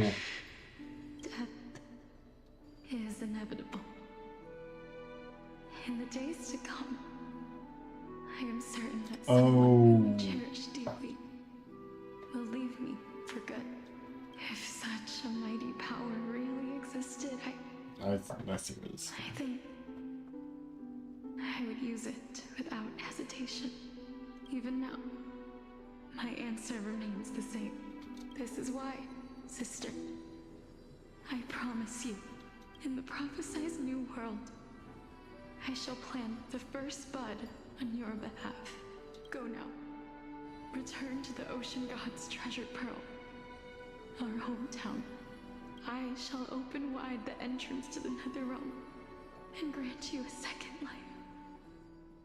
The living beings on this earth shall respond to my call and lead you to the sacred daylight. So Castorice sacrificed herself and she brought her back. Oh. Do not look back on the land of the dead, and do not stop living.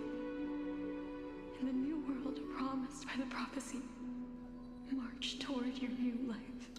Ask for the price of our equivalent exchange.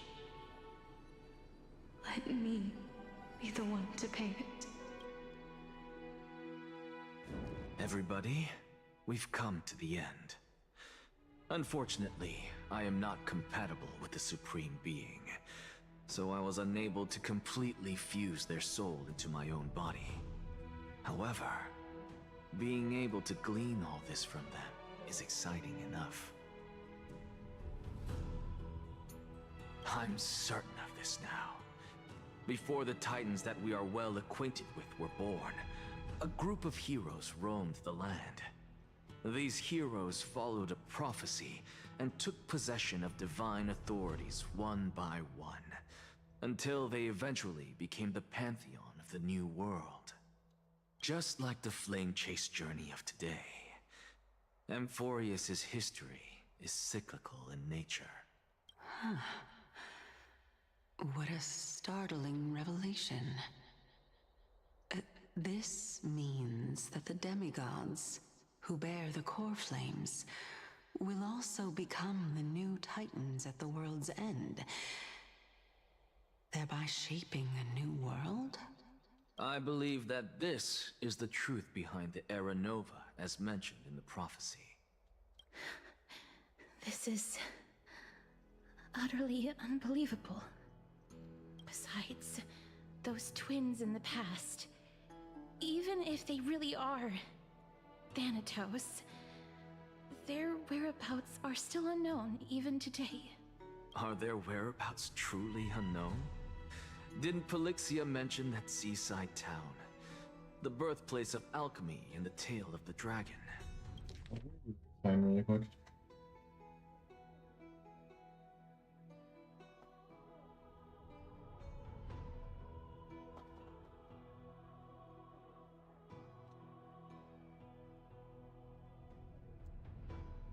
Are their whereabouts truly unknown? Yeah, In our where is it world, at? there exists a city which perfectly matches that description. Styxia. But the people there worship Fagusa and bear no relation to Thanatos. I have also never been to that place, as in the time of Idonia, it had long turned into underwater ruins. Take this. This is... The new Sporist masterpiece. The Philosopher's Stone. It was made by transmuting all of the sages' wisdom into a single entity, with their flesh and blood as its foundation. Remember? I've mentioned before that the art of alchemy is all about conversion, tempering, and ascension. This process also applies to the pursuit of truth. Regardless of how unbelievable this sounds, the truths of the world have been refined from the impurities. Think about the story of the dragon. This stone will lead you to your real hometown, allowing you to reform the door to the Netherrealm and discover Thanatos' fate. You still look as confident in your victory as ever. But what if your conjecture is wrong? Simple. I shall merely admit to the entire world that my experiment was a failure. However, my line of thinking will not fail because I have already planted the seeds of doubt into the hearts of the masses. Actions speak louder than words, Castorice. With the assembly about to begin, don't forget the promise you've made. I've already searched for so long. I'm willing to try one more time. While we converse, her life is also slowly slipping away. But before I leave, I have another question. What exactly did we witness just now? That was the world imprinted in Kefali's soul. If we are to prove its existence, you must take the final step. Go. Do not disappoint me. I understand. Hey, child of humanity. Don't get antsy. I still remember the question you posed to me. As a scholar, I do not wish to offer up ambiguous conclusions. Let's discuss this topic again when she manages to find the evidence. I merely wanted to ask, was that stone transmuted from your heart? If so, rebirth is no longer an option for you. Why not? When I was a child, I lost someone dear to me. When I was a teenager, I lost my faith. A while back, although you saved my life, I also lost my soul in the process. Now I'm merely forsaking my body. What's the big deal? Why are you always finding ways to die? Isn't it good to be alive? This is but a necessary sacrifice on my path to transform into the purest of them all. Can someone who's dead even claim to be the purest of them all? Furthermore, if your hypothesis is proven correct, does it not just confirm that the myths are true, and thereby invalidate all your theories? No, it's just the opposite. If my hypothesis is correct, it means that I can actually ascend to godhood and reshape this absurd world that you all have created. We'll go back to Trailblazers, maybe. Oh, currently. That's a lot to take in at once. Lady Aglaia, please, let me explain. Go on. You know that the core flame of death has always been the greatest unknown regarding the Era Nova, which is why both you and Kindness desire to gain the power to control that core flame in the approaching Citizens' Assembly. Professor Anaxa has come to a consensus with Kindness.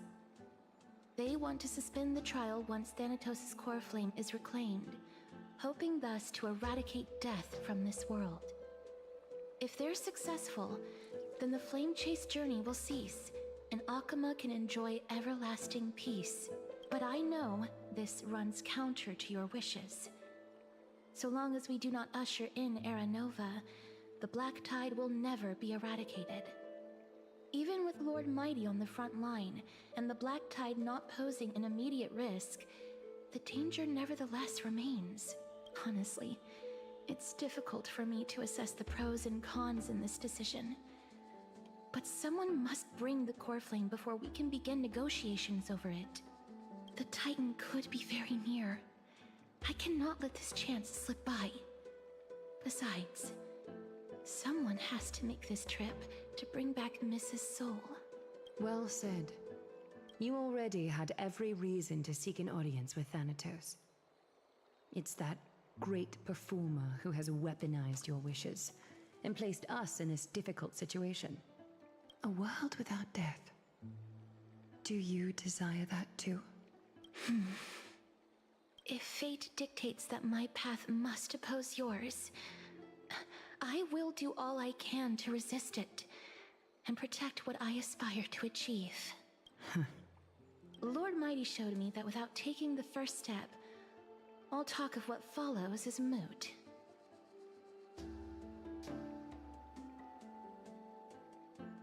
I'm sure of what to say, but offers a smile. I have always hoped to hear you speak your mind, Cass. And I am glad to have heard your true thoughts. Styxia. I visited that place in the past. Though it is now an island surrounded by the river of Soul's torrents, it's not hard to see its former splendor. Go. I will not stand in your way. As for you, you are someone who has cheated death. I believe you have more than enough reason to make the trip with Castorice and meet the god of death himself. Castorice, I too look forward to your journey. I wonder what kinds of new interpretations your completed story will bring to the Flame Chase journey. Thank you, Lady Aglaia. I hate to put a damper on this heartwarming moment, but if Styxia is now an island surrounded by the river of Soul's torrents, then how do we find a way in? Lady Trebe is probably... The answer is quite simple. In the myths, Zagreus once made the domain of the dead their treasure vault. And that is die. to say, they could enter and leave the nether realm as they pleased. And if they could do that, then it follows that the demigod who inherited their divinity must be capable of the same. I'll see you at Memorial Palace at Action Hour tomorrow. Cypher shall be your guide to finding Cypher. that ancient city. The tumultuous day finally comes to an end. Everyone disperses, each lost in their own thoughts. Isn't back yet.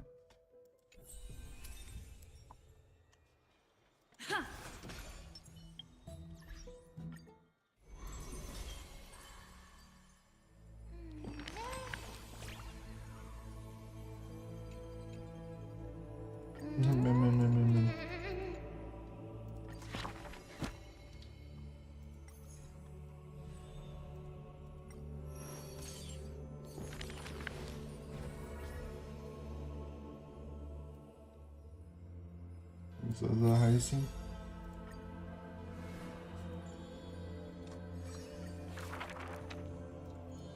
Is this I think it is. Just skip through these like I normally do and then go back and read them later like I normally do. That is hers. Wow.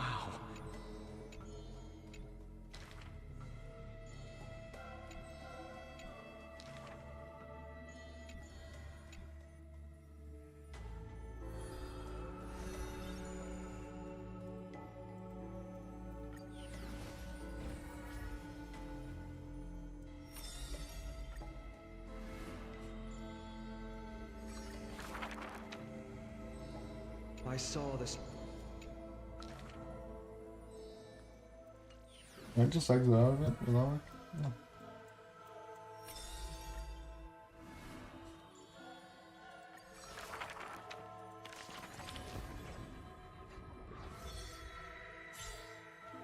Oh, you're kidding me? I could have just done that the whole time.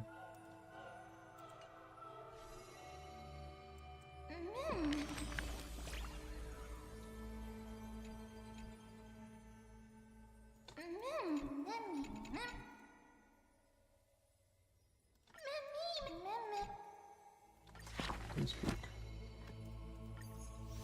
Give me more polls.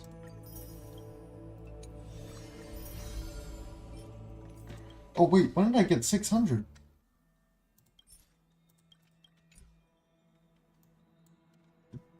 New chapter can be read? What? I was just in here though. Oh. It's way past my time. This is normal routine for me.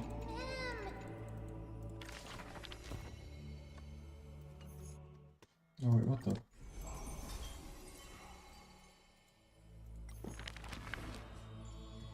There's just so much in here.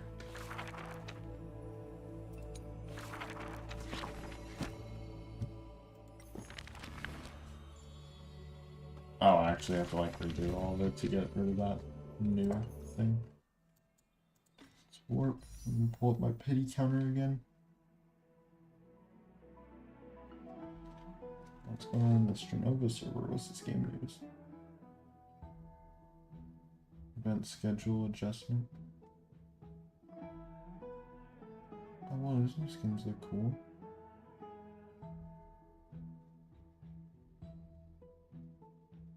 Oh, the new Fuchsia skin looks nice. Okay, I'm getting distracted.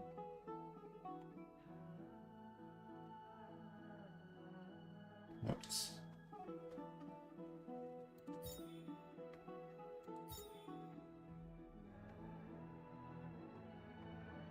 Where are we at? 34. 35.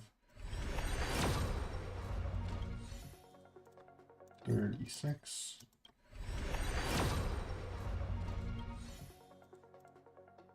And 37.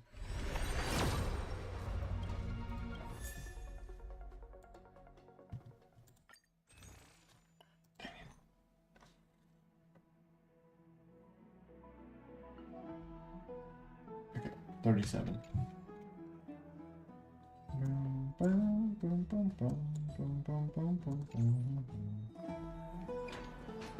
I see you in there.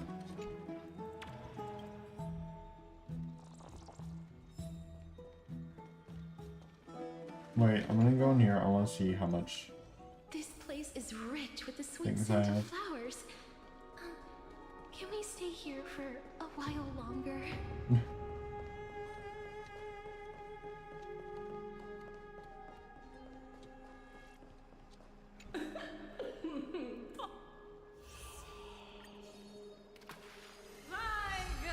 Oh, whoa.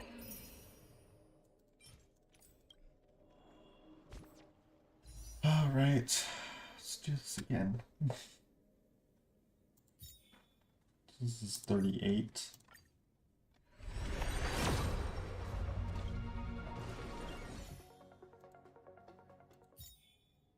And this is 56.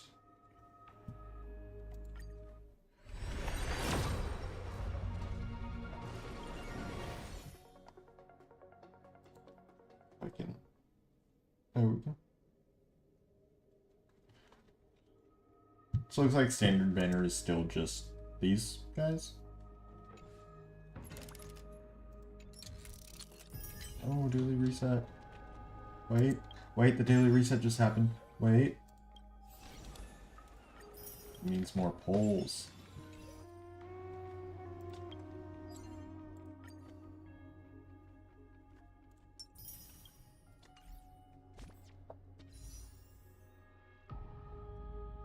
Two more polls. It's 39. This is 40.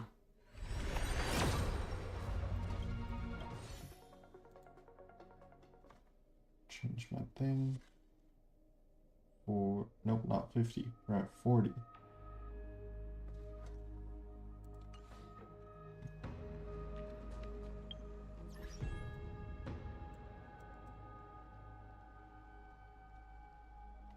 There it is. Nope. Interastral guide. There's something. Level up any relic one time.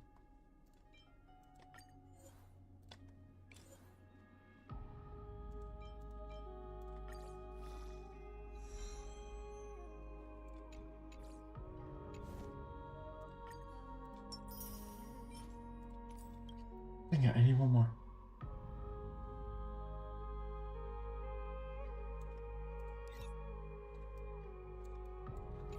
Yeah, never mind. I'm just gonna like skip through the story. See if I get anything from here. Let's just light up stuff. Never mind, that's not gonna do anything. Okay,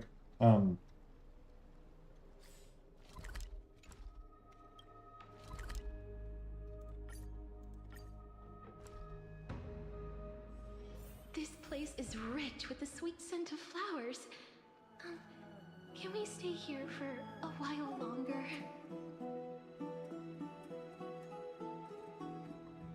okay.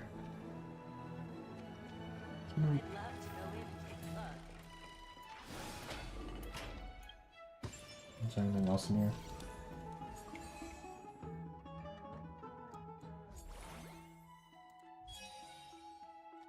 What is this? Oh, it's just that.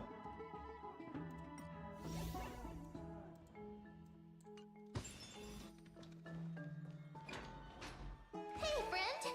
Is the debate finally over? Did you win?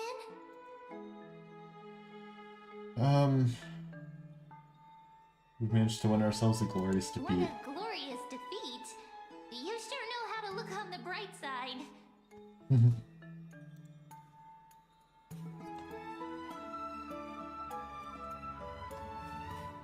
This looks weird. Well, moving I just on. was just being weird on my PC. I was hard at work even while you were at the debate. I borrowed a mountain of books from Cass to see if I could find a way to solve your problem. Let's see. I still have only 32 books to go. Ooh. It's okay, man. We found a way. Really? Oh, that's fantastic news. I knew it. Hard work always pays off.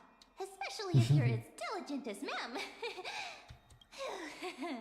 I feel like a huge burden has finally been lifted off my shoulders.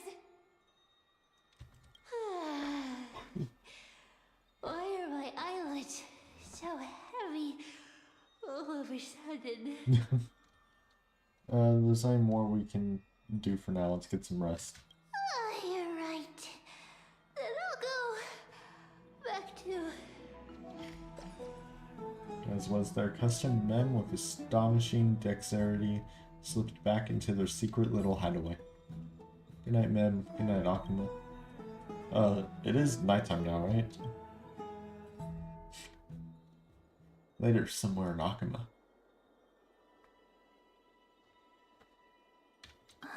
Cass? What a surprise. Lady Treeby. Is something troubling you? I just wanted to speak to Lady Trian for a bit before I set off.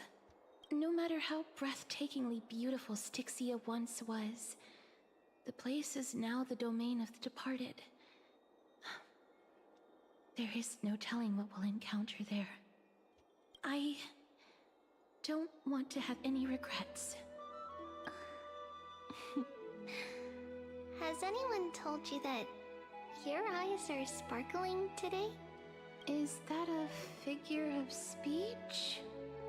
In the past, when you did smile once in a while, all of us could see that your heart remained troubled even as you smiled. Lady Treeby, you know perfectly well that see you tomorrow is nothing but a white lie. I hope your toughness is not a mask hiding a lonely heart. Cass, you hardly ever talked of your past. None of us knows what you went through, apart from Maggie. But we know it must have been filled with pain and hardships, as it is the fate every Chrysos heir is destined to live out. We are just happy for you that the core flame you're meant to inherit has finally surfaced. Isn't it a little too soon to say that? But you already know where tomorrow is, don't you? There is no need to rely on anyone else. Just give it your all and leave no regrets. We have always believed that your embrace is just as warm as everyone else's, because we embrace others to comfort them. And Cass, you're the kindest Chrysos heir we know. Thank you, Lady Treeby. This feeling... it's hard to put into words. I suddenly found myself with so many wishes. So much I want to accomplish before setting off.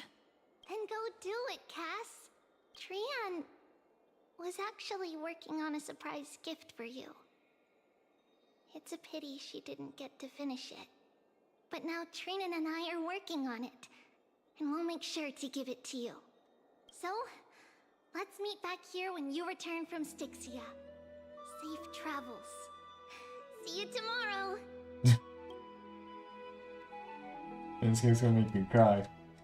At the same time, I can't sleep. Who could it be? Maybe Don Hung, since he isn't here. It's me. Oh, it's Castorice.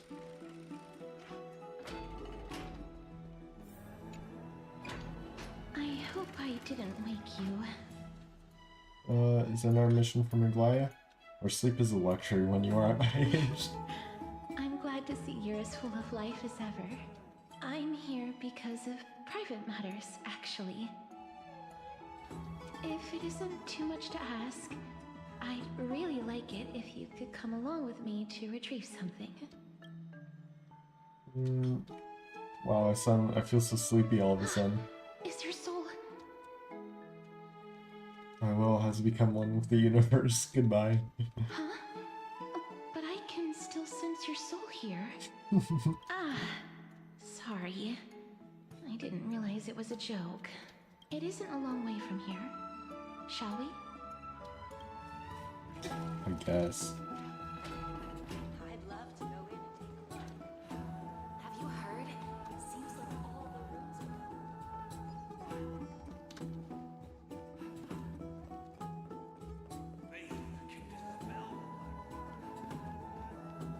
The streets are packed. Oh, I was hoping I'd get her to like chase me. It seems the vote to pause the flame chase journey has begun.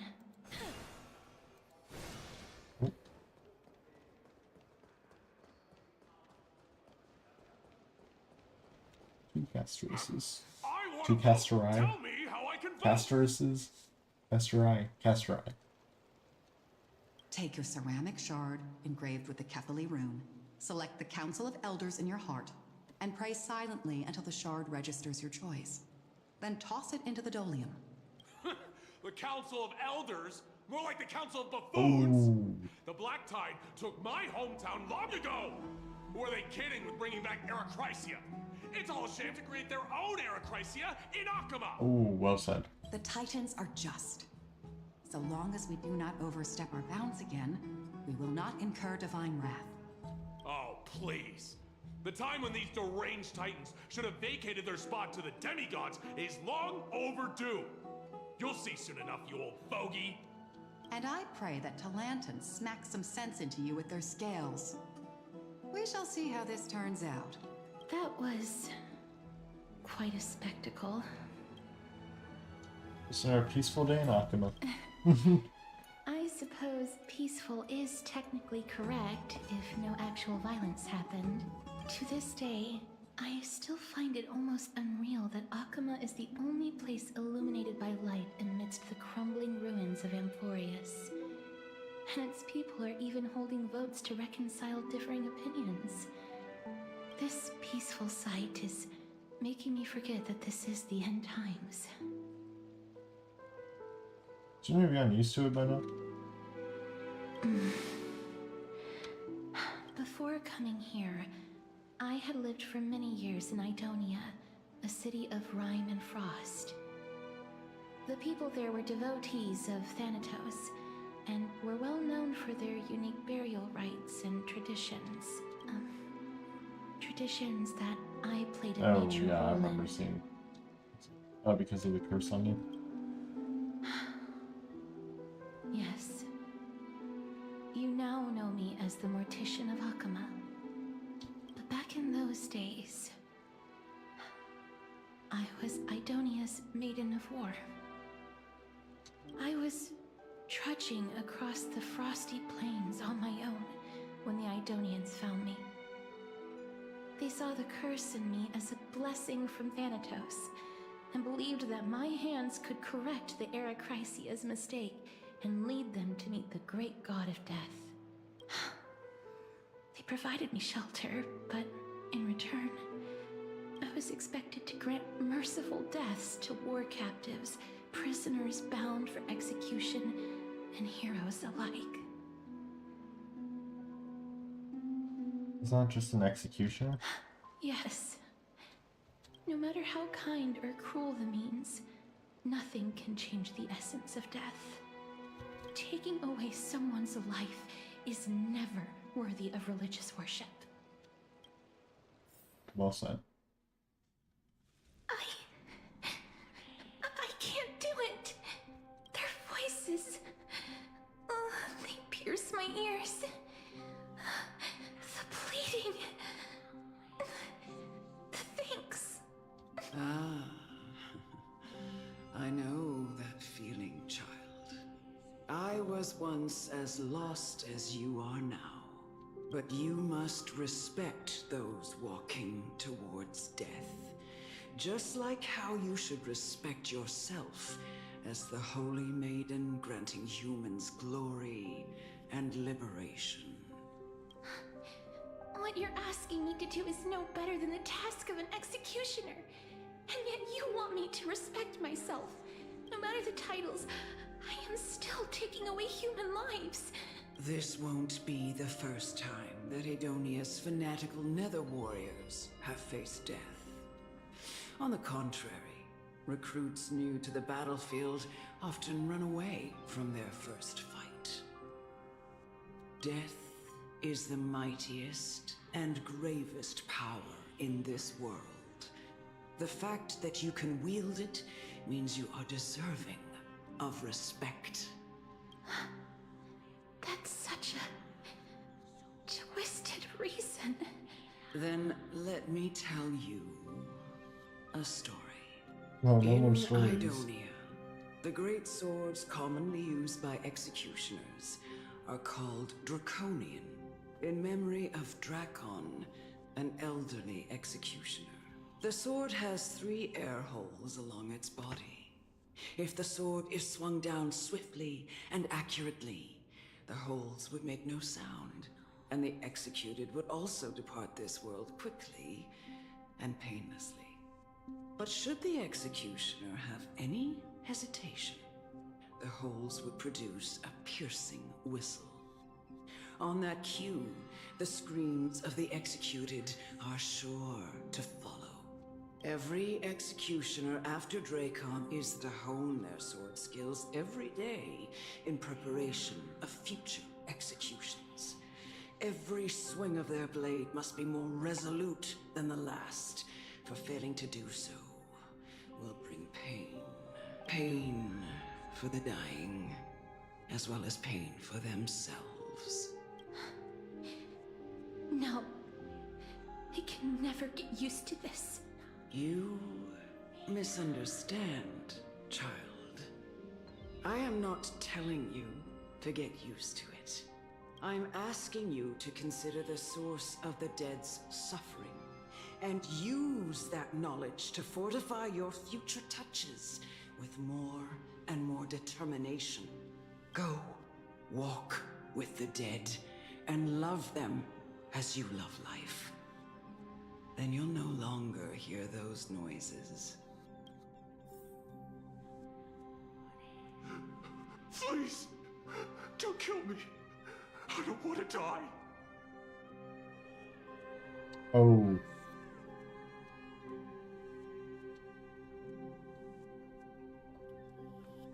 I don't know what this guy did though. He's on death row. It's like, I'm gonna say no. This is your duty. Oh, it's gonna make me do it. Remember, consider the source of the dead's suffering, then give them the respect they deserve. Thank you. I beg you, don't listen to her.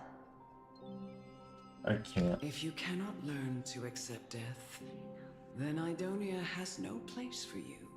This is your last chance. Do it. No, please. Oh, don't make me do it. I don't want to die. Please, I'm begging you. Oh, come on. No. Gently touch the prisoner's forehead with your finger. His face is pale, his eyes flicker with fear, and his body trembles uncontrollably. Is it because of fear, anger, and hatred, or is it your so-called merciful touch of death simply a lie?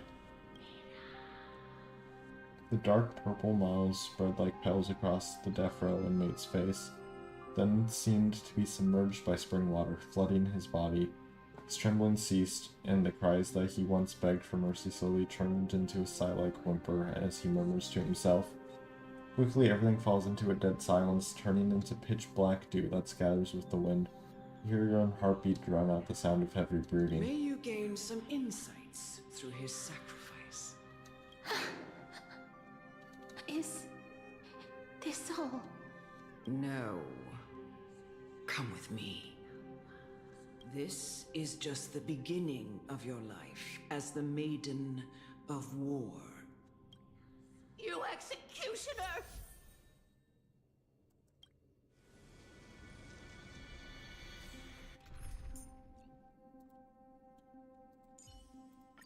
Do not worry.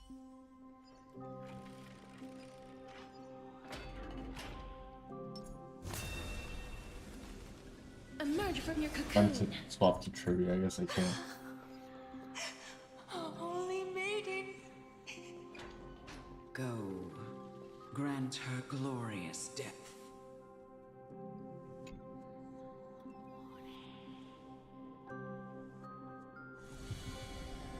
Oh. Thank you. Do it then, executioner. You heard him.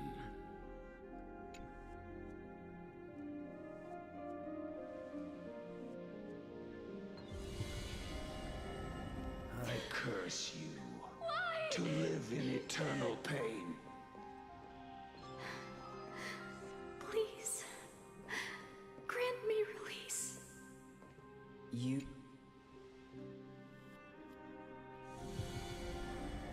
Oh. When will this Little fingertip. end?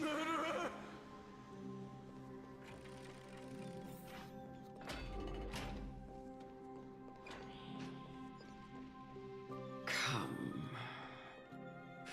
Fulfill your duty. Am I gonna kill her or do I kill this guy? What? What are you trying to do with me? I have aged. The time has come for me to heed the summons of Thanatos and journey to their domain. The final resting place of every Idonian. You're not that old yet. You still have many, many years ahead of you. No. I'm already dead. For I have come to fear my declining health and impending death. Castorice. Will you give me one last chance to charge towards fear and prove that I am no coward? I can't take this anymore! Child, it was I who brought you here from the frosty plains and set your farcical fate in motion. It was also I, Chief Executioner of Idonia, who forced the heavy duty of executing others onto you. I've always known that you have doubts and even anger about my faith and about me.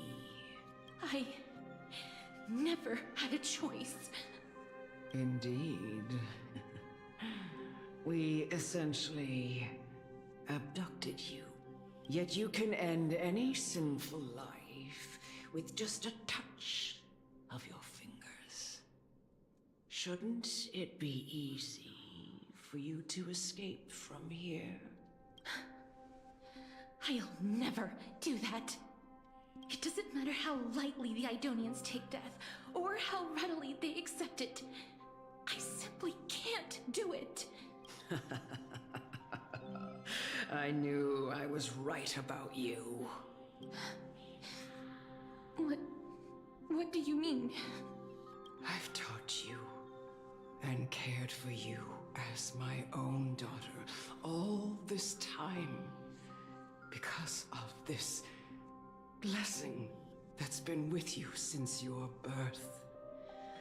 I know no one else in the world would understand the weight of life and death more than you do.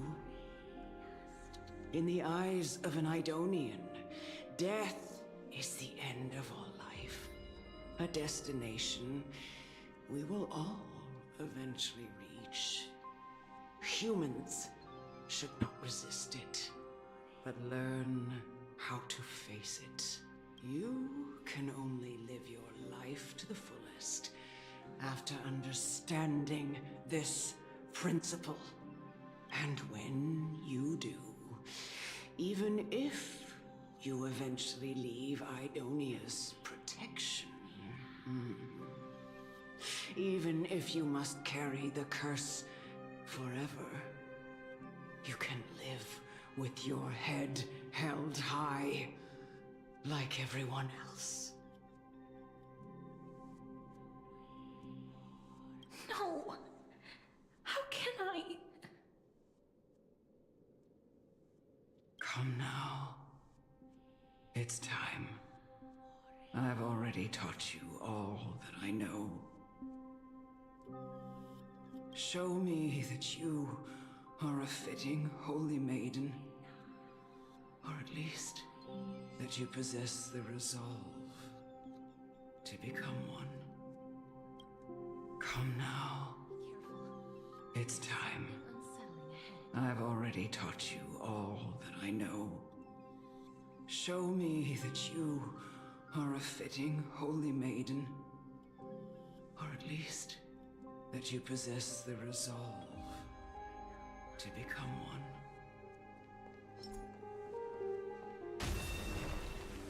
Emerge from your cocoon.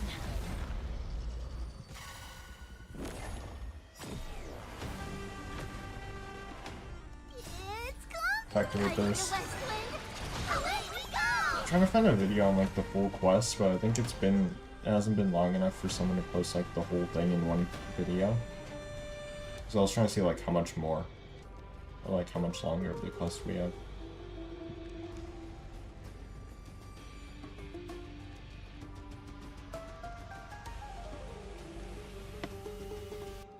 but yeah, I don't know.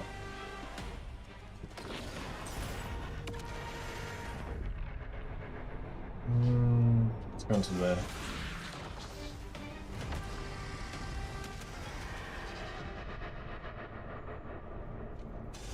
Let's do that so I can get some more bucks going, and then go back to the dragon, you know? Life is not so fragile. Return to dust. Like, I want to summon in men. Oh, why is it doing that? There we go. May death protect Do that, us. heal.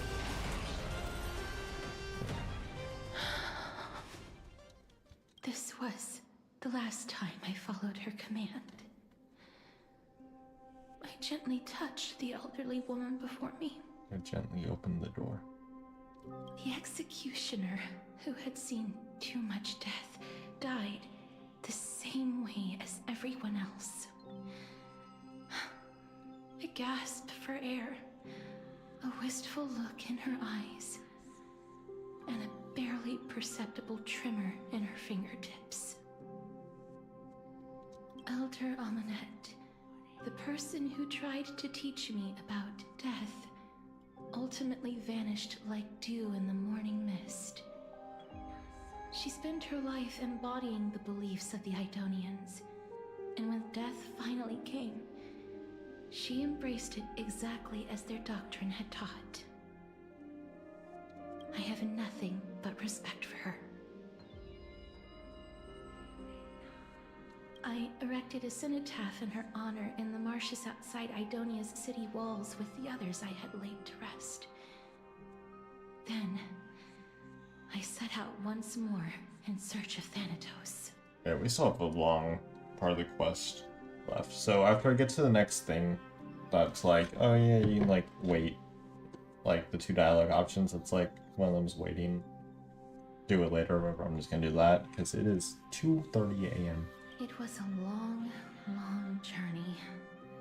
I heard so many discussions about death along the way.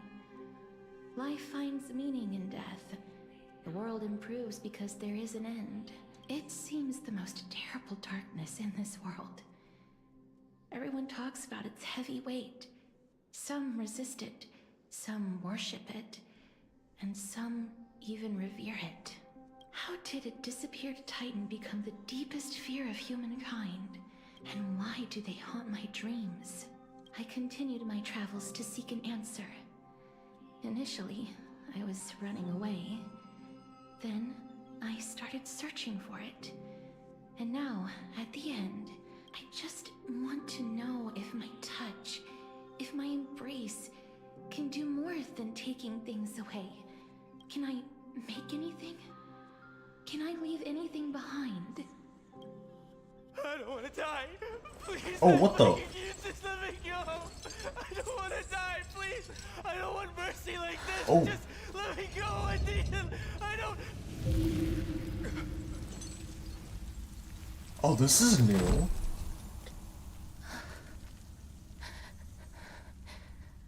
I hate these icy hands. This is new.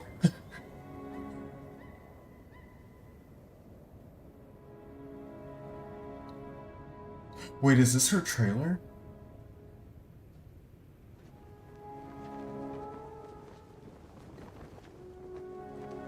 If this is her trailer... Oh my god, if this is her trailer, I'm glad I didn't watch it, because, like... You guys are getting my reaction to it then.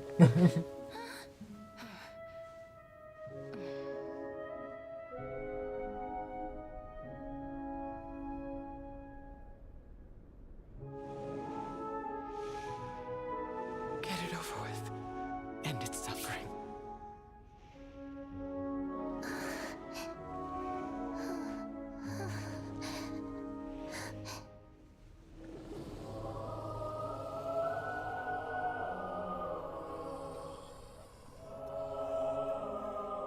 The Reaper has blessed your hands. Only you can grant them peace.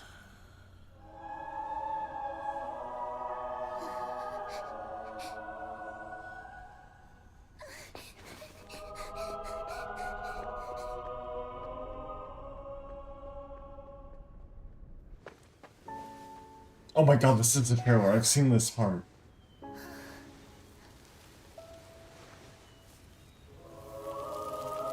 Oh, I didn't think they were actually gonna like play the trailer in this.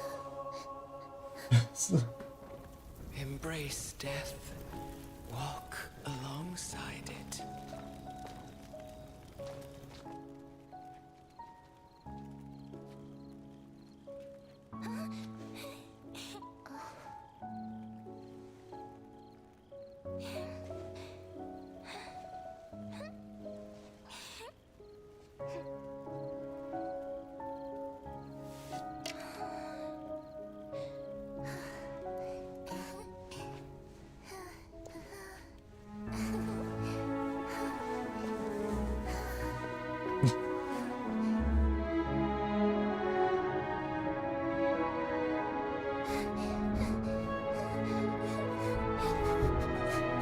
She's not wearing her gloves.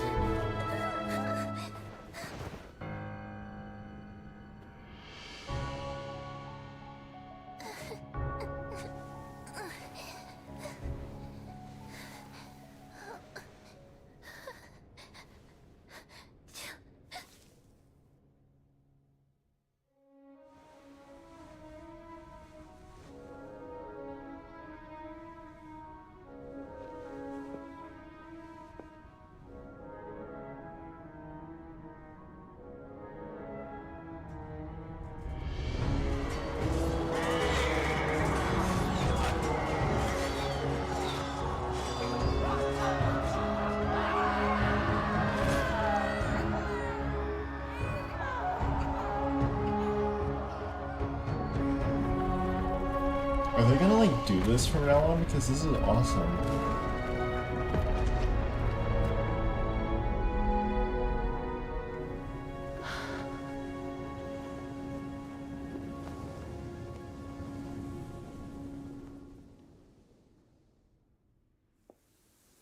Oh, it's still going.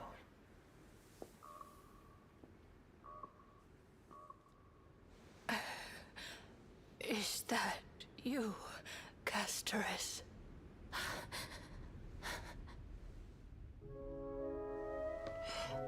Oh, it's that kid. Have gone, heeding death's summon, crossing into their domain.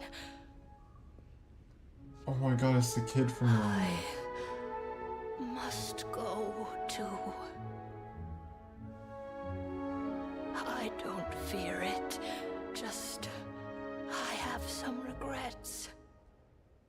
Watching people leave this world again and again, it must be lonely for you.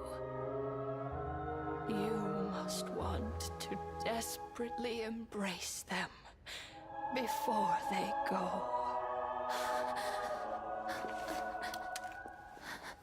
I can't. These hands, they're too cold.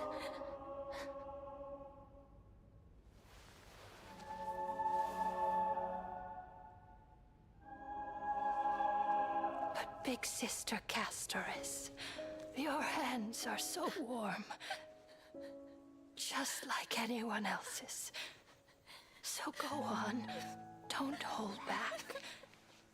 Give me a warm hug.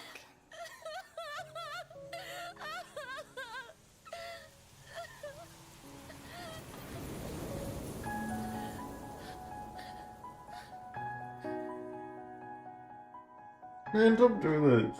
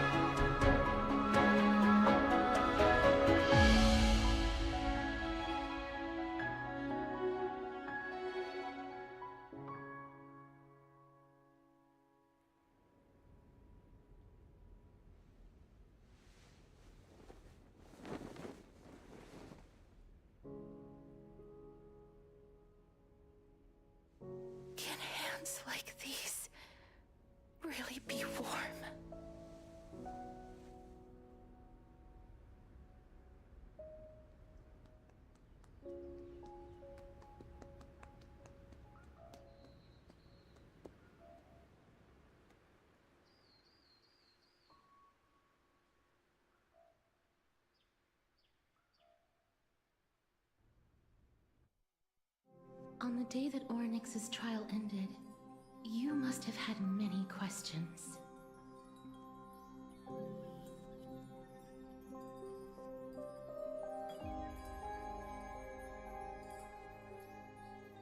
Man, I can't. Like, oh god. I don't know if you guys could see in the camera, but I was, I had tears. I was in tears. I was like trying to hold some back. I felt just as confused. Oh my god. Why, as someone from beyond the sky, were you so Yeah, you can cruelly tell. dragged into Amphorius's fate?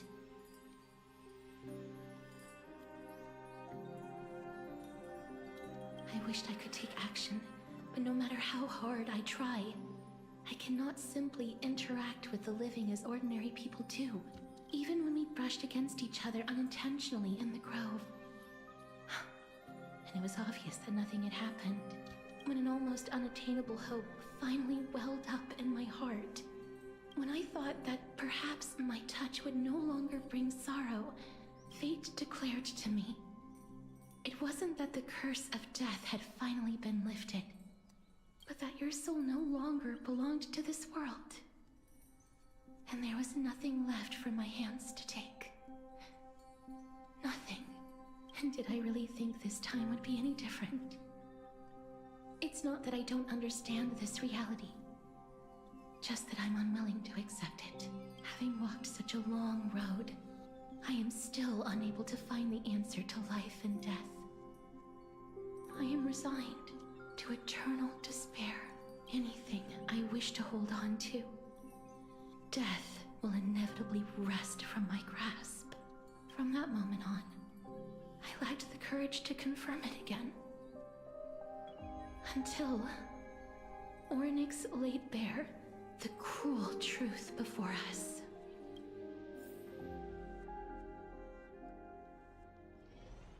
But now, perhaps I might have one last chance.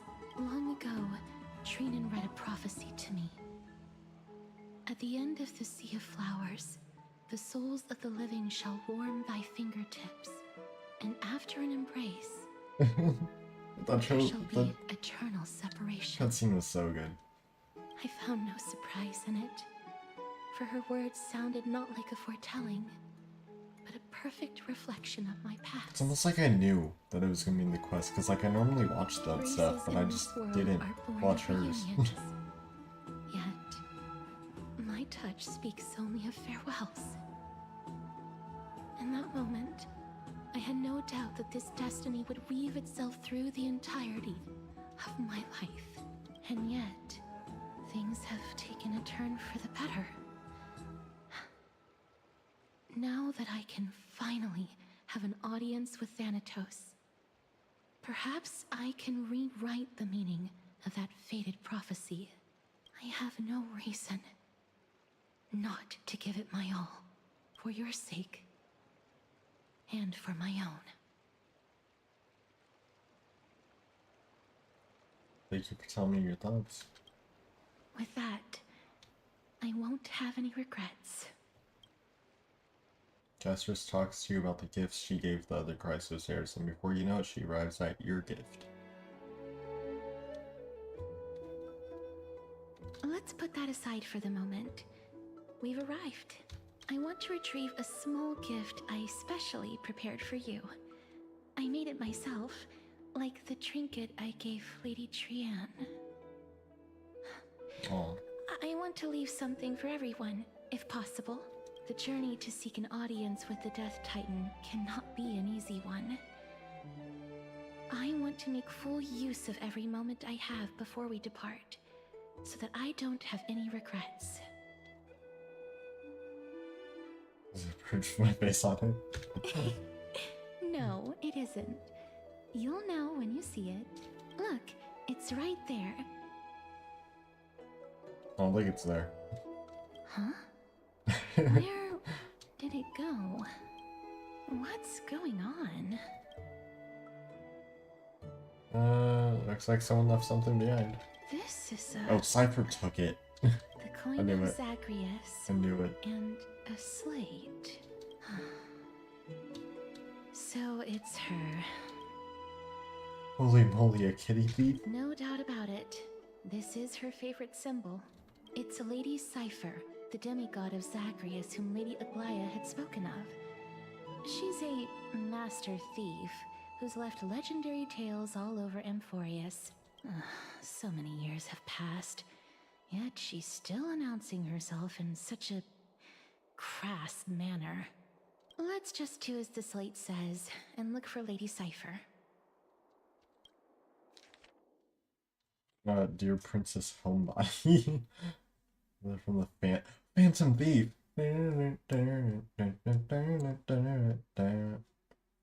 Walking through the busy garden, I discovered the remarkable gifts crafted by Princess Homebody. They are truly splendid, and I am most impressed. I am also taken with your charming presents prepared for fellow Chrysos heirs. Right parlor, I observed the beautiful felt dolls, the beige and lavender striped tapestry, the classic Idonian tripod table, and in the left parlor, the jewelry and exquisite art pieces meant as gifts. This time I've claimed only this modest gift. I fear it would attract tasteless little thieves, so I shall safeguard it for now. Naturally, I've left appropriate payment, a single coin. If the price displeases you, feel free to negotiate its return, though should that happen, I will be satisfied with merely one coin.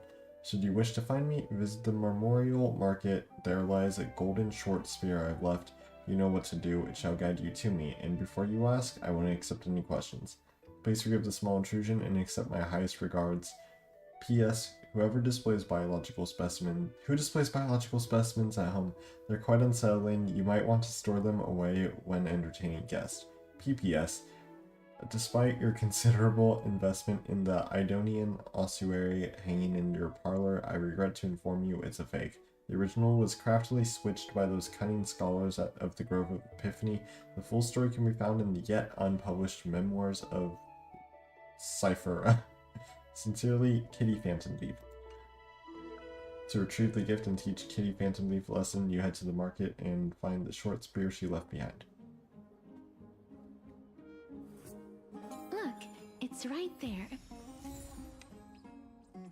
It's the golden short spear mentioned in the thief's letter.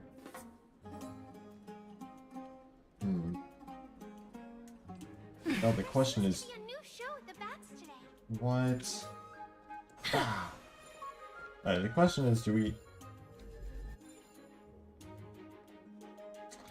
It is 2:43 a.m. I think I'm gonna end it here, and then we'll continue this when I wake up in the morning, or afternoon, whenever I wake up at this point. We'll continue this. So I'm gonna end off the stream here. If you guys have enjoyed so far, make sure to like and subscribe. If you do subscribe, hit the notification bell, that way you'll be notified next time I go live. And I guess that's gonna be it for this one. Let me actually see if I got no text from Castorice. Yeah, it's gonna be it for this stream though. So like I said, if you enjoyed, make sure you like and subscribe. If you do subscribe, hit the notification bell. That way you'll be notified next time I go live. And that is it for this stream. I'll see you all in the next one. So yeah, bye bye.